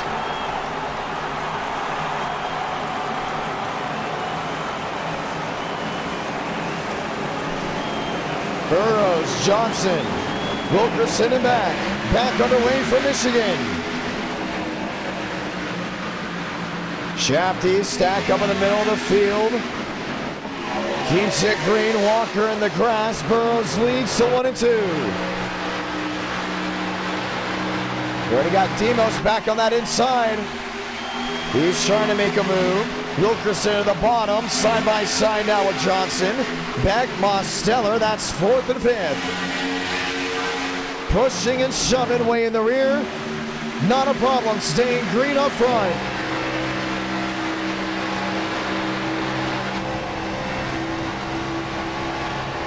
Johnson at the bottom. And Wilkerson's got to watch out, man. Almost like he's playing with fire. A lot of shuffling to the back. Wilkerson to the outside of the 21. Burrows still leading off corner exit. Yeah, Champagne's making up time. He's up to 10th. There's Kevin there. A lot of these guys were very, once again, choppy getting to the gate. Demoson back wheel to wheel. Johnson to the inside. Still no full change. Man, if Jacob Wilkerson can just go up there and win this race, what a sight it would be.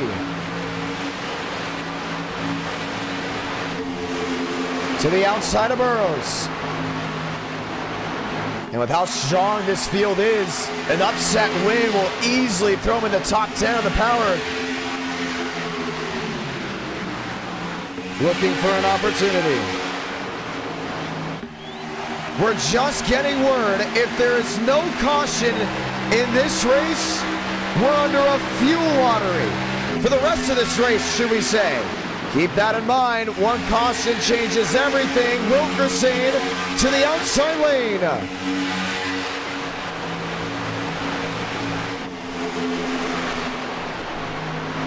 That's big. You expect these admins to keep this race green as long as possible. Every time we go to Michigan, there's always a great storyline. Jacob Wilkerson just added an exclamation point to it, fighting tooth and nail with Anthony Burrows. And these guys just all over each other. We haven't done this kart track combo since 2021. Look at Johnson trying to find his way through. Right to the inside. Frank Horley in the mix as well. He's up to 4th.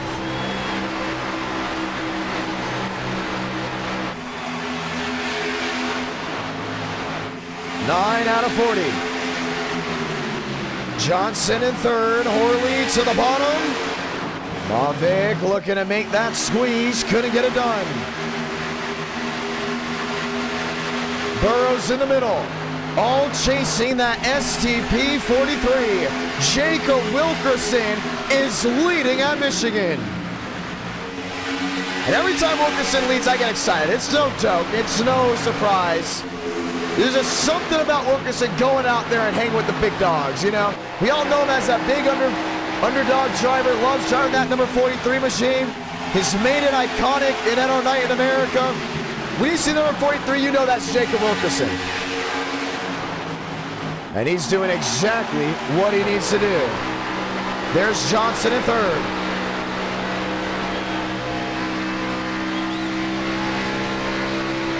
.30 laps to go. Once again, we're all still very much under a fuel lottery. Worley in 5th. Mosteller in 6th. Back in 7th. Robertson. Schmidt back to 11th. And he's still got this top 14 under 2 seconds. Something to very easily look at and say, okay, this is going to be a strong, strong outing.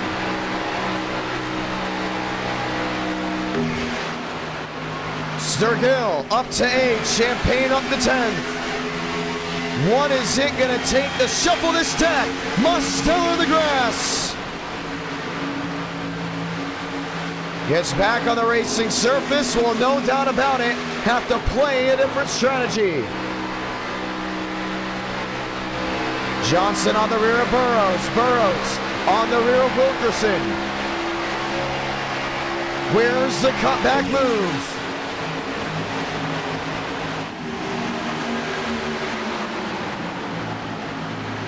Rolled in, Vietvu. Horley to the outside. There's Marty Shimela in the unseasoned 39. A lot of damage on the nose of his machine. Not enough to warrant a yellow. If I'm Burrows right here, I play this smart. You know you got to worry about fuel, but you don't want him to go up there and just fight Wilkerson, because you fight Wilkerson, Wilkerson's just going to fight back. And he knows that he doesn't want to give up this lead whatsoever.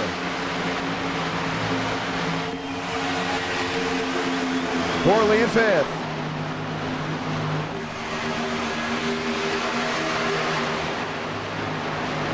Looking, peeking. Move to the bottom. Vincent Gucci. Now wheel to wheel there with Kevin Champagne.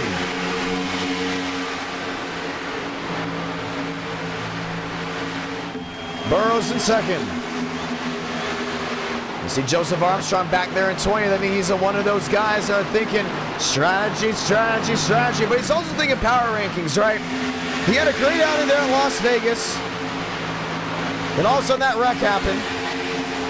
And now here he is thinking, man, if I just somehow finish the top 5, there's no way he takes me off number 1. I mean, he's been one of the best drivers all month long. I don't even see how we can even take Joe, no matter what, off number 1 so far. Back in 6th, Horley in 5th. And yes, he did get wrecked. You got to put that in there.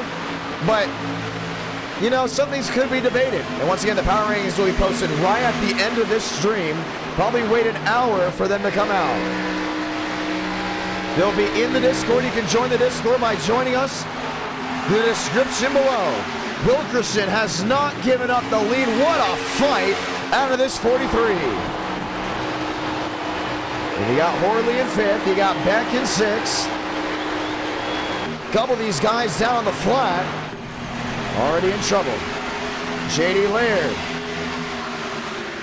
Way in the rear. Here's Max Swearengin. Was involved in the earlier incident. Can Burrows find a way around? He's mainly just minding his own business right here, just watching and waiting. Braden Muddick to 4th, Horley to 5th. And I'm telling you, these guys are all in conserve mode right now. They know there's a fuel lottery going on, so you can't just go out there and punch the gas and hope that you'll make it to the end. I think Kevin Champagne's looking to go ahead and overtake. This will be on the Joey Beck Toyota. But let's look a little bit farther. How about Carlos Truther? Let's just listen to when he's braking, when he's lifting, when things are changing. He's racing now on the wheel. Before he did on the controller, very early in. Oh, he gets back to the gas way too early. He's on in conserve mode. Let's listen to Braden Muddick. Now, he could pass Johnson right here if he wanted to. But let's see how it is going on entry. Really out of the gas. You heard that little sputter? The little kickback? But he's also in the draft, so he's not really full throttle. You can hear that he's not fully in it. He's thinking save, save, save. 17. Comes lap 18 with 23 laps to go.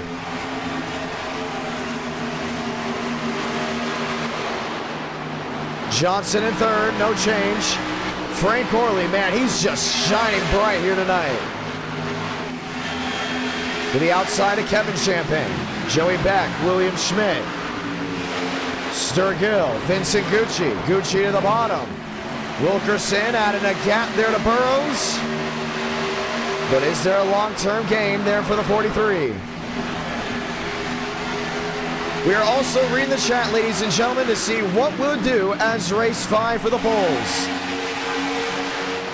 22 to do it. We already talked about that track dynamic getting ready to change. Joey Beck right around the outside here. Frank Horley. Schmidt in tow. Burrows, 13 back. Way out of the gas before that initial push point. Johnson going wide. Has the run on Burrows. Jumps back to the outside.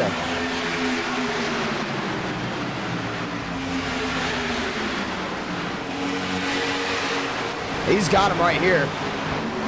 He can definitely get that drive off Burrows. He can go way wide up near that outside wall. Now the USA 500 saw 3 grooves of racing. We can easily see 4 grooves of racing here tonight at Michigan. We just saw it here.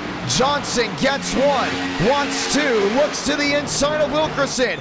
Does he get it? Not so fast. Wilkerson should have this drive off corner exit. They're getting racy with 21 laps to go.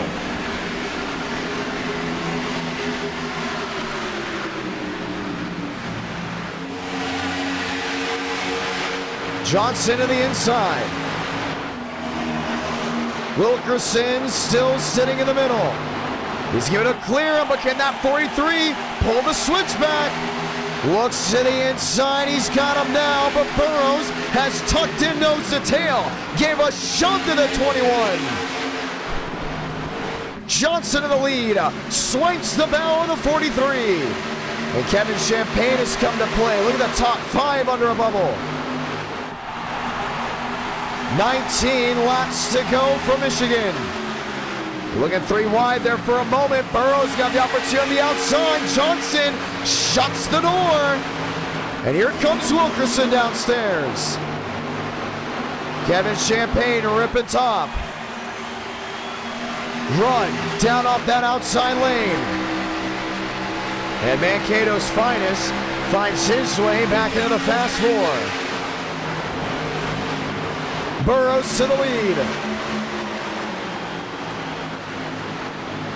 Tries to pull the slider, not gonna work. Johnson in the wall, kisses it with the right side. 3 manufacturers up inside the top 3. Johnson led at the line.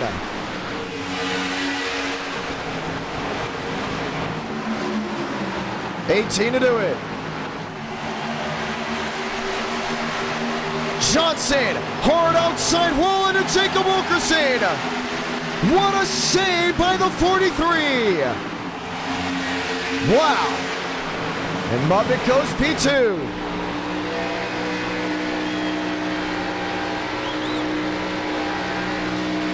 Puts Kevin Champagne into 3rd. Wilkerson back to 4th. Johnson saying goodbye for now. Wilkerson swipes twice. Puts the 21 on the outside. Muppet fight for the lead at turn 1. Ripping that outside lane. Can he get that drive back off corner exit? Looks to the inside. Chevy on Ford.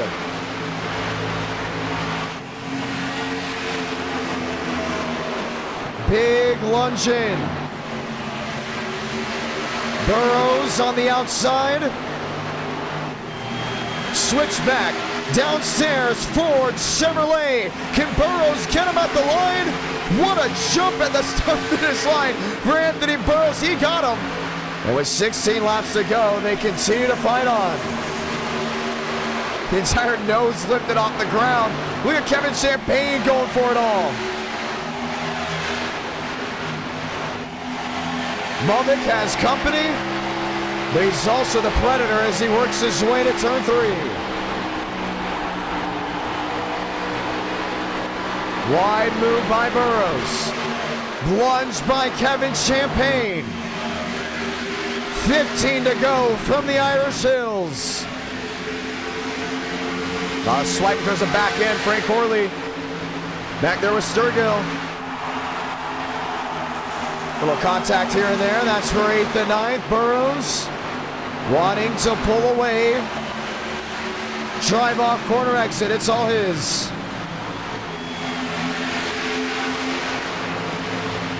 There's Kevin Champagne in 3rd. Look to the bottom.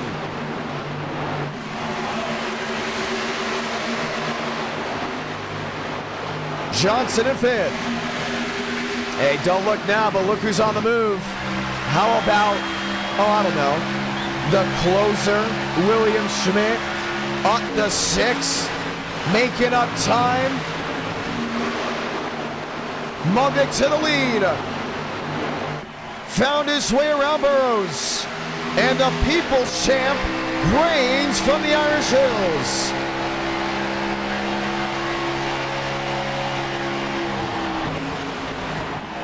Kevin Champagne to the bottom.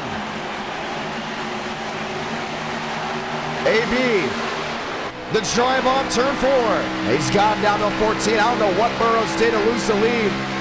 I mean, he had a 2-3 gap. We thought for sure he would have been fine. But now he's back to an 11. Muvick ripping top. Burrows finding the groove in the middle. Runs back side by side. Here they come. Chevy on 4. Burrows slots in line. Looks to the outside of the 42. Can he get it? No, he can't. Muvick locks it back in. It's one of those classic midnight finishes. fuel lottery, and so much on the line. 12 to go for Michigan.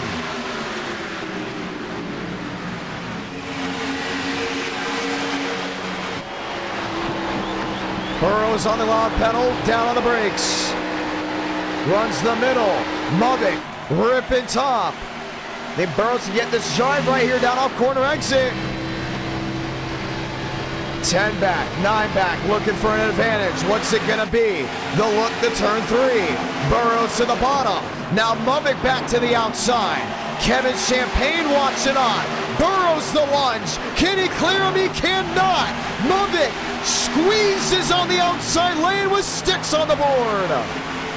Oh, Wilkerson back there with Schmidt. Little push come to shove. 11 to go and no one's giving in.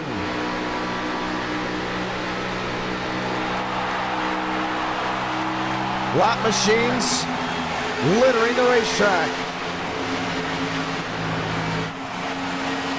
Schmidt in 6, there he is. On that outside lane. Johnson in the middle. Wilkerson battling a loose race car. 10 laps to go for Michigan. Good Joey Beck looking for a way through. Burrows riding the tire tracks. I don't think they're worried about fuel anymore. I think they can go to the end from here. They've already saved enough.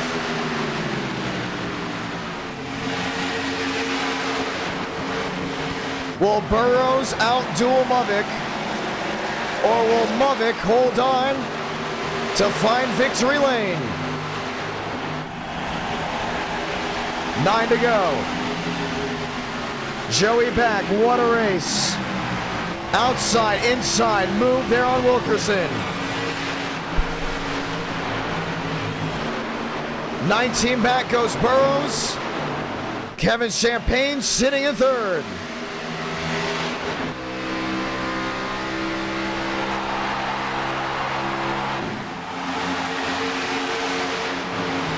Nine remaining. For a monthly championship, if you win this race with how high the SOF is, it's going to be massive in the polls. 8 to go. Burrows looking in the gun sights. 14 back. Right to that outside lane. He's got to stick with him right here. He cannot allow that 42 to get away. Run down off corner exit. Still about even. 3 drivers under a second from what it looks. To the outside.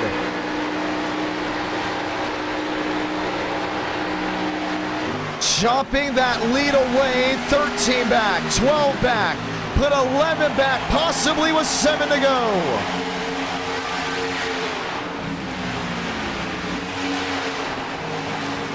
To the outside lane again.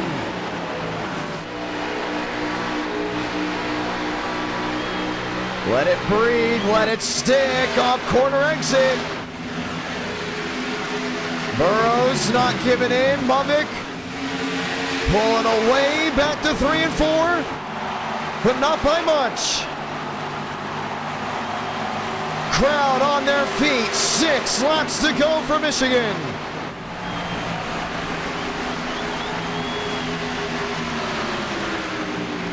$19 the difference. 18 the difference. Burrows to the outside. Oh, he thought about it again. He knows he just wants that drive off corner exit.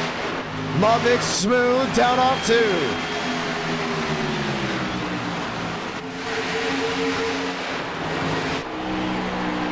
It's going to come down between one of these 2 machines. I think Champagne's really had to drop back.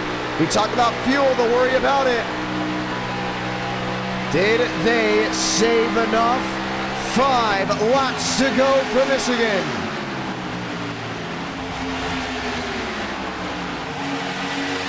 Movick with Burrows, 13 the difference.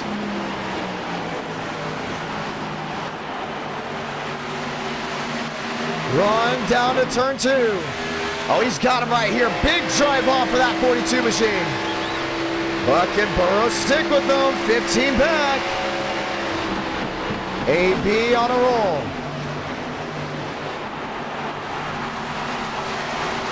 Downstairs. Looking for the opportunity. 4 laps to go from Michigan. He's got it, man. It's just solid coming back to the start-finish line. To 1 and 2. Burrows letting it fly. Lap machines in front. 18. 17. Run carries to the 22. And this is what's going to come down to is one of those classic Michigan finishes. Reason why we love this track so much.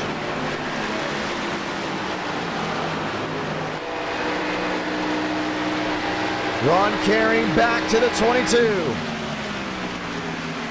Tailing down to the inside, 3 to go.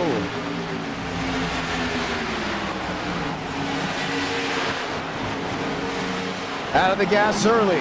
Warren Tires playing the difference.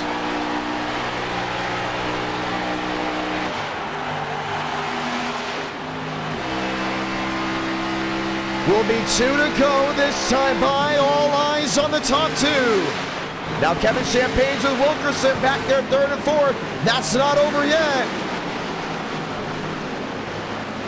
2 more times around Michigan. Can Burrows in the Ford take a win away against Mulvick in the Chevrolet? I think he's got the shot. He's just gonna have to be bold. And how bold can you get if you're the driver of the 22? Lap machine outside wall, right in front of Mulvick. Burrows to drive off turn 2. Oh man, that was a bad move. But what's it gonna be? Burrows lined in. Mulvick lined in. All chips in the middle. 1 more lap to make the difference. Salenka, 1 to go from the Irish Hills. Mulvick 42, Burrows 22. Fight to turn 1. Burrows to the bottom. Can he clear him? Tight, Mulvick into the outside wall. He's got to chase him right here down the backstretch. Wilkerson closing in, but might be too far back. This is the race. Burrows clears the 3. Mulvick, the switch back to the inside. It's gonna be a drag race to the start-finish line. 42 versus 22. Mulvick slides. Burrows victorious from the Irish Hills. And they wreck just past the start-finish line.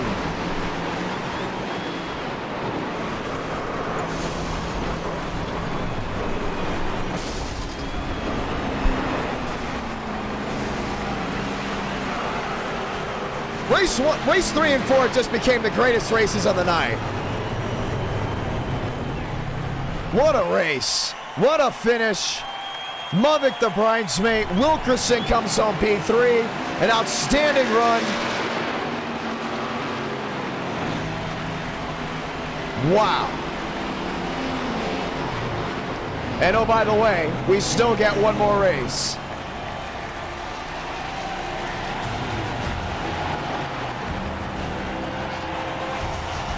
Anthony Burrows goes to victory lane.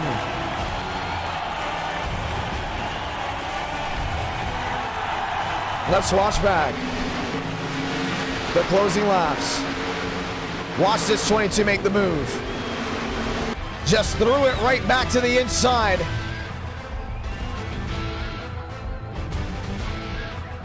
Waited for the opportunity. And struck right when it needed to.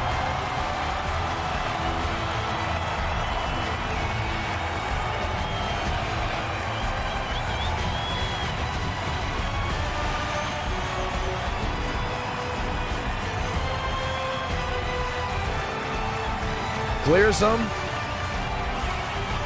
I have a YouTube Shorts upload tomorrow, don't I?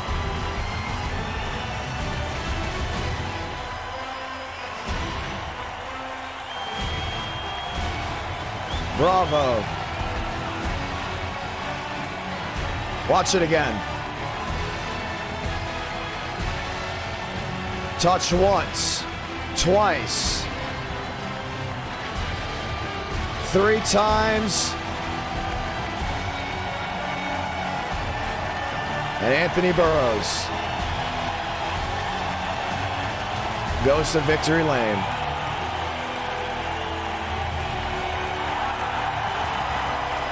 Gotta love it.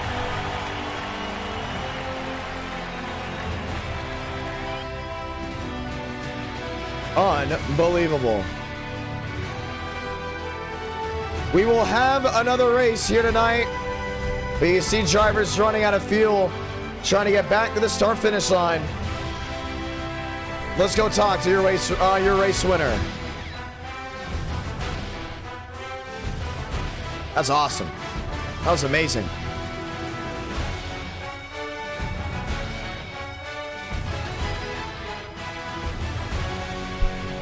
I can't believe it.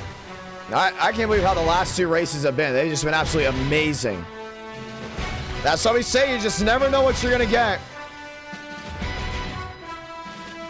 And oh boy, did we not know what we were going to get. Waiting on Burrows to go ahead and get an interview, ladies and gentlemen. Thank you all so much for coming out. We are not done yet. One more race left of the night.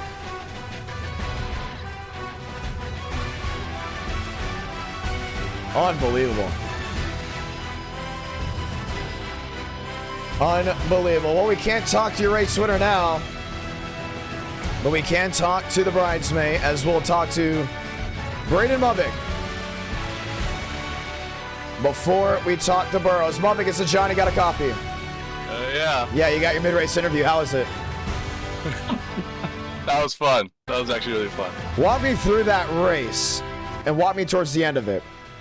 Well, it was way more fun than I thought it was going to be honest. Because I didn't expect it to be like that. But, yeah, I just spent the first little bit of the race just kind of just chilling out, you know, just riding in fourth. And then, I don't know, like the middle, like 20 laps of that race, I don't remember a single second of. So, I don't even remember how I got the lead. But I got the lead somehow. And then... You take the information you need as a driver and you throw the rest of it away. I like that. Yeah, I don't even remember taking the lead. I literally do not remember taking the lead. So I got to ask you this question, though. Yeah. Since Burrows did not join for his post-race interview, you're going to help me with race 5 picks. And I was reading some interesting ones down the chat below. That dirty son of a bitch, Anthony Burrows, doored me. He hit me. He hit me and cost me my damn race. Well, what would you like to see as a race 5? No, I'm just playing about Anthony. Yeah, I love how you have to add a disclaimer. It was pretty obvious, but... Yeah, you got 2 future Coke drivers going at it. It was really fun. But, yeah, what are these people saying in the chat? Well, why don't you go read the chat? And they want different things, but what do you want as well? Some said Sandown, but I don't have Sandown yet. Unbelievable. Do we do a road course? I'm just in the road course mood again. Absolutely not. Why? It's midnight. It's midnight. No, you're gonna have like 4 people. I don't know. I think I agree with some of these people. I think I need to be banned for wrecking the winner after the line. You didn't even wreck the winner. Burrows wrecked himself. But it was off my bumper, so I think I should be banned forever. No, you're not Frank DeAngelis. You don't do it on purpose. But oh god, John, you know I don't like reading the chat. You should. They care about you. By the way, I want to point out, I found out that you stole the People's Chant from The Rock. I actually didn't know that he did that until after, so I was like, oh. I didn't know that until the other day. I was like, oh. John, we gotta get you to a wrestling event. That was fun. I've never been. But now the question is... You gotta get to it. You gotta see The Rock. Go to the Rumble, Frank. No, I can't do that. I actually cannot do that. I actually cannot. Like, I physically cannot get down. I've stuffed it. Wait, what day is the Rumble?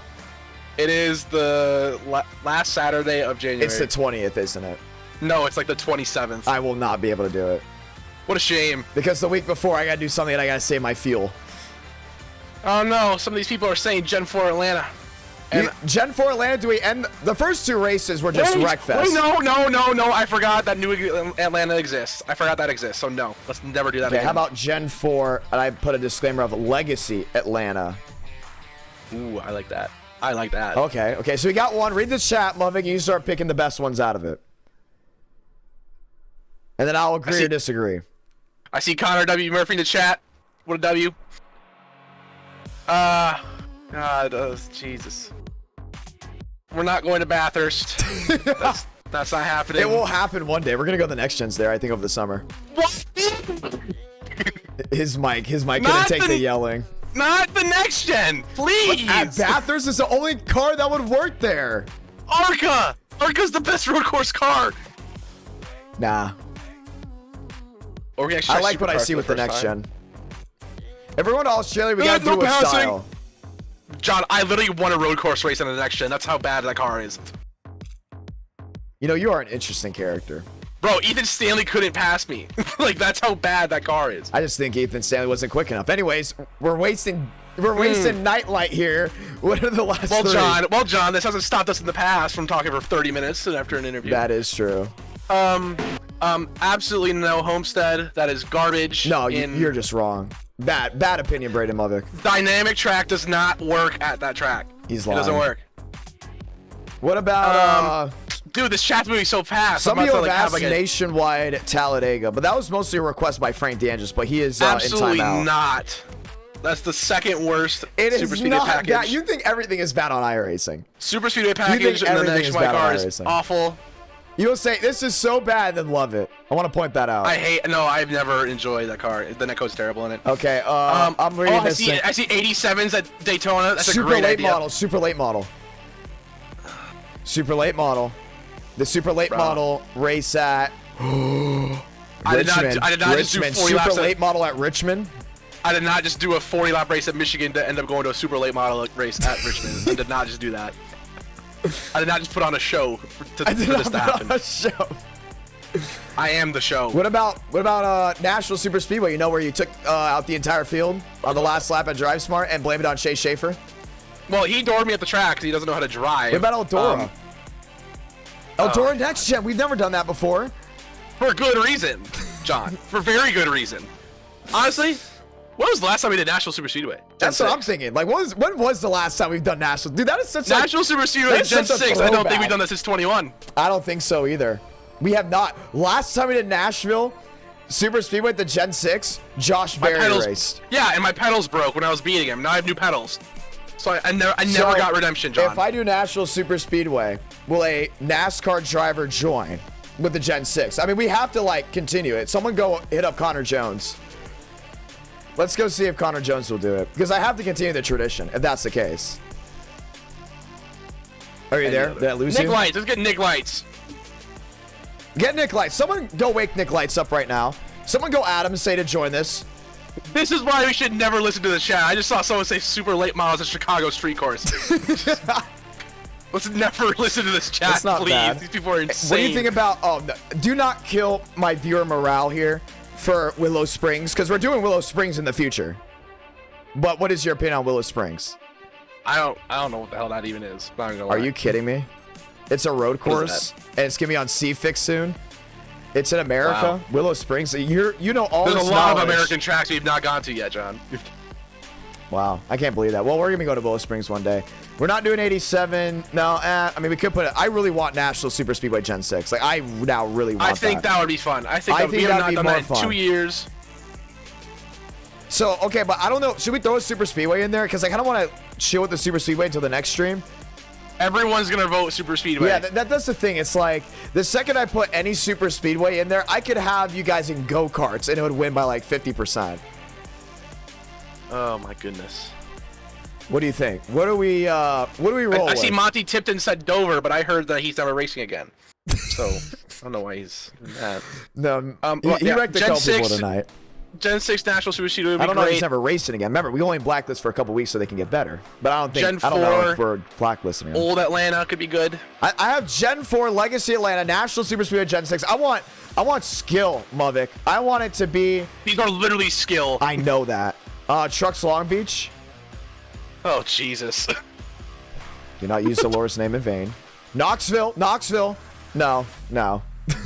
Dover. There's a reason you Dover. literally said yourself. What about There's a Dover? reason.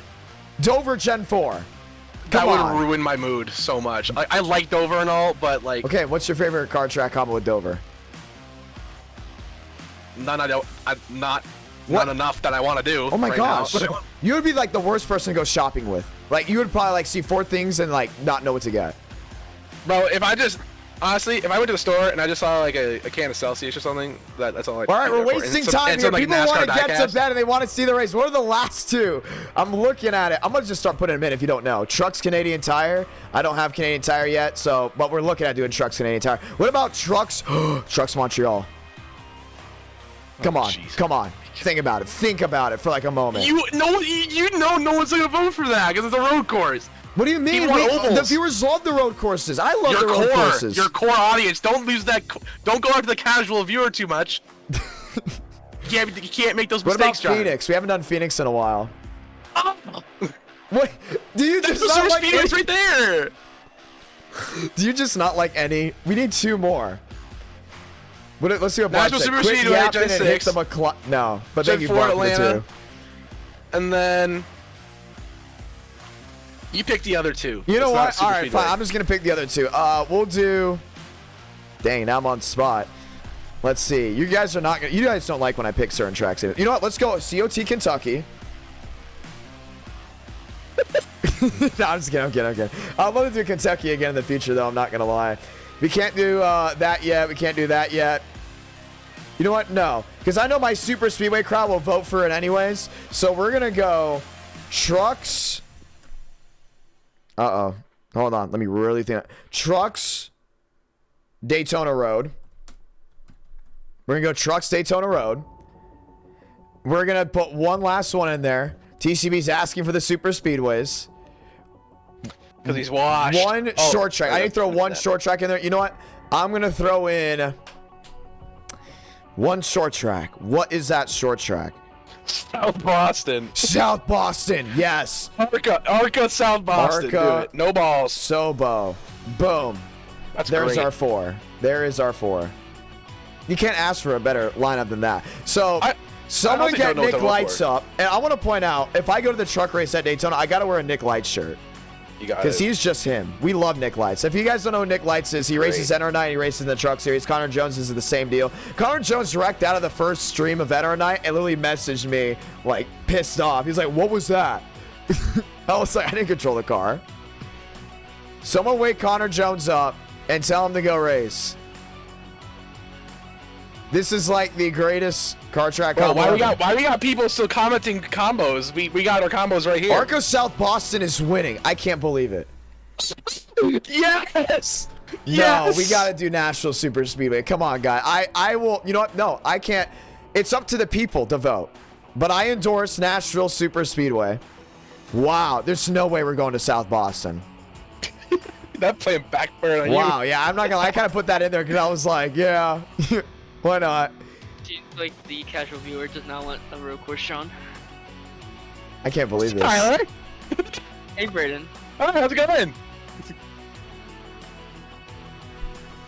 What I car think- should I run? There's no way. Do the Christmas car. No, I'm gonna do the. No, when you get someone the bumper, it's just your face, you know? No, I I'm have gonna do 40 Blake wins. Bjorklund. Is not happy that we're doing a car track combo that he's not very good at. Wait, who's not happy about this? Carlos Truther. Oh, controller merchant. Oh, so where's Contreras at? Where's Contreras at? I thought he was really good at Michigan. I don't see him in the top 20 anywhere. I can't believe we're going to Arca South Boston. There's no way. Like That is incredible. there's no way. What a day. I can't believe that. Well, All right, we're doing this for Blake Bjorklund, Minnesota native. We're running the throwback, Tyler. so it's the Arca car, which is a Gen 4. I'm kind of nervous to do this. How do I do this? How do I? Arca, how many people Arca do has we- a setup. I don't know if Gen 4 has a setup, but Arca does. Let me see. Hold on. Oh man, I can't believe I put that. I can't believe that entire thing just backfired on me. Are we sure like nobody went on alts just like vote for Arca South Boston? Well, if there were any alts, they would have voted for not that. Because They would have voted that for track National takes Super talent. Speedway. they would have voted for the track that takes the least amount of talent. National Super Speedway should be number 1. Honestly, I think that's what it should be. Oh yeah, 40's on a wheel now. Good for him. He's gonna do well. I think one day he'll win an e-ticket. As long as he doesn't money shift, you know. As long as I'm not Oh, here. dude, we missed out on Kern County. What the deuce? What are we doing? What are we doing, John? What the spruce is this? Okay, there's also Stafford. We gotta get guys. I gotta ask you guys in the chat below. Do you guys like to see a Stafford truck race? Because I would. Screw it, John. Slinger. Yeah, you haven't done it. We haven't done Slinger yet, and we haven't done Stafford yet. Those are 2 ovals I would like to get to. You know? New Smyrna. Let's stop the count right here. Let's go to Slinger. I do not have Slinger though. Buy it, your money. Eric W is funding your life. Buy it. YouTuber John.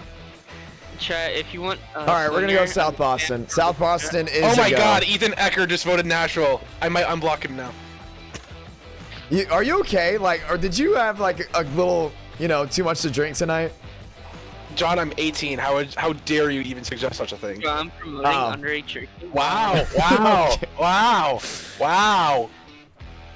Very interesting. Well, we have our car, we have our heading, we have our track. Good luck, Braden Mavic. Bro, I cannot believe you guys all voted that car track combo. I am in shock. I'm in awe. I can't believe it. I have the green alien behind me. This is interesting. I honestly thought we were going to go to Nashville Super Speedway. I was fully ready to go back to Middle Tennessee, but we did not. But that's okay. If you guys want South Boston, we're going to go ahead and definitely do South Boston. I'm just really nervous about South Boston because last time we did South Boston, it was interesting. Let's go with interesting. It's very interesting. So this is what we're going to do. We'll allow 60 drivers to join. It is a free car track combo. No, it's a free track, not car. It's the ARCA car. No fast repairs. We will have... How many laps do we do? We can do 50 laps. Is 50 laps too short? We'll do 55 laps. 55 laps. Session is up. Password is IDK. This is going to be fantastic. I think it's going to be great. I trust everyone's judgment here. I think we've got a nice piece. I don't know what to expect. That's the big thing. That's what I'm a little nervous about. Because every time we do a car track combo, I'm like, yeah, I know what we're doing, There's always something to say about it. But this should be interesting. Willow Springs should be exciting as well. I really want to do Willow Springs either Tuesday or next Friday. So we'll keep that in mind. That's Braden Mavic. If you've never heard his personality, is very interesting. No filter for that man. I am very thankful for all the super chats, by the way. I do want to point that out. You guys are amazing for the super chats. Really grateful. Let's just go over them.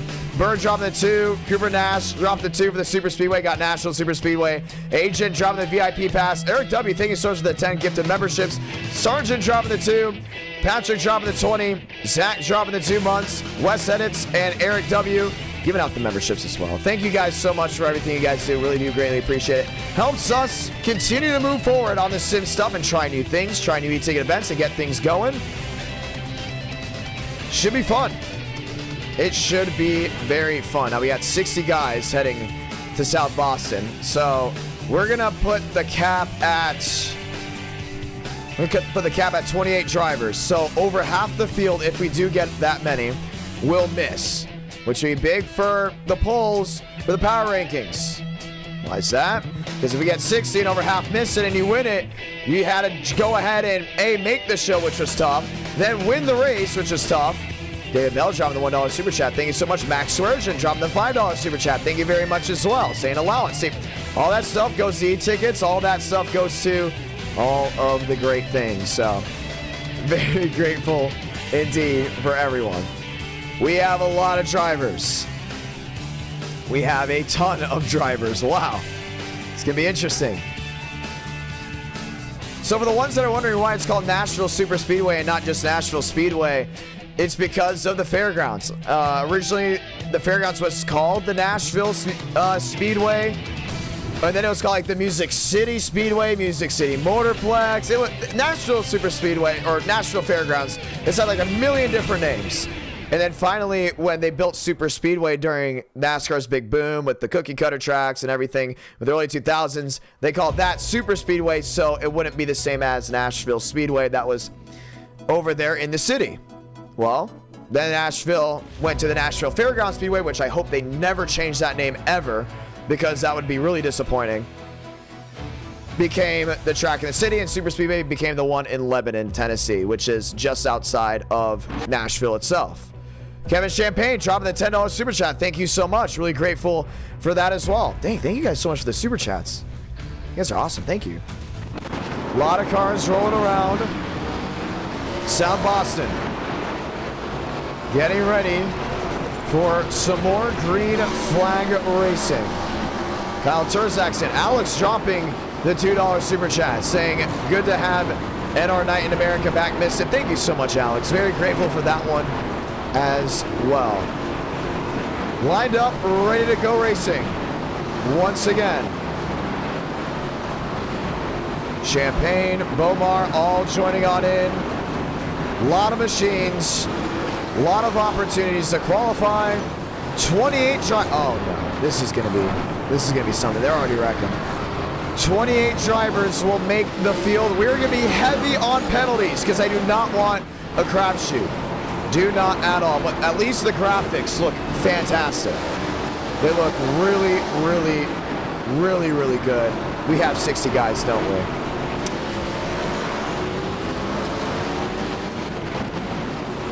We have 60 guys, which is interesting. Let's advance the session.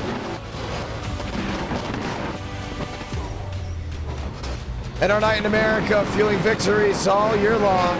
Kyle Terzak, the short track merchant, joining in with us as we get ready to cap off another amazing night of NR Night in America. Jackson Carr, there he is in his Drive Smart machine. Driving that 33, beautiful looking paint scheme. Trevor Burns dropping that $20 super chat saying go buy some tracks. You know what, with that, we might as well go buy Slinger. I'll point that out. We got two $20 super chats here tonight. Patrick did the 20. I might as well go get Willow Springs and Slinger. Thank you so much. I appreciate that. That's a funny comment, though. Jackson Carr, Mario Shimela, there's only one lap of queue. I do want to point that out.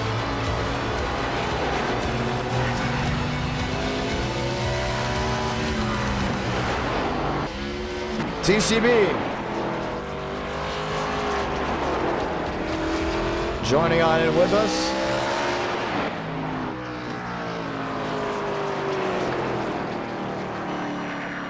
As we get ready to go green, Bomar out for his time. A lot of excitement here tonight. The first two races, the viewers were not happy at the drivers weren't happy at each other. And now here we are, waiting to see what qualifying has to hold.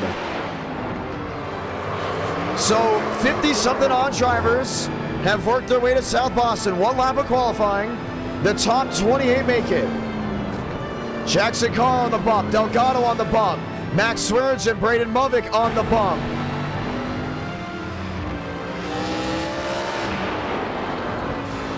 Oh, Braden Movick might not make the show. He hit that outside wall. I don't think this lap's going to count. A lot of damage. Let's see. Sits 34th, only the top 28 make it. Everyone else goes home. Movick to the line. That was his out lap. Didn't count. We'll do 30. Because it's one lap, we'll do 30. Top 30. Top 30 is now what it is. Jackson Carr out. Patrick Connell in. Braden Movick, no time. He's out. He is out of the show as of this moment. Delgado, 27th. Thurston, 10th. Waiting around, and we wait to see more guys putting a lap down. Connor Murphy's waiting. A lot of these guys waiting the last moment. Barbagallo, top of the board.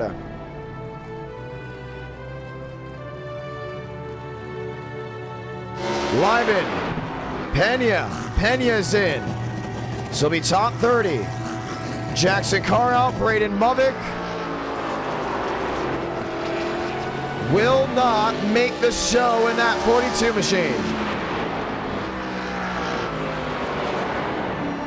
That's unfortunate. They had a fast lap time too, but they just did not count it, so Braden Mavick will walk away. Chad Hornish had a time, walks it away. None for him. 30 drivers will take the green flag. Christian Delgado has made the show as of now.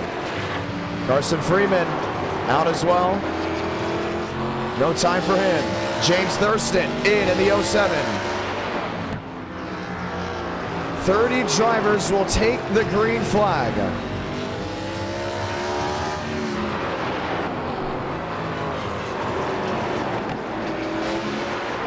Delgado, Ortiz.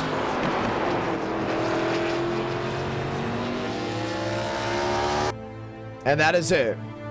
Qualifying has advanced. Braden Mavick, the viewer, the driver that you heard, well, he went ahead and did not make the show. Very unfortunate for him.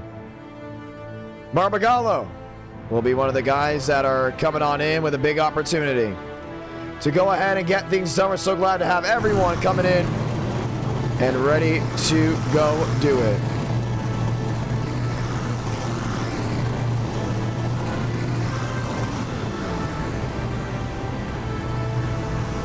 Let's get ready to go green.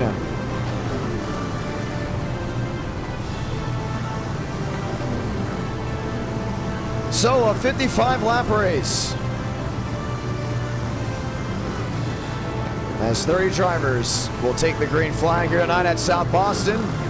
My name's Jonathan Ramos, the voice of NR. So glad to have you all with us. As from what it looks like, 60 drivers. So half the field got bumped out. Just making the show for South Boston has been a big deal. So glad and thankful for these high car track combos, high car counts. You guys are awesome, amazing. So grateful for it. Chevy, Ford, Toyota.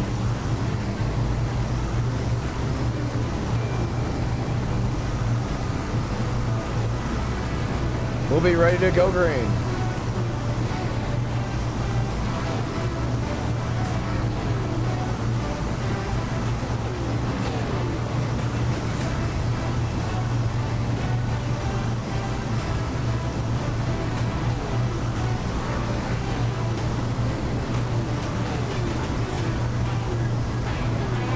NR Night in America, feeling victories all year long. 30 drivers make it out of 60 that requested to join. This is the South Boston Special, Race 5 in NR Night in America.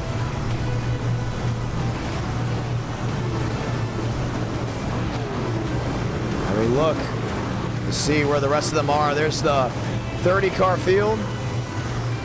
So just making this show is big, so it's going to be huge on the polls if this is a clean race.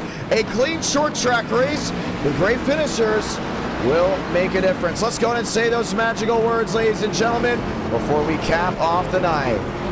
Godspeed, drivers. You are go for throttle up.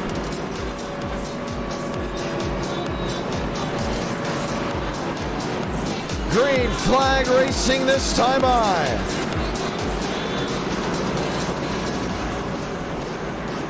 Grassroots racing in America. You just gotta love it.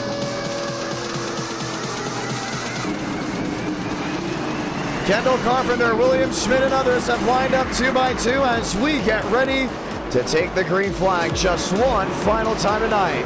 Pace car makes that hard left onto pit road. Barbagallo, Mosteller light the fuse from South Boston.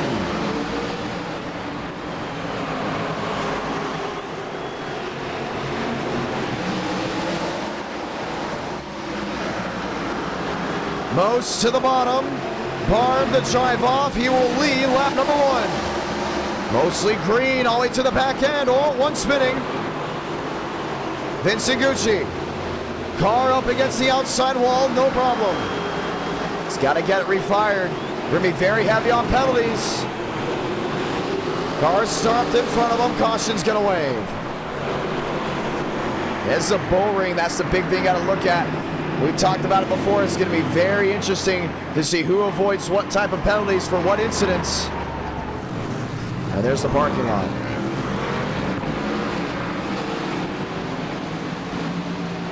Carlos Ortiz. This shit really didn't get going on the start. Man, what are these guys doing back here?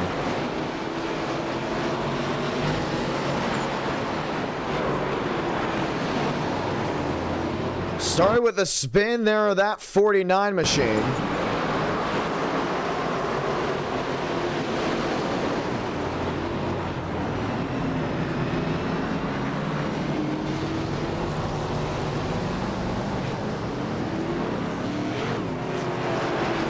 And we had just let know because of that incident. That little stack up that we saw that brought the caution out.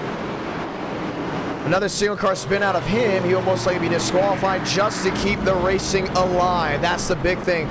We'll be very hard on penalties just so we can keep racing alive.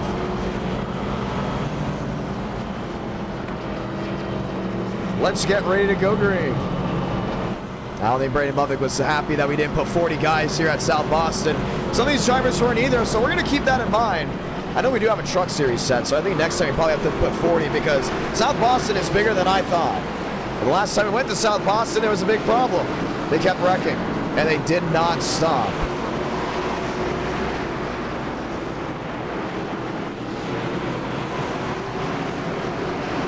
Ford, Toyota, Mosteller and Schmidt back there third and fourth. 49 laps to go.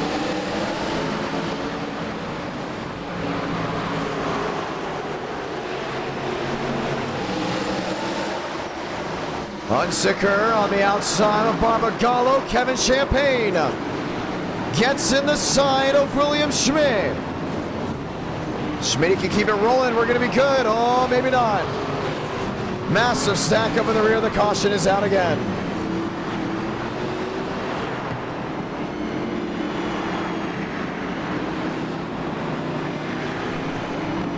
One of the fears about racing on a bull ring. Someone gets way too excited, and next thing you know, it's just rack after rack. So it's with Kevin Champagne. Way too hard.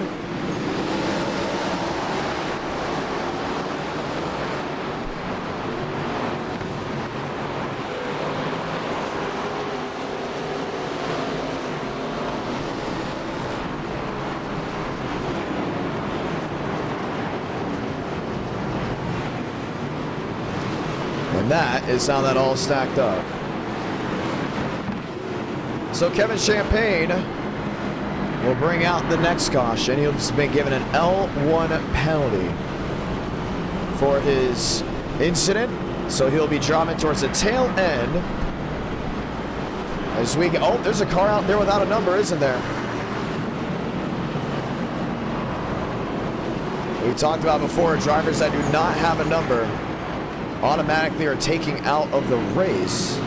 There's Bomar, there's Vincent Gucci, there's Delgado. Live in Connor Zola. And there he is. Monty Tipton again, right in that same paint scheme. He'll be L5 from the race. You cannot race without a paint scheme.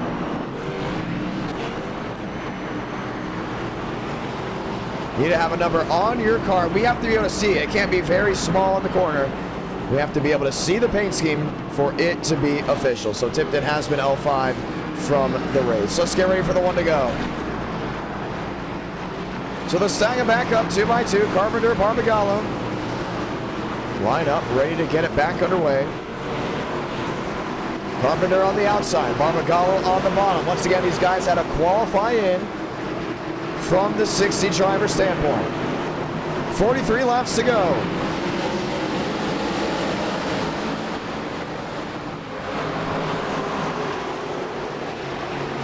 Carpenter on the inside. Barbagallo still has not won a race in NR Night in America. That could change here. in South Boston. Such a beautiful track. You can just see how this track looks. Fans around the entire race course, entire racetrack. Mosteller there in third, has Hunsaker on that outside lane. They're looking for something big. Aiden Walker goes for a slide on the flat, but off the racing surface. 40 laps to go, Joe to the bottom. One goes for a slide, Hunsaker. Up against the outside wall, we'll see an opening, we stay green. Can Carpenter just catch Barbagallo and find a way through? That's gonna be the real question. Beautiful crowd here at South Boston. 40 to go. Armstrong in tow, down to the inside, lined up with Demos. Most not really feeling the pressure just yet off the 20. And what's great about short tracks is when they have grandstands around it, and then you got fans circling the walls. It just makes it feel grand. That's exactly what you see here as Barbagallo has nothing but pressure from behind.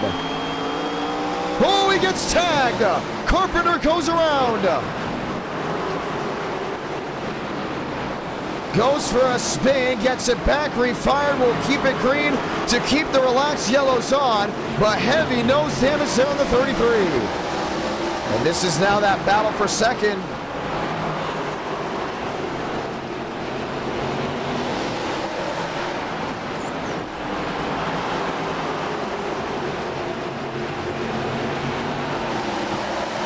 Barb, 6th the difference between Joseph Armstrong. Joe found his way through and would love to find a way around that 43. I'm surprised Barbagallo's going out there and leading as much as he is. And not just saying that because, you know, we're not just used to seeing Barbagallo running well on a short track. Usually it's on other car track combos we see him go do well.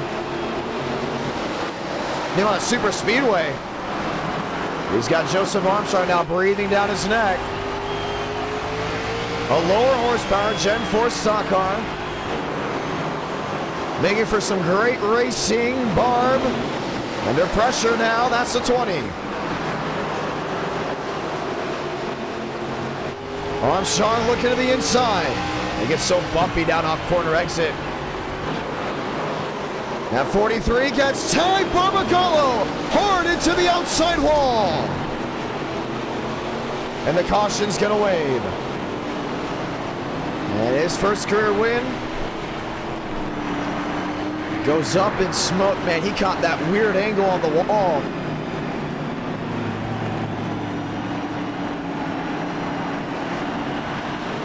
And that will change things up.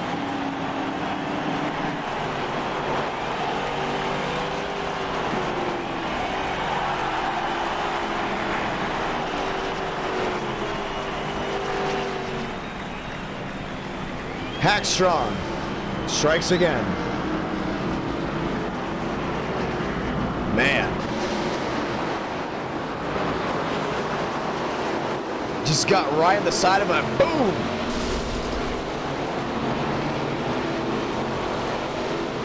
I don't think Barbagallo's too happy about that.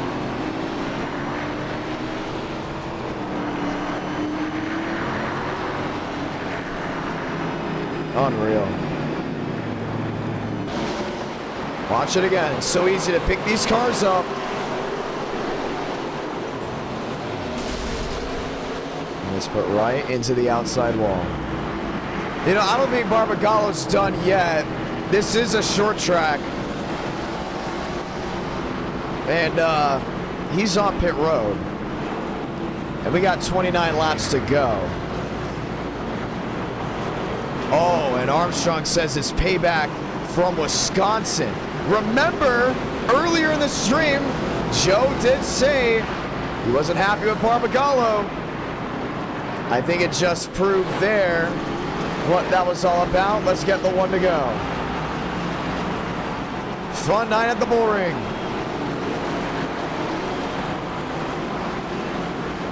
I want these drivers to go around and get their laps back. This race is about to start.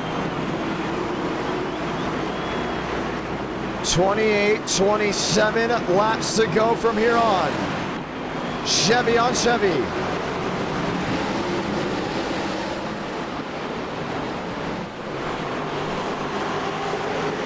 Stack ups in the rear. Mose trying to close that gap right back to the bottom. He's really good off corner exit. Max Swearinger is there as well in third. William Schmidt spin in the rear. And a track blocker, caution will wave again. Jordan Higgins involved in the melee. Bring the caution out once more. So if you look back to Road America, according to Joseph Armstrong, Barb was the reason why he wrecked.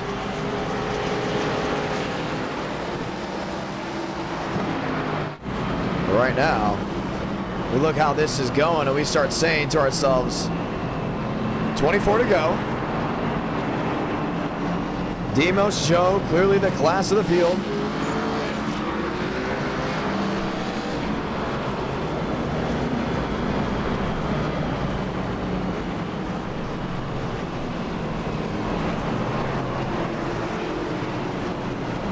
Mose, Swearinger, Schmidt, Pena.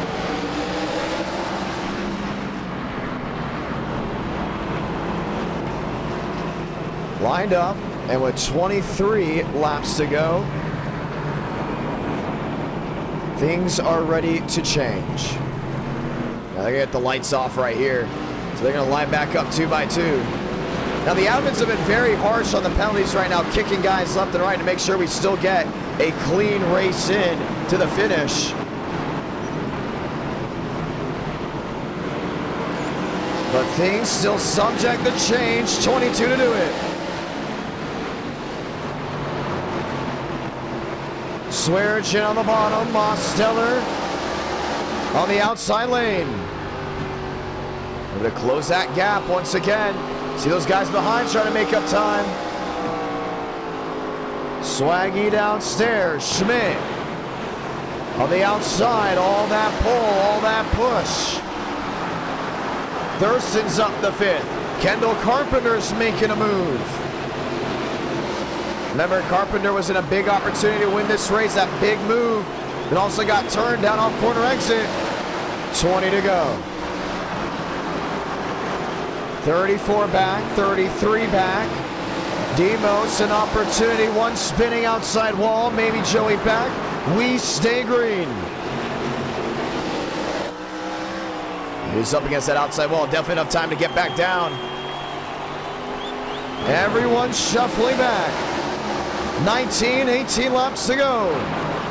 And if Joseph Armstrong wins this race, it will not be a popular win.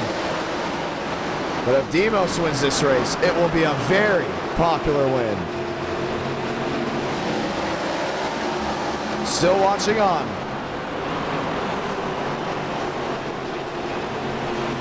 Thurston looking to the bottom.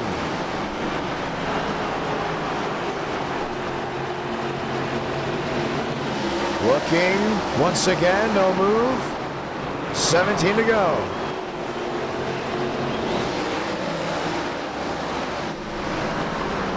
Where do you go if you're James Thurston? Does such a great job of getting that drive off, but it's going to be tough to pass here. Look at him going to the outside. Thinks better of another move. Jumps topside now inside and just blew the doors off the 87. Mosteller didn't know where to go. And James Thurston is hunting down Joseph Armstrong with just 14 laps remaining.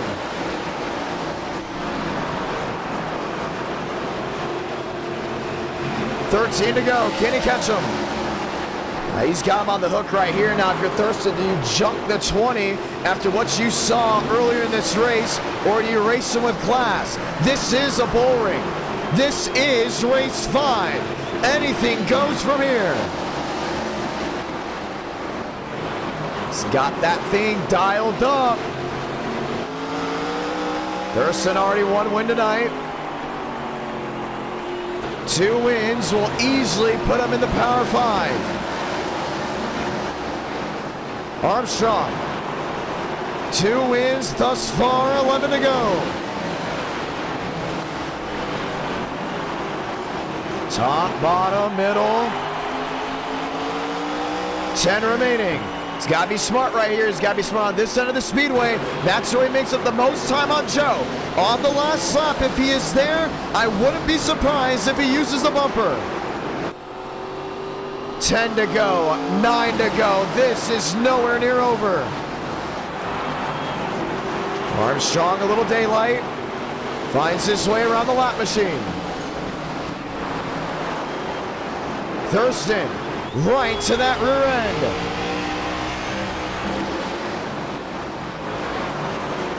He's helping him, or he's using that apron to help him move around. Tries a wider arc. None of it there. One spinning outside wall. 2 lap machines. No worry. This is the battle for the win. Thurston on the bottom. Armstrong on the outside. Battle for the lead. 60 enter this race. Thurston lost speed from Christian Delgado. Oh, they didn't hit anything. It's not enough for a caution. Can he close back in?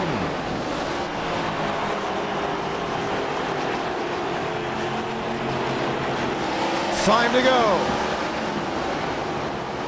If he gets him here, he's got to get him right to that back bumper. He's definitely closing that gap on the 20 off speed alone. Back to the center of the corner. 4 to go this time by for Joseph Armstrong and James Thurston. And they've shared a great battle so far, but I think Thurston's thinking win or nothing. Armstrong looking for his 3rd win. 3 to go. Thurston looking for his 2nd win of the month. And 2nd in this stream. He's there, he's there.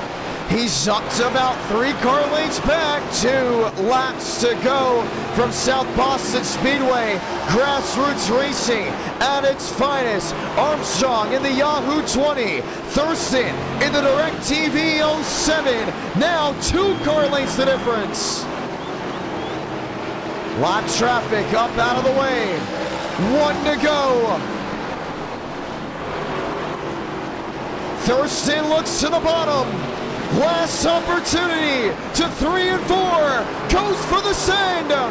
Shove once, twice. Drag race to the line. Thurston victorious from South Boston. Yes!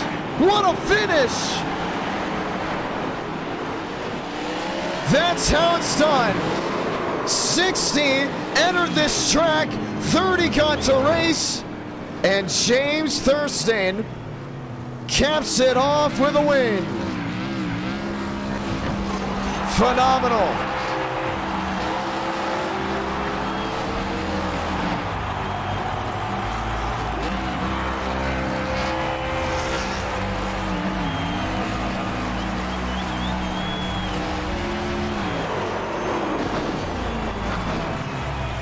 Oh, who wrecked him? Braden Mavic. Can't do that. He might be out of the next stream. You cannot wreck your winner. But we'll see. No, please tell me the ad didn't ruin it for you guys. You're forced now to have ads to come on the stream. For me, it came up after they crossed the start-finish line. Wow. Let's watch back on that finish.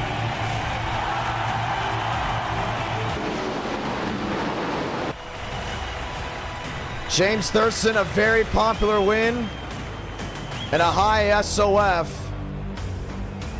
Will easily put him as a Power 5 driver. Once again, the last race of the last stream of the month will have the Power 5 drivers competing for the championship. Runs to the bottom. Forces him up the track. And that is what it came down to. Man, we're going to have a great new video coming out. We might as well just have like greatest finishes of that R come out. And these are just Unreal battles.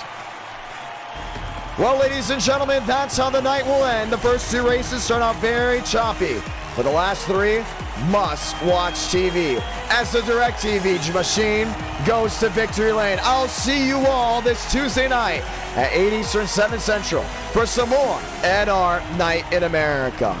Glad to have you all with us, and we hope to see you again real soon. So long, ladies and gentlemen, as this will conclude today's broadcast.